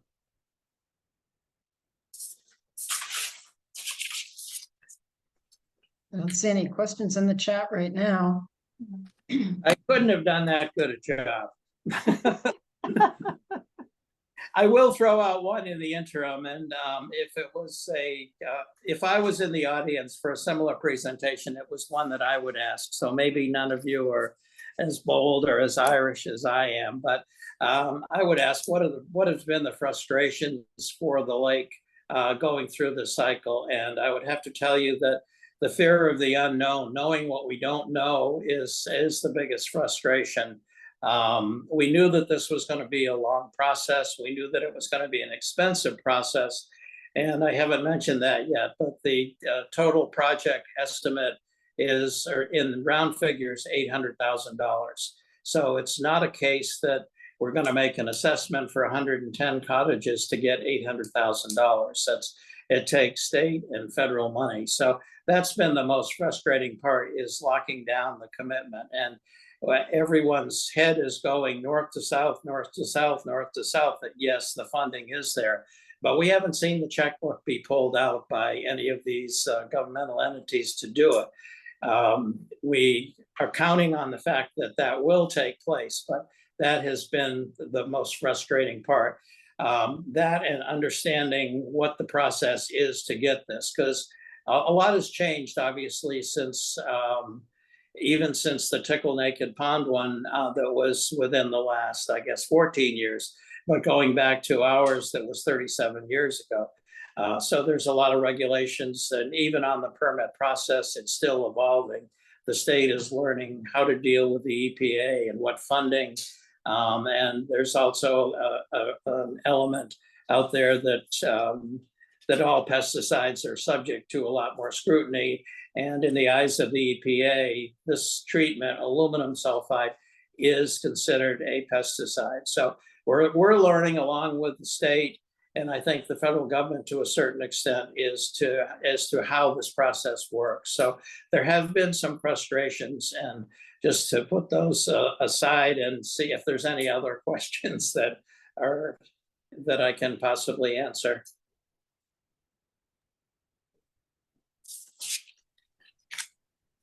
Since you brought up money, Bruce, what is your hope? I mean, are you hoping to get grant funding? Are you hoping that there's going to be some federal, clean water funds, or where do you think the money's going to come from?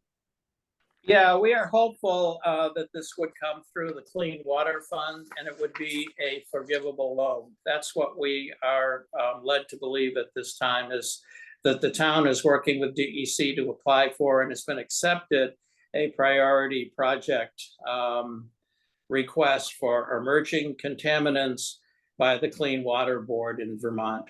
And we're one of two that have been approved for this. And again, this would be a forgivable loan if it was to go that way. So that's what we're hanging our hat on at this point. Yes. Very good question. In the vein of cost, there was another cost question in the chat about whether the cost of this treatment has been established or any cost sharing method. The feasibility study, which was the first step, was in round dollars, $25,000 to complete that was necessary. I don't have a figure for what the permit with the state of Vermont, what they're going to charge the town for that. I can't speak to that.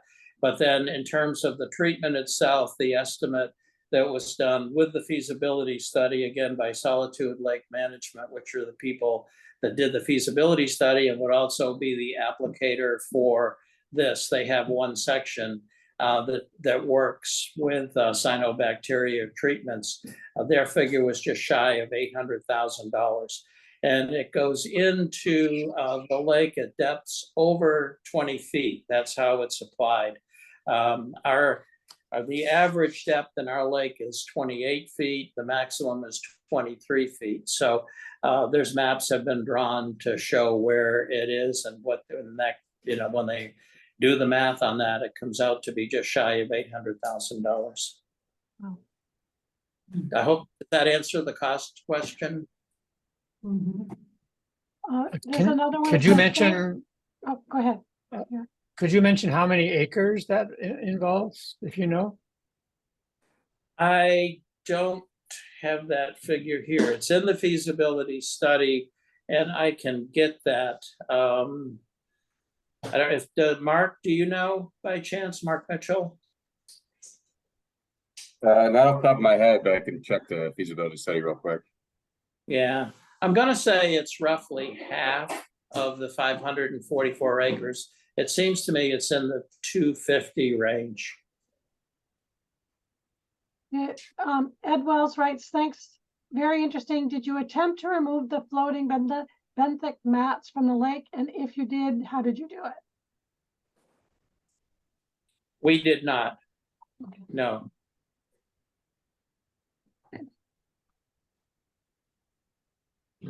have you nailed down the watershed stressors? Well, what we have led to believe, and this goes back to the study in 1986 and the current thinking on the feasibility study as well, and it's legacy phosphorus. We've always been a high phosphorus lake, and they cannot identify, and nor do they believe that it's caused by agriculture. Back 100 years ago, there was a farm on the north end of the lake, but it has not been in operation for 80 or 90 years, and it was sheep. And it was a small operation, so it didn't come from agriculture. And we have been monitoring all the tributaries, and there's two that do 0.2 high phosphorus, but other than that, and in terms of the septics and the wastewater on that side, they do not feel that that's a contributor at this point.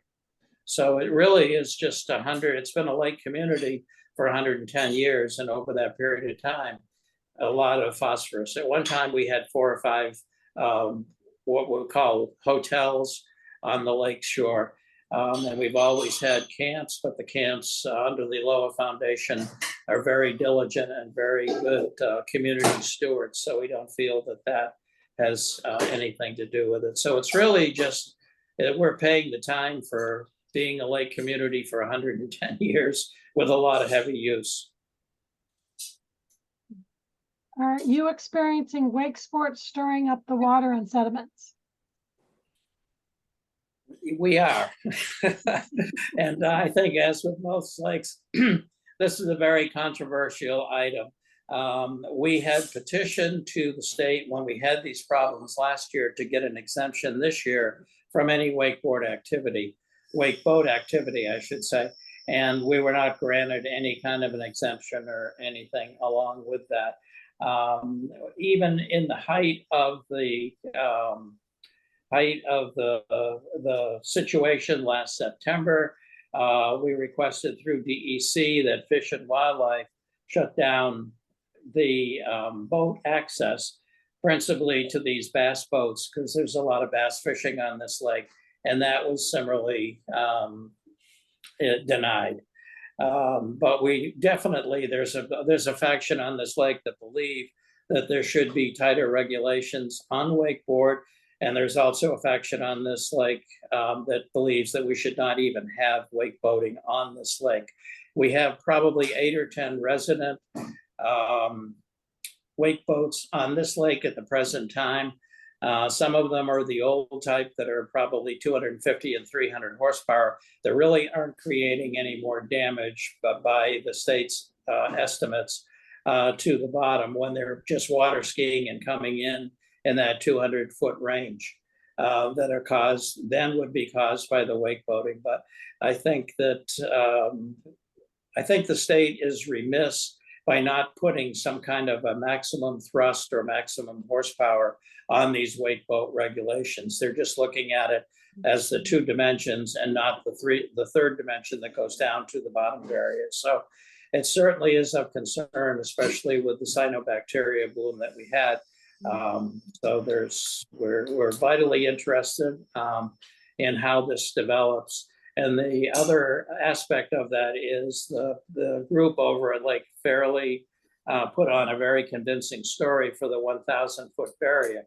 That takes them out of the wake boat eligibility list and leaves us as the sole lake in this part of the state to absorb the other wake boats. So there's, needless to say, there's some pretty deep opinions and emotions that surround the wake boat issue.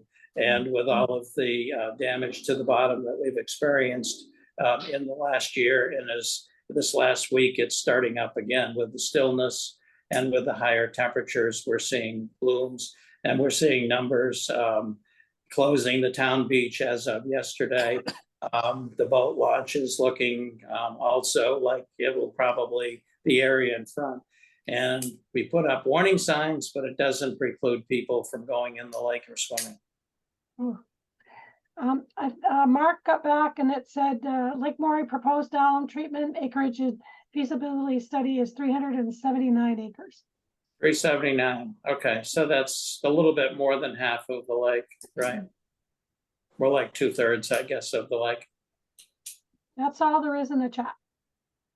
Yeah, hey, this is Angela. I just want to chime in just a little bit briefly that, you know, from the discussion today, it kind of sounds like Lake Morey's had a cyanobacteria bloom for the first time last year, and that is not true. Right, No, Dick, that's you guys have been dealing with this for quite some time. And Right. some of them have been, some of them have been very, very thick and toxins have been produced. So it's not just last year's bloom that is driving all of this. No. And I might also mention on the toxin part of it, studies that have been done locally here by Dartmouth College, with a tie to the toxins that are in this type of material and ALS and some of the neurological thing. Those studies are in the forefront, and there's a lot of people on this lake that are aware of that and have had family members that, so it's probably a much more heightened awareness on the link between the toxins and the neurological aspect at our lake with the close proximity to Dartmouth and perhaps in the rest of the state. Yeah, I'll jump in real quick and just also say that, yeah, Angela's correct that it's not the first time that Lake Morey's had a significant bloom. We do have other blooms documented, but as far as the widespread, you know, how it was across the whole lake and the type of bloom with the benthic mats, that was the first, as far as I'm aware. And probably one of the worst blooms, you know, since probably the 1980s, from what I've kind of heard and read. So it was a little bit different last year. And in the entire water column too, correct, yeah. Mark? Right. Yeah, exactly. And it wasn't just the Lyngbia, wasn't just Gliotrichia. There was, you know, the Lepidospermum, some other stuff in there too. And you know, Peter really helped out with identifying all that. But that was something, yeah, it seems like it was a bit new. And I think if we had a bloom like that before, it would have been documented as well. So, yeah. So I have one quick question. I don't know if Mark could answer it. I don't know if Oliver is still on. Given the level of bloom that you had last year, and given the fact that you know that it has produced toxins, why would the lake not be closed? Why would Fish and Wildlife not close it? It seems really dangerous for people to be boating during those kinds of blooms. I don't understand why that was refused. I don't know if anybody has that answer. Maybe that's a rhetorical question. Mark, I don't know if you can answer it. Yeah, I'll try to answer it. I mean, Peter Isles might be able to answer it a bit too, but I mean, the way the cyanobacteria monitoring works right now with beach closures and from the public health perspective, it's about swim beaches on Lake Champlain and inland lakes as well. So those are the ones that are monitored the most. And the way the reporting goes and the categories of blooms, and then, yeah, try to work with the local municipalities to put up signage to close the beaches, but you can't physically keep people out of the water. As far as boating, I mean, it's kind of it's a little different because, I mean, what you're talking about Fish and Wildlife would be the Fish and Wildlife access areas. It's a relatively good question because I haven't really been, I don't know how much Fish and Wildlife's really involved in kind of cyanobacteria monitoring or how aware they are, I guess I should say. But it's a little different because it's non-contact recreation technically. You know, I think there's definitely some advisories out there, at least from public, you know, Department of Health about not consuming fish in the cyanobacteria bloom. And I wouldn't recommend, you know, especially fishing. You don't really want to come into contact with the water and directly for sure. So it's a little bit different. But it is airborne though, Mark. It can be. Yes. I mean, a lot of these studies are still coming out, and also toxicity. You don't really know unless you're testing, and if you're not testing all the time as well, you don't really know.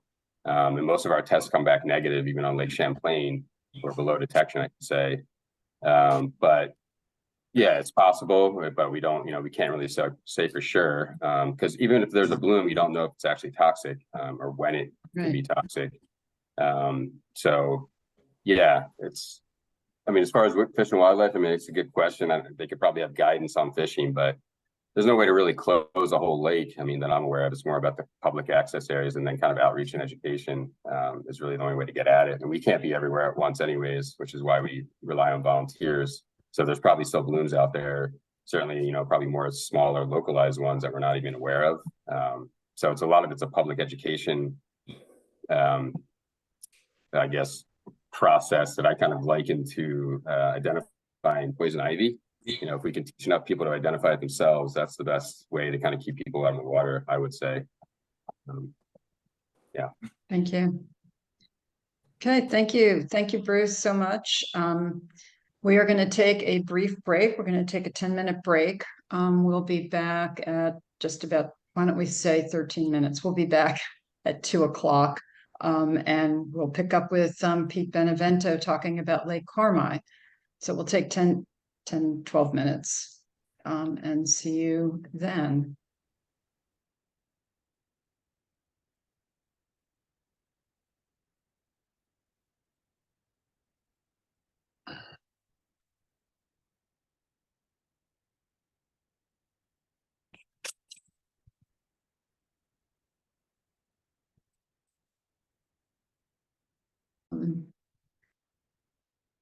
Welcome back. We're gonna get started with the last hour or so of the afternoon with our next speaker.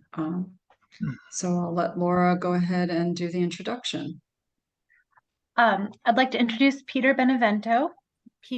Peter has been actively involved in water quality efforts at Lake Carmi for 15 years. Presently is the president of the Lake Carmi Campus Association and the vice president of the Franklin Watershed Committee. Today, he will be talking about the journey to improve water quality of Lake Carmi, the severity of the recent blue-green algae blooms, and how they are addressing the problems. Welcome, Peter. Thank you. Thank you for having me. With me this afternoon is Julia Crocker. Julia is the coordinator for the Franklin Watershed Committee, and she is intimately involved in all our efforts to improve water quality at Lake Carmi, and she'll be helping me with the slides that we're going to present this afternoon. So Julia, would you put up the first slide of the lake? Can you share? I am unable to share my screen right now. Oh, never mind. I got it. You should be able to. Yep. All right, here we go. All right, here you see is a very nice picture of Lake Carmi. It's a view to the west, to the east rather. In the background, you can almost make out Jay Peak over on the left.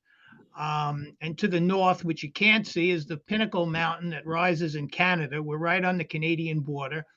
And at the south end of the lake, you have some really nice views of Mount Mansfield. So it's a very, very scenic lake with a lot of terrific views. And as you can see in this picture, the water is quite calm and quite blue and quite beautiful.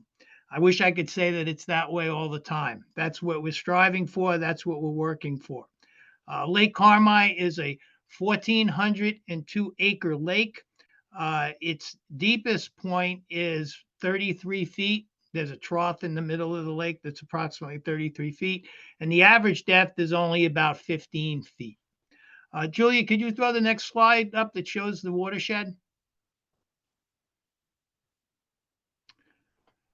Here we have a map of the lake, which will give you a little perspective of what we're dealing with. In addition to showing the watershed, which is outlined in the yellow, we also have the various points that we sample around the lake. As you can see, we have a quite an extensive tributary sampling program, which we have been doing since 2008. So we have a tremendous amount of data on the lake as far as what's coming from the watershed in terms of phosphorus loading into the lake. But as you're looking at the watershed and at the lake, I'd like to just give you a little background as to how we got to where we are today. And just to relay to you that we were very fortunate to have as many partners as we've had along our journey the past decade to improve the water quality of Lake Carmi. Now, Lake Carmi has been designated an impaired lake for phosphorus-related purposes for decades. It is a eutrophic lake. We have much nutrient enrichment in the lake.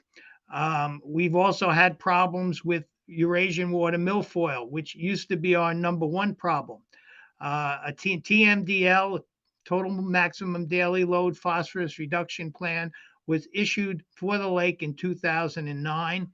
Again, this is when we started sampling the tributaries and looking for grants to improve the water quality. This included, over the past few years, this has included the Lake-Wise program. We've done septic outreach to the various camps around the lake, and we've also tried to get involved in stormwater management to improve the watershed. And just to give you a little perspective, we have approximately 300 camps or cottages around the lake.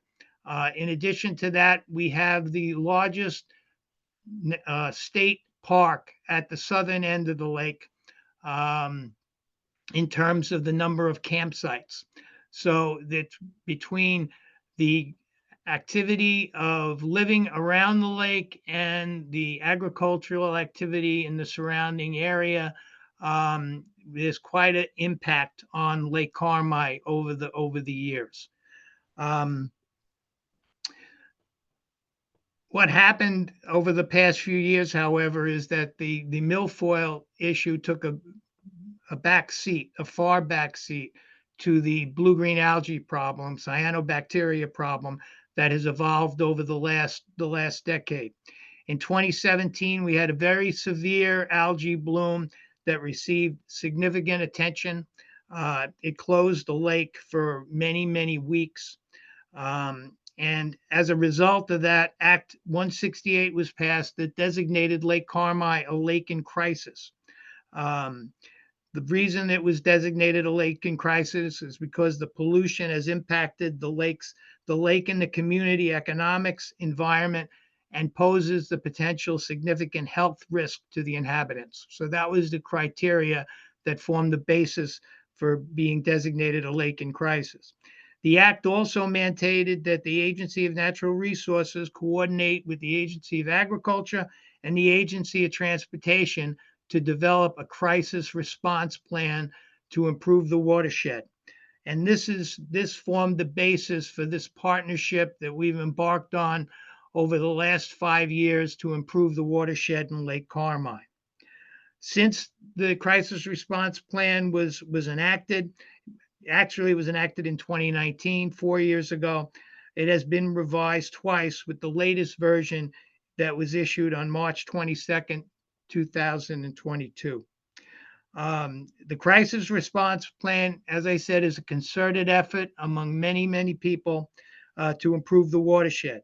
It involves the Agency of Agriculture and UVM Extension to work with farmers in the watershed to institute best management practices to prevent erosion and unwanted sediment into the lake.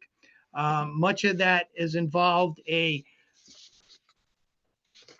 initiative to have injection manure done both in the hay fields and the cornfields, and it also has involved extensive cover cropping. It encourages all of the farmers in the watershed to implement best agricultural management practices and the development of watershed-specific water quality improvement efforts in the Carmi watershed. And again, I think that the biggest improvement that's been done in terms of the agricultural initiatives in the watershed has been the injection manures and the cover cropping. And later on, we'll show a picture of the injection manure and the significance of it.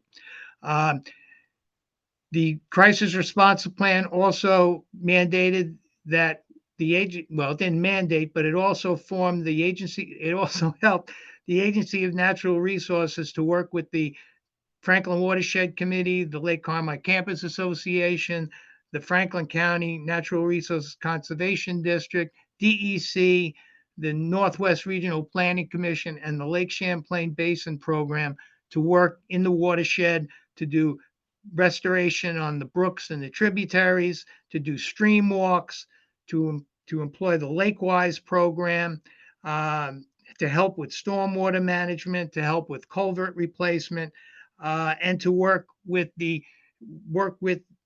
shoreline owners for the to help with the private camp roads and driveway assessment and state park roads inventory. So there was an inventory of roads around the lake. We found that the roads around the lake contributed a lot of sediment to the lake. We also conducted a series of workshops this year on lake-wise, stream-wise, and lake health. A groundwater study that was conducted by Geological Survey, Middlebury College, and the Agency of Ag was conducted at the lake. The groundwater study was an effort to determine the role of groundwater and what it plays in transporting nutrients to the lake. This entailed the installation of 9 shallow monitoring wells to determine, again, the role of groundwater and whether it transports nutrients to the lake. And this groundwater study was recently concluded, and it was determined that groundwater did not have a significant role in transporting nutrients to the lake. We also work with the Tactical Basin Plan, the Basin 6 Tactical Basin Plan, which is headed by DEC, and we work with the Siskiyou River Basin Association, the Friends of Northern Lake Champlain, the Northwest Regional Planning Commission, and the Franklin County Natural Resources Conservation District. And Karen Bates is the one that heads that group, and we work with them to develop projects in the watershed. And possibly the biggest project that came out of the crisis response plan was the aeration project. This was a pretty big undertaking at the lake. Could we go to that next slide, Julia, that shows the array of diffusers in the lake? No, that's lake-wise.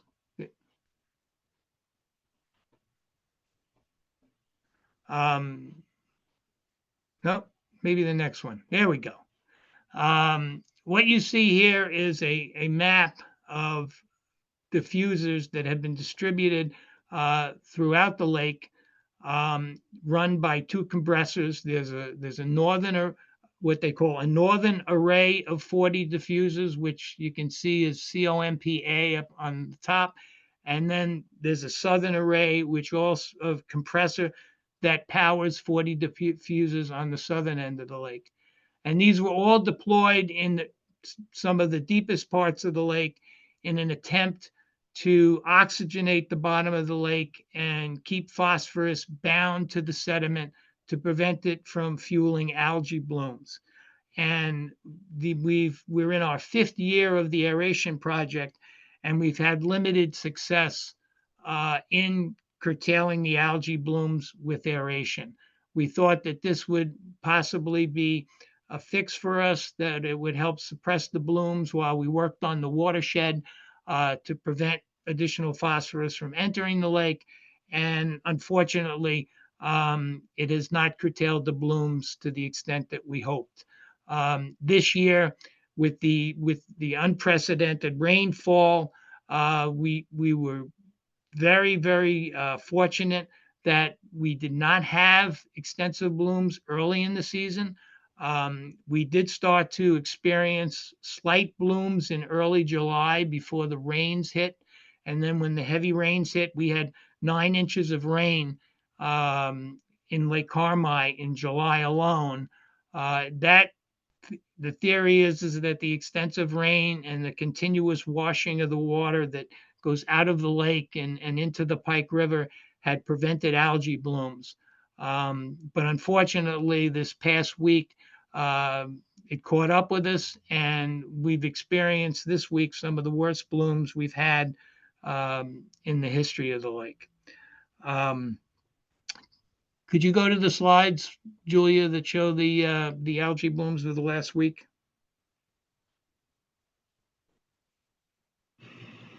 I think there's a little bit of a delay. Can you see it yet?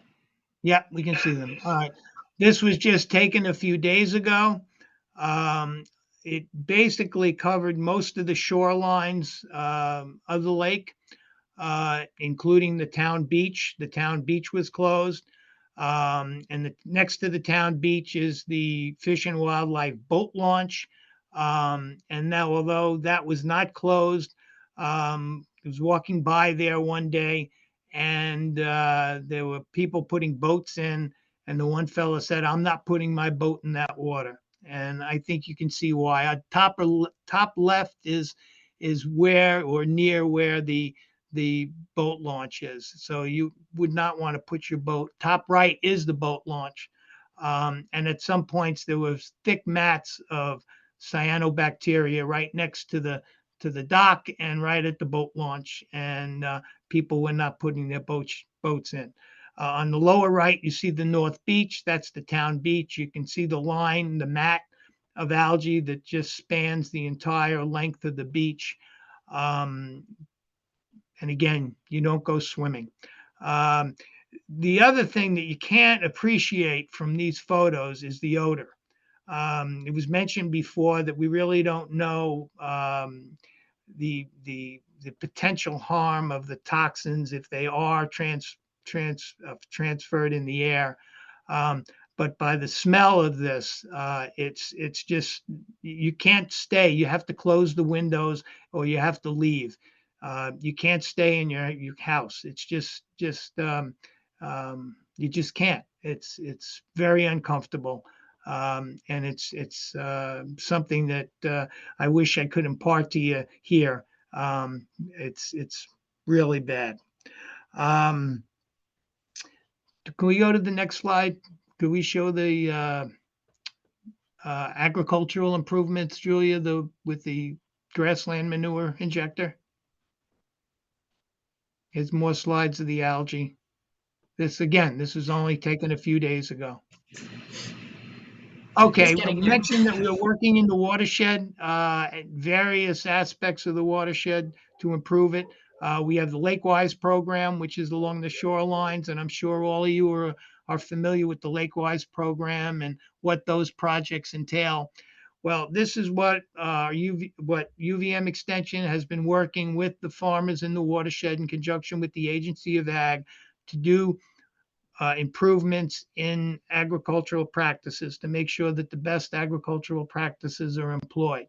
And this is one of them. This is what is referred to as a grassland manure injector. As you can see on the back of the tank are these wheels, and next to them are these tines that shoot the manure into the ground and keeps the manure in the ground and prevents it from possibly running off and going into the lake. You can see that on the surface, you can hardly see any manure at all. On the picture on the right shows the machine in actual operation. And as the machine is injecting the manure into the ground, you can't see it on the ground. It's quite an amazing process. This is something that took a few years to acquire. Believe it or not, they had to get the parts from the Netherlands in order to make this operational. But I took these pictures from the road. I happened to be riding on State Park Road, which is on the eastern side of the lake, on my bicycle. And there it was injecting. This is in our watershed. This field is in our watershed, and they're injecting the manure. And again, this is in attempts to keep the manure in the ground where it belongs, where it does the most good. This is quite an improvement over the old method. Could you show that other slide, Julia? The other one of the other broadcast. There it is. All right.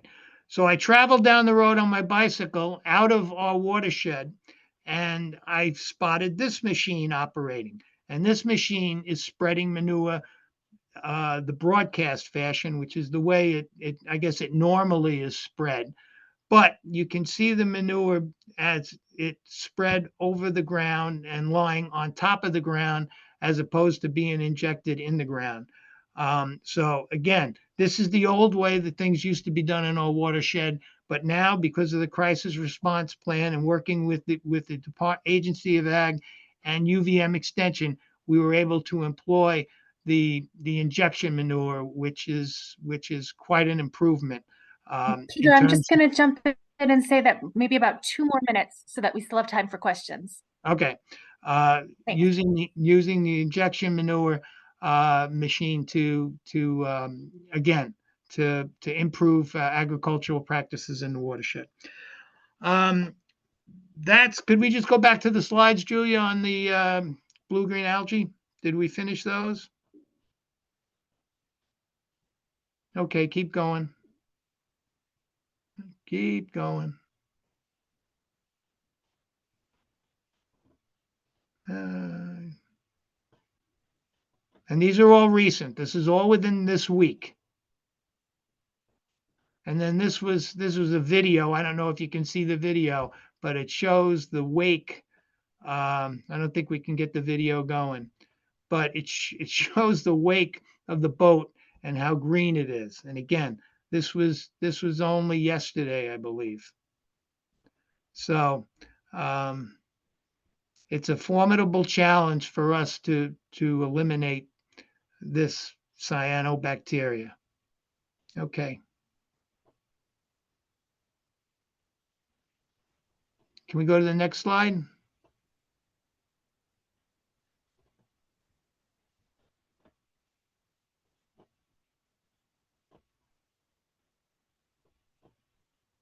All right, next one. Sorry, I got stuck on the video slide. Okay.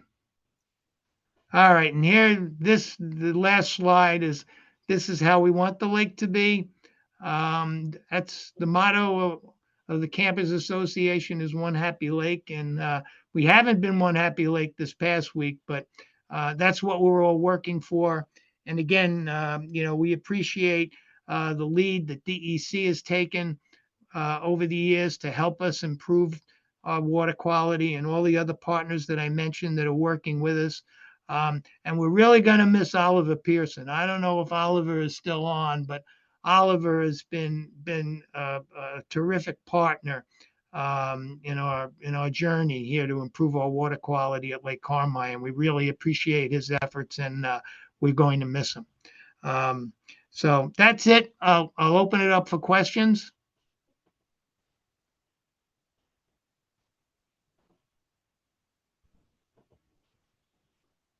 We have a couple.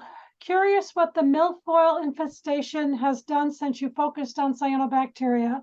Has it multiplied significantly? From my point of view, the milfoil problem has diminished a little bit. When we used to concentrate just on the milfoil with the mechanical weed harvester, you'd have clippings all over the lake. Since we've had this issue with the cyanobacteria, milfoil's again it's taken a back seat, and I don't see it I don't see it as significant a problem as it was before we started concentrating on blue-green algae. The weed harvester was operating this year, but it didn't operate as often as frequently as it does. I don't know if it was because of the high water level, because of the rains. We had a whole season of high water. The dam, which is at the outlet to the lake, has been running. The water's been running over the dam all season. Usually that stops toward the end of July when the spring runoff ends. But this year it's been running constantly. And I think as a result, because of the deeper water, especially this year, the milfoil has not been that much of a problem.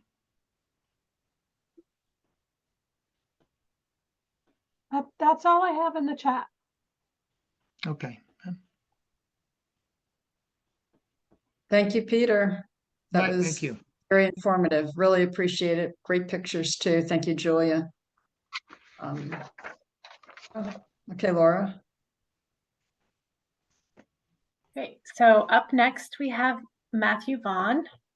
Matthew Vaughn is the chief scientist at the Lake Champlain Basin Program. Dr. Matthew Vaughn oversees water quality improvement projects and applied environmental research. Matthew holds a PhD in natural resources from the University of Vermont, an MS in hydrologic sciences from UC Davis, and a BA in physics from Middlebury College. His research focuses on land use and water quality in the Lake Champlain Basin. Welcome, Matthew. Thank you, Laura. Great to be with you all.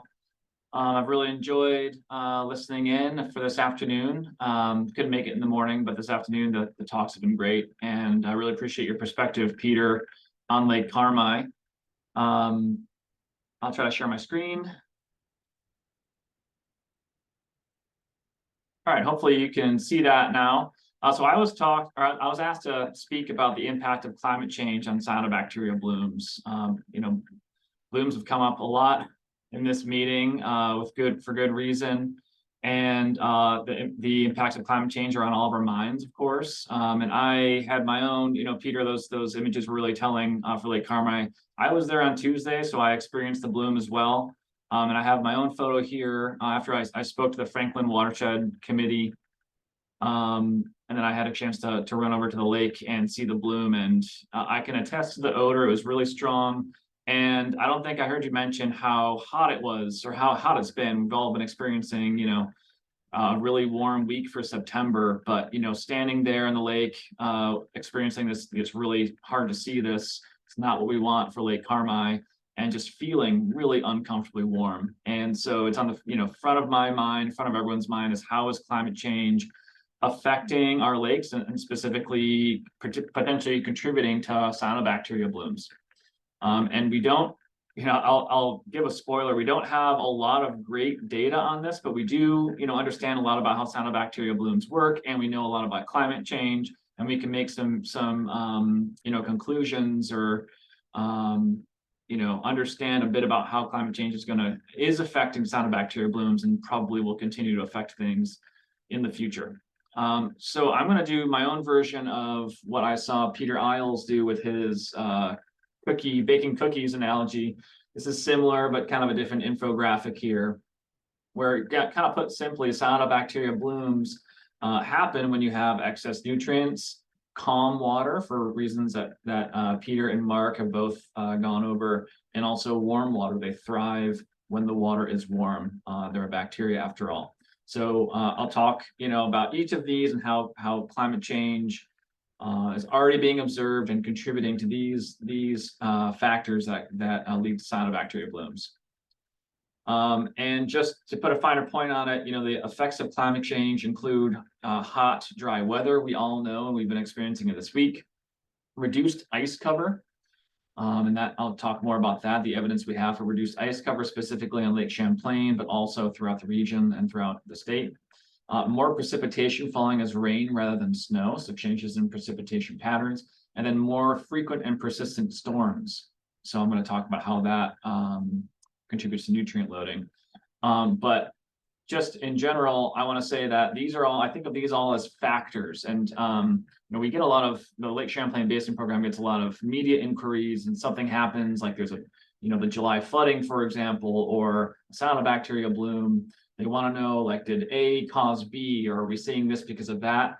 And oftentimes there's some truth to that, but my favorite word when I'm answering questions like that is it's a factor, right? So all these things are factors that can contribute to the issue of cyanobacteria blooms. One alone is probably not going to do it, but it's an ingredient in the recipe, back to Peter's analogy. So these are important factors. Climate change, this is a bit of a doom and gloom story. Unfortunately, these effects of climate change are going to make a lot of these things more challenging, but climate change alone is not probably making the cyanobacteria bloom problem worse. It's kind of combined with other factors.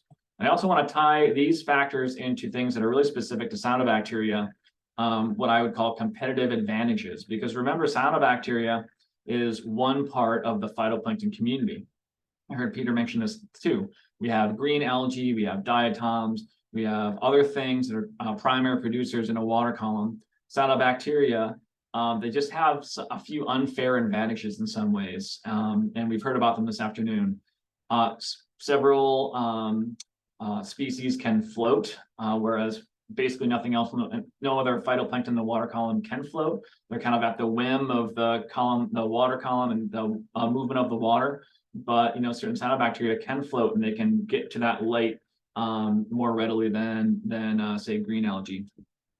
Some species can also fix nitrogen, whereas other things will be reliant only on the dissolved nitrogen that's in the water column. Some species of cyanobacteria can actually take nitrogen from the atmosphere, break up that N2 gas, and use nitrogen directly to grow and to thrive. And then also they thrive in hot conditions more so than other bacteria or other phytoplankton, excuse me.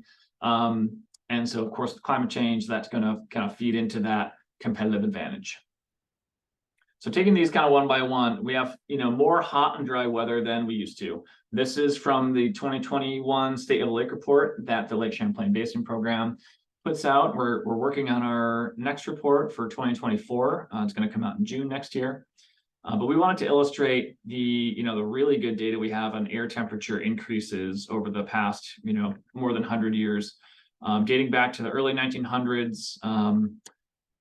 Summer, daily maximum temperatures have increased at about 0.2 degrees Fahrenheit per decade. And then winter minimums have also increased over the same time period, even higher rate, 0.4 degrees Fahrenheit per decade. So that's going to lead, of course, to warmer water earlier in the season, and then hot, warmer water in the summer when cyanobacteria blooms may be an issue. And I also heard Mark Mitchell give a good overview on the conditions with which the water column can be susceptible to legacy phosphorus release.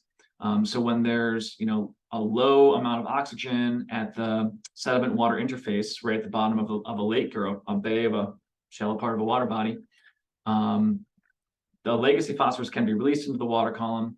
And then when that phosphorus enters the photic zone where phytoplankton like cyanobacteria can use it to grow, then that can fuel a cyanobacteria bloom. And climate change, when you have hot, dry weather, once again, you have less mixing of a water column, which means more oxygen is being used up at that near the sediment surface. And then, when the oxygen is being used up, that makes the conditions right for this phosphorus release. Back to reduced ice cover. So this is, we have really good data on Lake Champlain freeze over going back to about 1906. We have some data going back even further, but it's not quite as reliable. So we kind of start at 1906. And what we see, this is a kind of a simple graph of when the surface of Lake Champlain completely froze over and when it did not, when there was basically some liquid on the surface throughout the entire winter. And what we see is that from the early 1900s, the surface of Lake Champlain froze over nearly every year. So there was a generation, that saw ice completely cover the lake almost every single year. And there were festivals that they hosted on the surface of the lake, and ice skating events and hockey and all sorts of things, even in the deepest part of Lake Champlain. You're seeing a lot more red on the right side of this graph because those are years when the surface of the lake did not completely freeze over. And through modeling, we know that whereas it was almost every single year in the early 1900s, the probability of Lake Champlain the surface completely freezing over is about 1 in 4 currently. And if that trend continues by 2050, we can expect the surface of Lake Champlain to freeze over about once a decade. So we don't have, as far as I know, we don't have great data on freeze over and for many of our inland lakes in Vermont, but we know that there are similar trends throughout our region where there's just simply less ice cover. And when there's less ice cover, or even if there is just earlier ice out in the spring, that creates a feedback mechanism because liquid water is darker, of course, ice is brighter white. So when you have liquid water, it's going to absorb more energy. The water column will be warmer earlier in the spring, and then it has a longer time to warm up throughout the summer. And that, of course, leads to just generally higher water temperatures overall. which again can fuel cyanobacteria blooms because they prefer that really hot water temperature. So this really just lengthens the amount of time that blooms can occur in what is already kind of a lengthening bloom season. Now I want to talk about just quickly the ratio of the balance of nitrogen and phosphorus, which is an important idea, but it's not really addressed quite as much because it is a bit involved. And I adapted this figure from one of Peter Iles's papers from his dissertation, actually. I just kind of simplified it a bit. But this line here is meant to represent the ratio of nitrogen to phosphorus. So we talk about, how phosphorus really drives blooms, and that is true. And in general, in many of our lakes, there's an excess of both nitrogen and phosphorus, but it turns out that the balance of these two nutrients can be important for bloom formation, partially because some species, as I said, can fix nitrogen. They can grab nitrogen from the atmosphere, whereas other things in the water column cannot do that.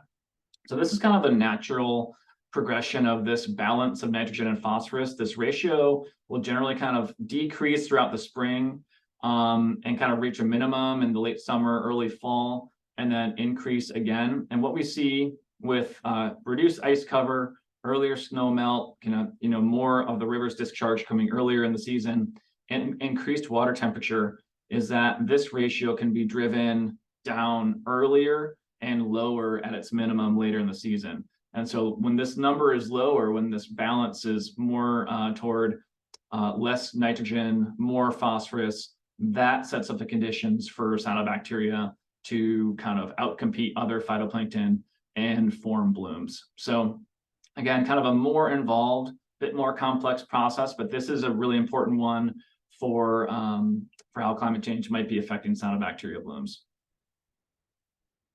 And then, of course, back to precipitation changes, we have more precipitation falling as falling as rain rather than snow. So that just increases the amount of flow and changes the timing of when nutrients are delivered to our lakes. And of course, we have more persistent and frequent rainstorms. I took this photo on July 11th of this year. I'm sure you all experienced the flooding firsthand in our region. This is a road. I'm not sure if you can tell, that's a speed limit sign right there. We've had these extreme events, and they do deliver a huge amount of nutrients to our water bodies, to Lake Champlain and all other lakes in the region. That's true of really all storms. Storms are when nutrients are delivered kind of disproportionately more than base flow. But when we have these extreme events, a lot more nutrients can be delivered than if we have a dry year, for example. And climate change is kind of fueling these larger rainstorms. And just quickly, just relating the idea of bigger storms and more water means more nutrients. We have the concept of concentration, which is mass per volume of phosphorus, for example, or something that we care about in the water. The load is the mass per year. And so all you do to get the load is you multiply the concentration by the amount of water going downstream. So the more water you have, the more phosphorus is going to be delivered. And this is a graph of the average, discharge or water flow in the Winooski River in blue, and the phosphorus load of the Winooski River going into Lake Champlain. And it's just to show that they're very closely tracked, very closely related. And that's because the amount of phosphorus going downstream is really governed by how much water is going downstream as well. So with climate change, we have more persistent, more frequent storms. That's going to be more nutrients, and it's kind of working against our progress that we're trying to make in our watersheds to reduce nutrient loading. So some good news, as I said, a lot of doom and gloom here, but the good news is that we have a really strong cyanobacteria monitoring program. So we call it the Lake Champlain Cyanobacteria Monitoring Program. It's funded largely by the Lake Champlain Basin Program, and it includes all of our inland lakes as well. So we're all a community working on this together. We provide funding to the committee, we provide funding to the state of Vermont, and it's a great partnership with the Vermont Department of Health and with New York partners as well. The visual protocol and visual criteria for assessing cyanobacteria conditions is, renowned around the country. It's unique, it is incredibly valuable, and hopefully you all are aware of this and have volunteers on your lake and as part of your communities as Peter said, it's incredibly valuable to have volunteers out there to collect this data because it gets us our answers for how climate change and other factors may be influencing cyanobacteria blooms. So I grabbed this from the Lake Champlain Committee's weekly emails. You can, they do, focus on Lake Champlain for the first half of the newsletter, but then they do kind of an inland lake roundup, which is really useful to see, what the reports are saying about the water quality conditions, whether they're good or not good throughout our inland lakes. Let's see, I think that's all I had on that one. Yeah, so, and I just wanted to mention, if you are interested in, increasing the number of volunteer community scientists on your lake, please get in touch with the Lake Champlain Committee. They're always looking for volunteers. Even if you have 1 or 2 on your lake, try to, add some geographic coverage to other areas. It could be really useful. I also want to put a pitch in for the Lake Champlain Basin Program Science blog. These are really short articles meant to summarize the latest research that we fund. They're not to a general audience, they're for people who kind of are involved, watershed managers or folks like you who have been doing this for a number of years. We don't start at ground zero. We start, from a place of basic understanding of the issues surrounding the basin. But they're meant to kind of summarize the most important research that we have going on. And I just have a slide here for resources. Currently we have a request for proposals for clean water and healthy ecosystems implementation and planning projects. So please be sure to check out our grant opportunities this fall. We have a real-time data website, data.lcbp.org, where you can see real-time flow data and buoy data from Lake Champlain. And then here's a link to the science blog that I mentioned as well. Sorry if I went over time. No, not at all. No, you're good. Any questions? I'll jump in with a question. I don't see any going up in the chat. So given that we're looking at climate change and, we're looking at these bigger storms, what do we do? I mean, what kinds of things can we do to help to reduce the amount of nutrients, at least going into the lakes? We can't fix the temperature necessarily, but we can do something about the flow into the lakes, maybe. Yeah, great question. And it's one that's on all of our minds. I think, the Tropical Storm Irene in 2011 was the last time an event, of a similar scale happened in the region. And we learned a lot from that event, and we're seeing a lot of the benefits from the work that was done post Irene, right? All the culverts that were replaced, the bridges that were replaced, infrastructure wise, we've done a lot better in a lot of areas with the storm this summer. But I think the most important thing is to, think about flood resilience with everything that's being implemented. And for, water. So that's, when we're implementing clean water projects, think about how resilient they're going to be to a major event, to a flooding. And then just thinking about, trying to change the relationship between the concentration of phosphorus and the flow, so that when we have a high flow, we're not, disproportionately mobilizing a whole amount of phosphorus. And that gets, back to that flood resilience of our projects. And of, managing our roads. Peter mentioned some of that work that's going on in Carmi, for example. Just making our entire, our watersheds more resilient to these events. Thank you. Are there any other questions? This was great. Thank you so much, Okay. Matthew. Thank you. Okay, we'll move on. Wonderful. Yes, thanks, Matthew. Last and certainly not least, we have Dr. Leslie Matthews. Leslie has worked with the Vermont DEC Watershed Management Division since 2005.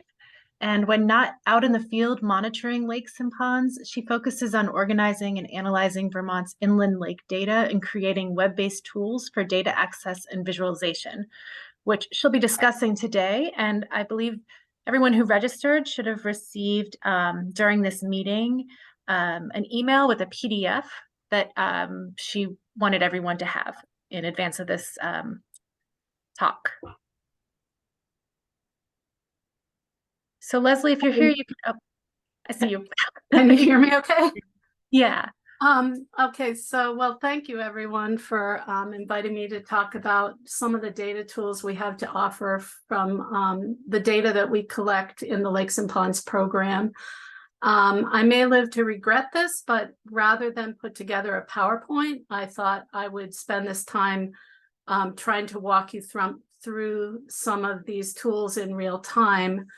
And the handout I provided you just has some quick links to some of the key tools that might be of particular interest. But almost everything I'm going to talk about, oh, let me share my screen here, 1 second.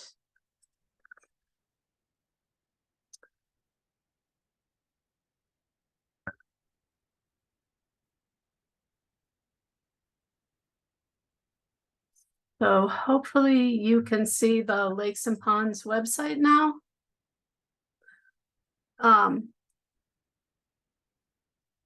So almost everything I'm going to talk about, except for a few items at the very bottom of the handout that I provided, the PDF file, can be found on the Department of Environmental Conservation website, the main Lakes and Ponds website, which probably many or all of you have visited at one time or another, and it contains a lot of useful information, including access to data sources, as well as information about permitting and lake-wise and lay monitoring, all kinds of programs that the Lakes and Ponds program offers.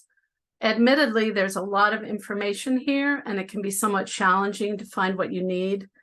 So the cheat sheet, I hope, provides some links to some key tools specifically about finding lake data from our monitoring programs. I'd also like to just say that there's a certain amount of redundancy between the different tools that we provide, because over the years they've evolved and we've added things, and we have different programs that overlap in terms of monitoring. So apologies in advance if that gets confusing, but better that we have many ways to seek the information so that hopefully you can be sure to find what you need. But in an effort to consolidate some of the tools to make it a little easier to find, we recently created this table, which we affectionately call One Table to Rule Them All. And this is an online table with links to various data sources for all of the lakes in our inventory. Not every lake has every piece of information or tool associated with it, because some lakes have been monitored more than others.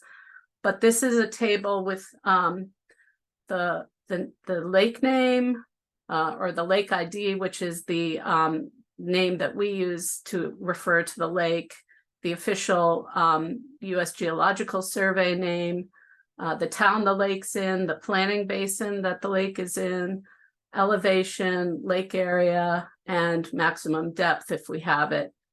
You can filter this page using these menu drop downs at the top. For example, let's say I just want to look at lakes in Morgan. One thing that you should know is this is a feature of the software used for creating this table, that the view report button is way over to the right, so it can be hard to find. And we have no way of moving that, unfortunately. So if you choose a filter from the drop down, you need to click over here to view report. And now I'm just looking at lakes in the town of Morgan. And if I want to go back to all lakes, I would click select all in the filter. So for Lake Seymour, for example, we have quite a bit of information. The first and foremost is the lake scorecard. Hopefully many or all of you are already familiar with the lake scorecard, and I'll talk about that a little bit more in a second. If it's available, we have a depth chart for the lake that you can click on. Whoops. And sorry. I should have opened that in a new page. Sorry about that. I told you I might live to regret this, doing this live. But you can learn from my mistakes. So here we go back to Morgan, to Seymour. There's a land use map for Lake Seymour.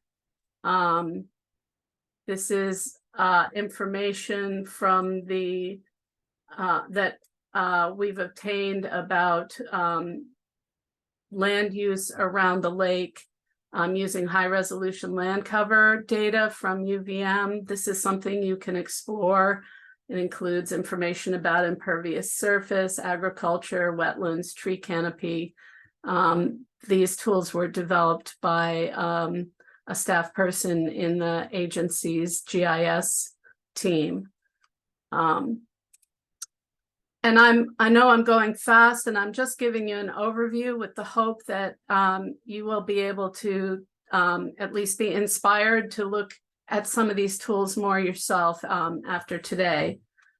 You can view a plant list for the lake. So this is all the plants that have ever been identified in Lake Seymour. And if it's an invasive species, of course, this was a one-off for Lake Seymour, and it's no longer present in the lake. But if it's an invasive species, it's highlighted in red. But this is all the native species that have been identified, with the earliest record at which it was found, the most recent record it was found, and some information about rare, threatened, and endangered status of various plants in the lake. You can also see a fish list. This is all the fish that we know about in the lake. These data are a little bit out of date. They were assembled back in 2006 when Rich Langdon, Mark Ferguson, and Ken Cox were putting together the book, The Fishes of Vermont. And they gathered information from Fish and Wildlife, as well as DEC's information, and put together a database of all the fish species in all the lakes. And so that's what you're viewing here with this at this link. And finally, for a select number of lakes, we have what we call the Next Generation Lake Assessment Report. So the Next Generation Lake Assessments are detailed assessments that we've conducted over the years at a subset of Vermont's lakes and created a report from. So this is a report that provides a little bit more detail than the lake scorecard, which I'll talk about in a second. And it's a comprehensive examination of a number of different characteristics of a lake. And not all lakes in the state have been done, because this is a pretty intensive 2-day survey. And little by little, we've been including more lakes when we can. So this report includes information about the water quality that we observed on the day that you visited. You can hover over these charts and see the individual data points. So here we're looking at the phosphorus samples that were taken on this 1-day visit. And you can see that at the deepest hole in Seymour on this day, the phosphorus was 50 micrograms per liter at 1 meter above the bottom, but only 7 micrograms per liter at the surface. And you can explore these graphs. You can also see some scoring details that are also reflected in this scorecard at the beginning of the report. And these are indexes that are based on the EPA's National Lake assessment that we participate in every 5 years. So we adapted their tools for indexing and assessing lakes, and have adapted them to Vermont. You can look at interactive maps that show different habitat characteristics in the riparian zone. So here I can click on big trees and see at 10 points around the lake that we evaluated where there's big trees, where there's small trees, where there's shading, and these are all habitat characteristics. You can look at the sampling data we collected at the inlets to try to, we do this to try to compare around the lake where we might be seeing, you know, higher levels of something like, say, chloride. Like it appears that at this inlet, there's more chloride coming into the lake than, say, this inlet. Now, granted, this is a one-day survey, so it's not intended to be a final answer on the stressors for this lake, but it gives us some feedback about where we might want to investigate further and consider further action for the lake. So that's the lake assessment reports. Whoops. I've mentioned several times the lake scorecard. I imagine most of you are familiar with this. This is a more this tool was first the brainchild of Amy Peacott, who many of you may have known, who retired last year. And over the years, it's evolved, and all the members of the Lakes and Pond program have contributed to it. And this gives you an interpretive overview of the status and trends of a lake using this Secchi disc icon that scores lakes for shoreline condition, invasive species, mercury, and their water quality trend, as well as some information about standards. For example, Seymour is listed as meeting standards in our water quality, so it's not impaired or stressed. And it also gives some information about a score for the condition of the watershed, which in this case is considered moderately disturbed. And how these scores are obtained can be, you can learn more about from clicking on this Learn How Lakes Are Scored document that describes the indexes that we use to make these evaluations. We also have graphs of water quality data that show trends over time from both our spring phosphorus sampling as well as the 3 parameters monitored by the Lay Monitoring Program.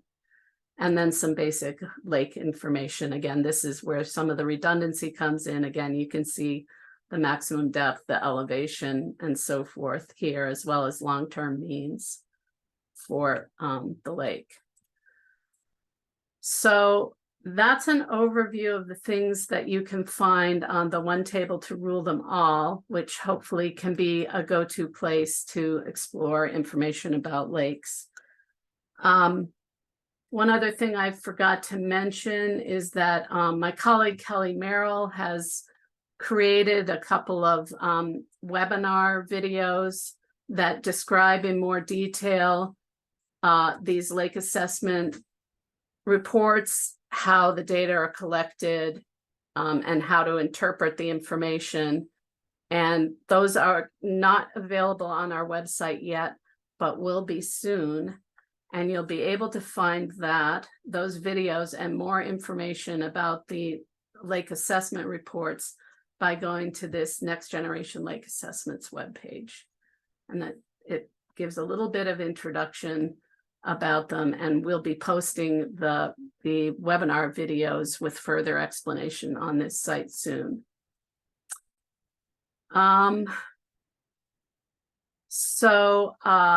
Many of you may be familiar with the Lay Monitoring Program's website. This I'm not going to spend a lot of time on because Mark Mitchell would be the expert to talk about this, but this is where you can access information for each lake on lay monitoring data that's been collected over the years and current data. And then I wanted to spend a little time showing you some new tools that I just started building this past winter. And these are interactive data websites. One is for our monitoring data and one is for aquatic plant data. You can link to these tools from the Lake Score webpage. And also from this cheat sheet right here. So these are brand new tools. And they may not be completely ready for prime time. And we just put them up on the website a couple days ago. So I welcome any feedback. And if you find anything that isn't working, if you try exploring these, let me know.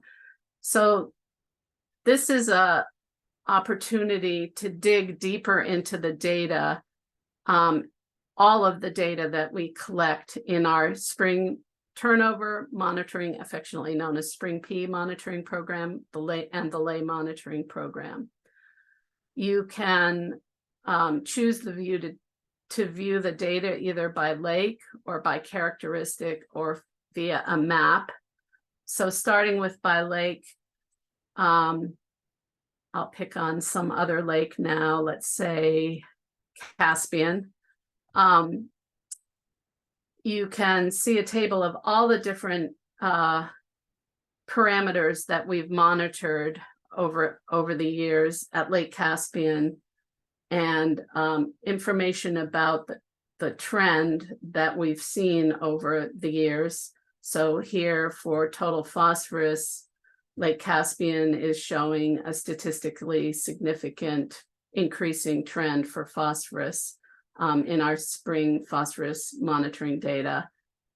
This tool uses the same color coding as the lake scorecard. So you can click on anything in the table and see a pop-up detail of the data over time, and color-coded information about whether the trend is stable or increasing. You can also look at just a portion of years to see if a detail of whether trends have changed over time. So let me show you an example of this. I'm going to use Lake Seymour again for this. So if we look at the trend data for Lake Seymour from 1980 to 2009 for lay monitoring, we see that for total phosphorus from the data from 2009, from the earliest data we have from 1994 to 2009 showed a significantly increasing trend.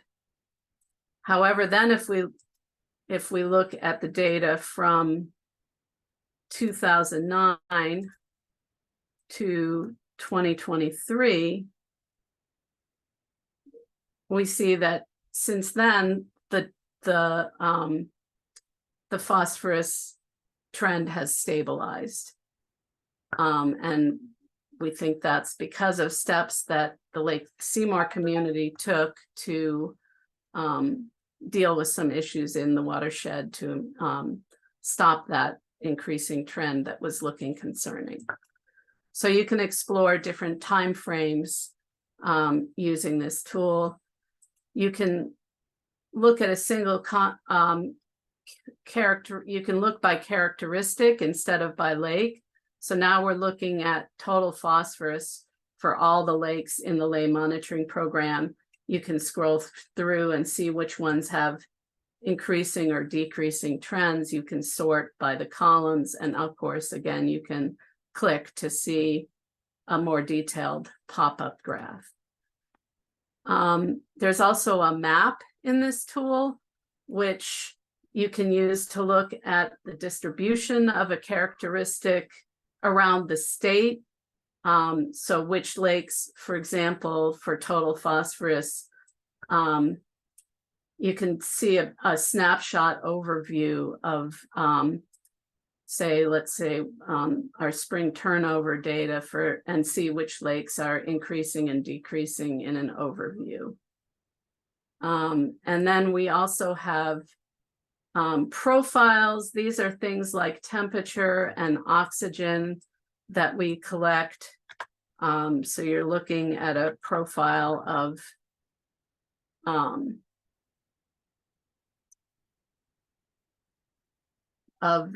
from the surface to the bottom of the lake, what the dissolved oxygen is, and you can scroll through and see different times of year. Here's one that was collected in July of 2013 during a lake assessment visit in which the oxygen was lower at the bottom of the lake.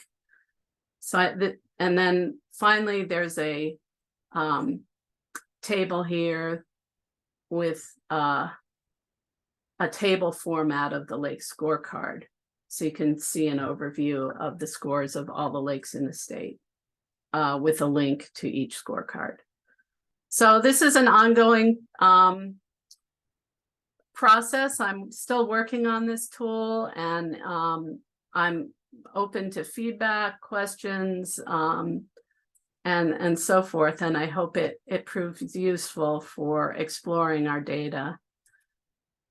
And then the other interactive tool, and I know I'm close to running out of time, I want to leave time for questions, that I'll talk about is another of these interactive tools. This is the Vermont. This is a tool for looking at macrophytes or aquatic plants. In the last few years, Kelly and Meryl and I have been conducting point surveys of aquatic plants at lakes around the state. We're doing that as part of an ongoing program to develop better bioassessment tools for lakes. So the point intercept surveys that we've done are shown in this interactive tool. You can go to a lake and see a list of species that we found and where we found them around the lake. And you can also look up specific plants and where they're found. So for example, Biden's Beckii, and I apologize, these are all in scientific names, and one of the things I need to do is include the common names in this tool also.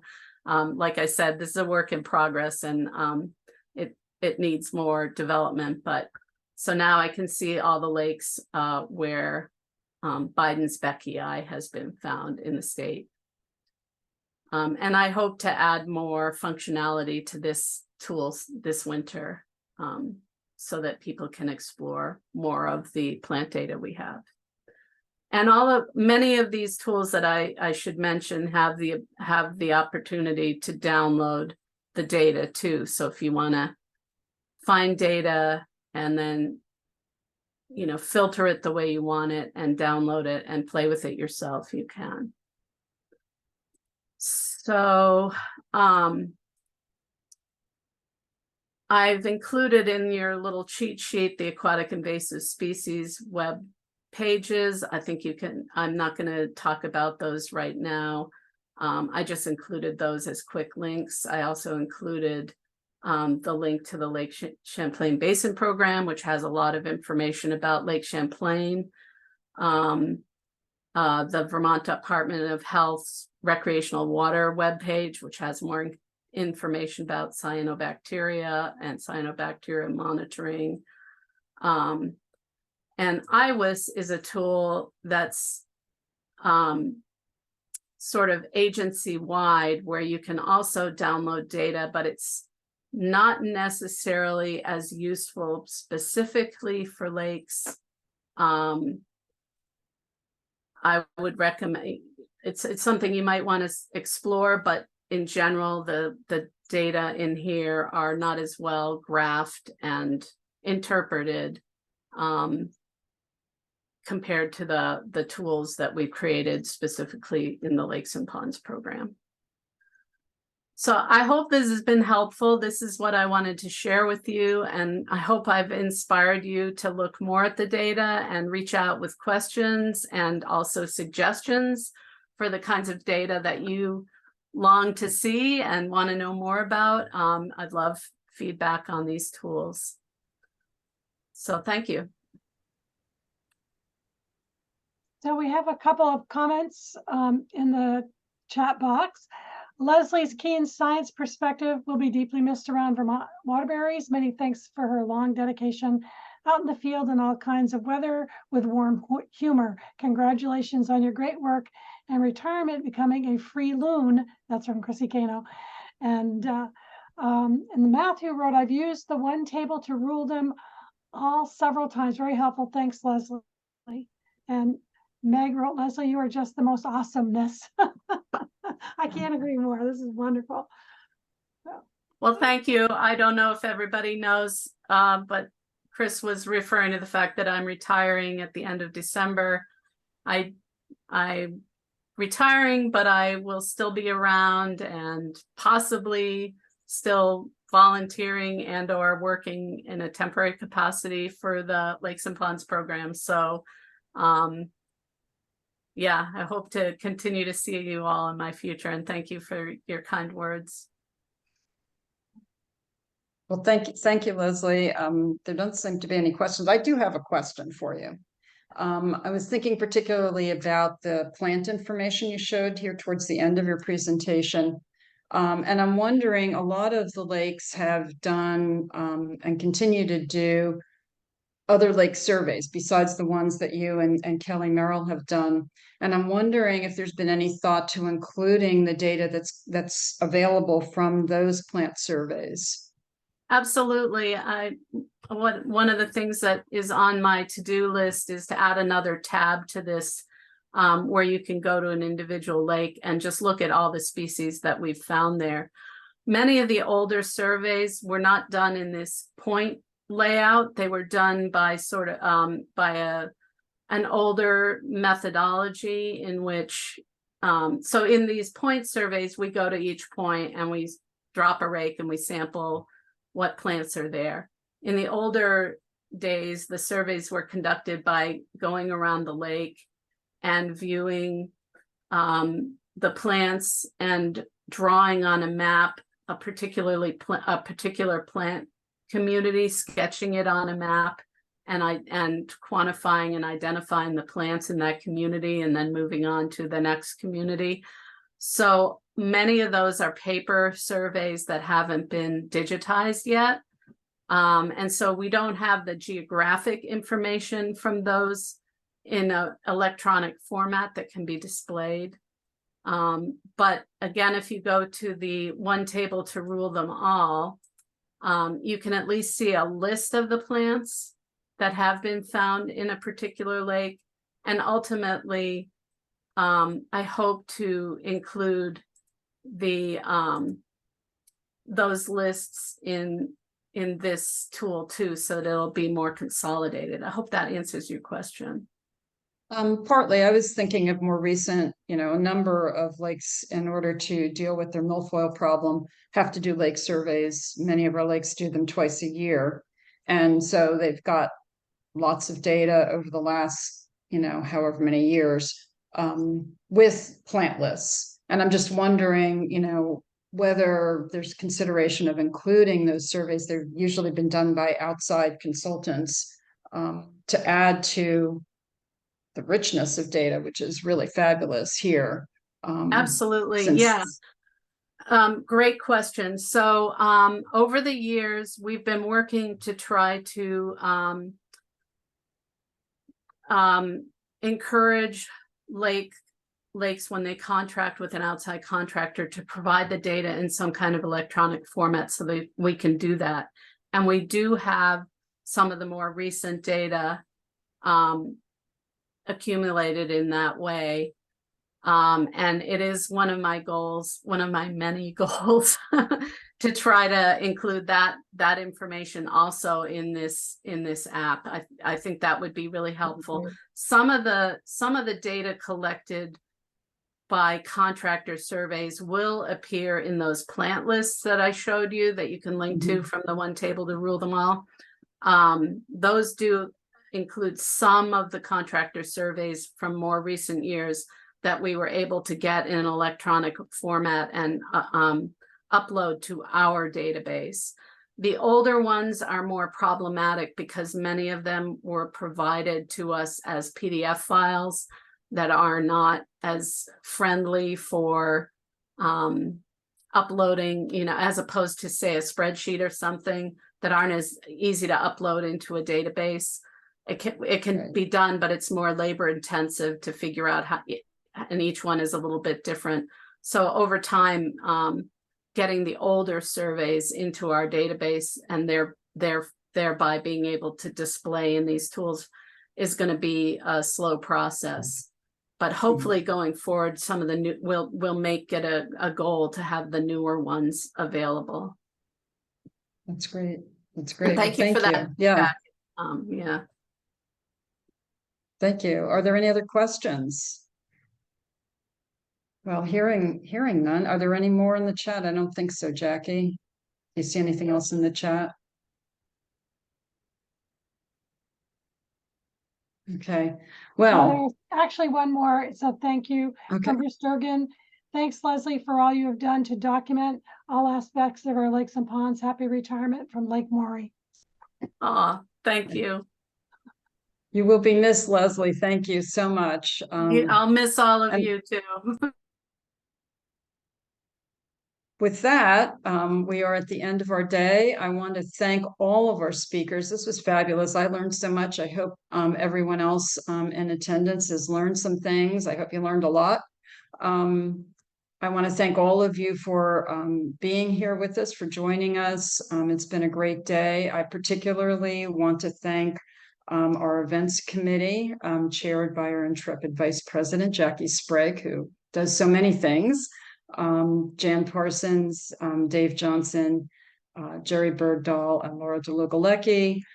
Thank you all. That committee puts these events together. They do a huge amount of work to get these things together. I want to thank the FOVLAP board. And again, all of you for all the work you do. All of you are volunteers. You've spent the day with us learning. And I know that you spend enormous amount of hours working on your lakes and working for the health of Vermont lakes and waterways. So once again, thank you. And Peggy, yes, I see your hand. I second all your thanks, and I'm sure everyone joins me in thanking you for your leadership. Oh, that's very kind, Peggy. Thank you. So with that, I will thank all of you again, and we will close the meeting. We are adjourned.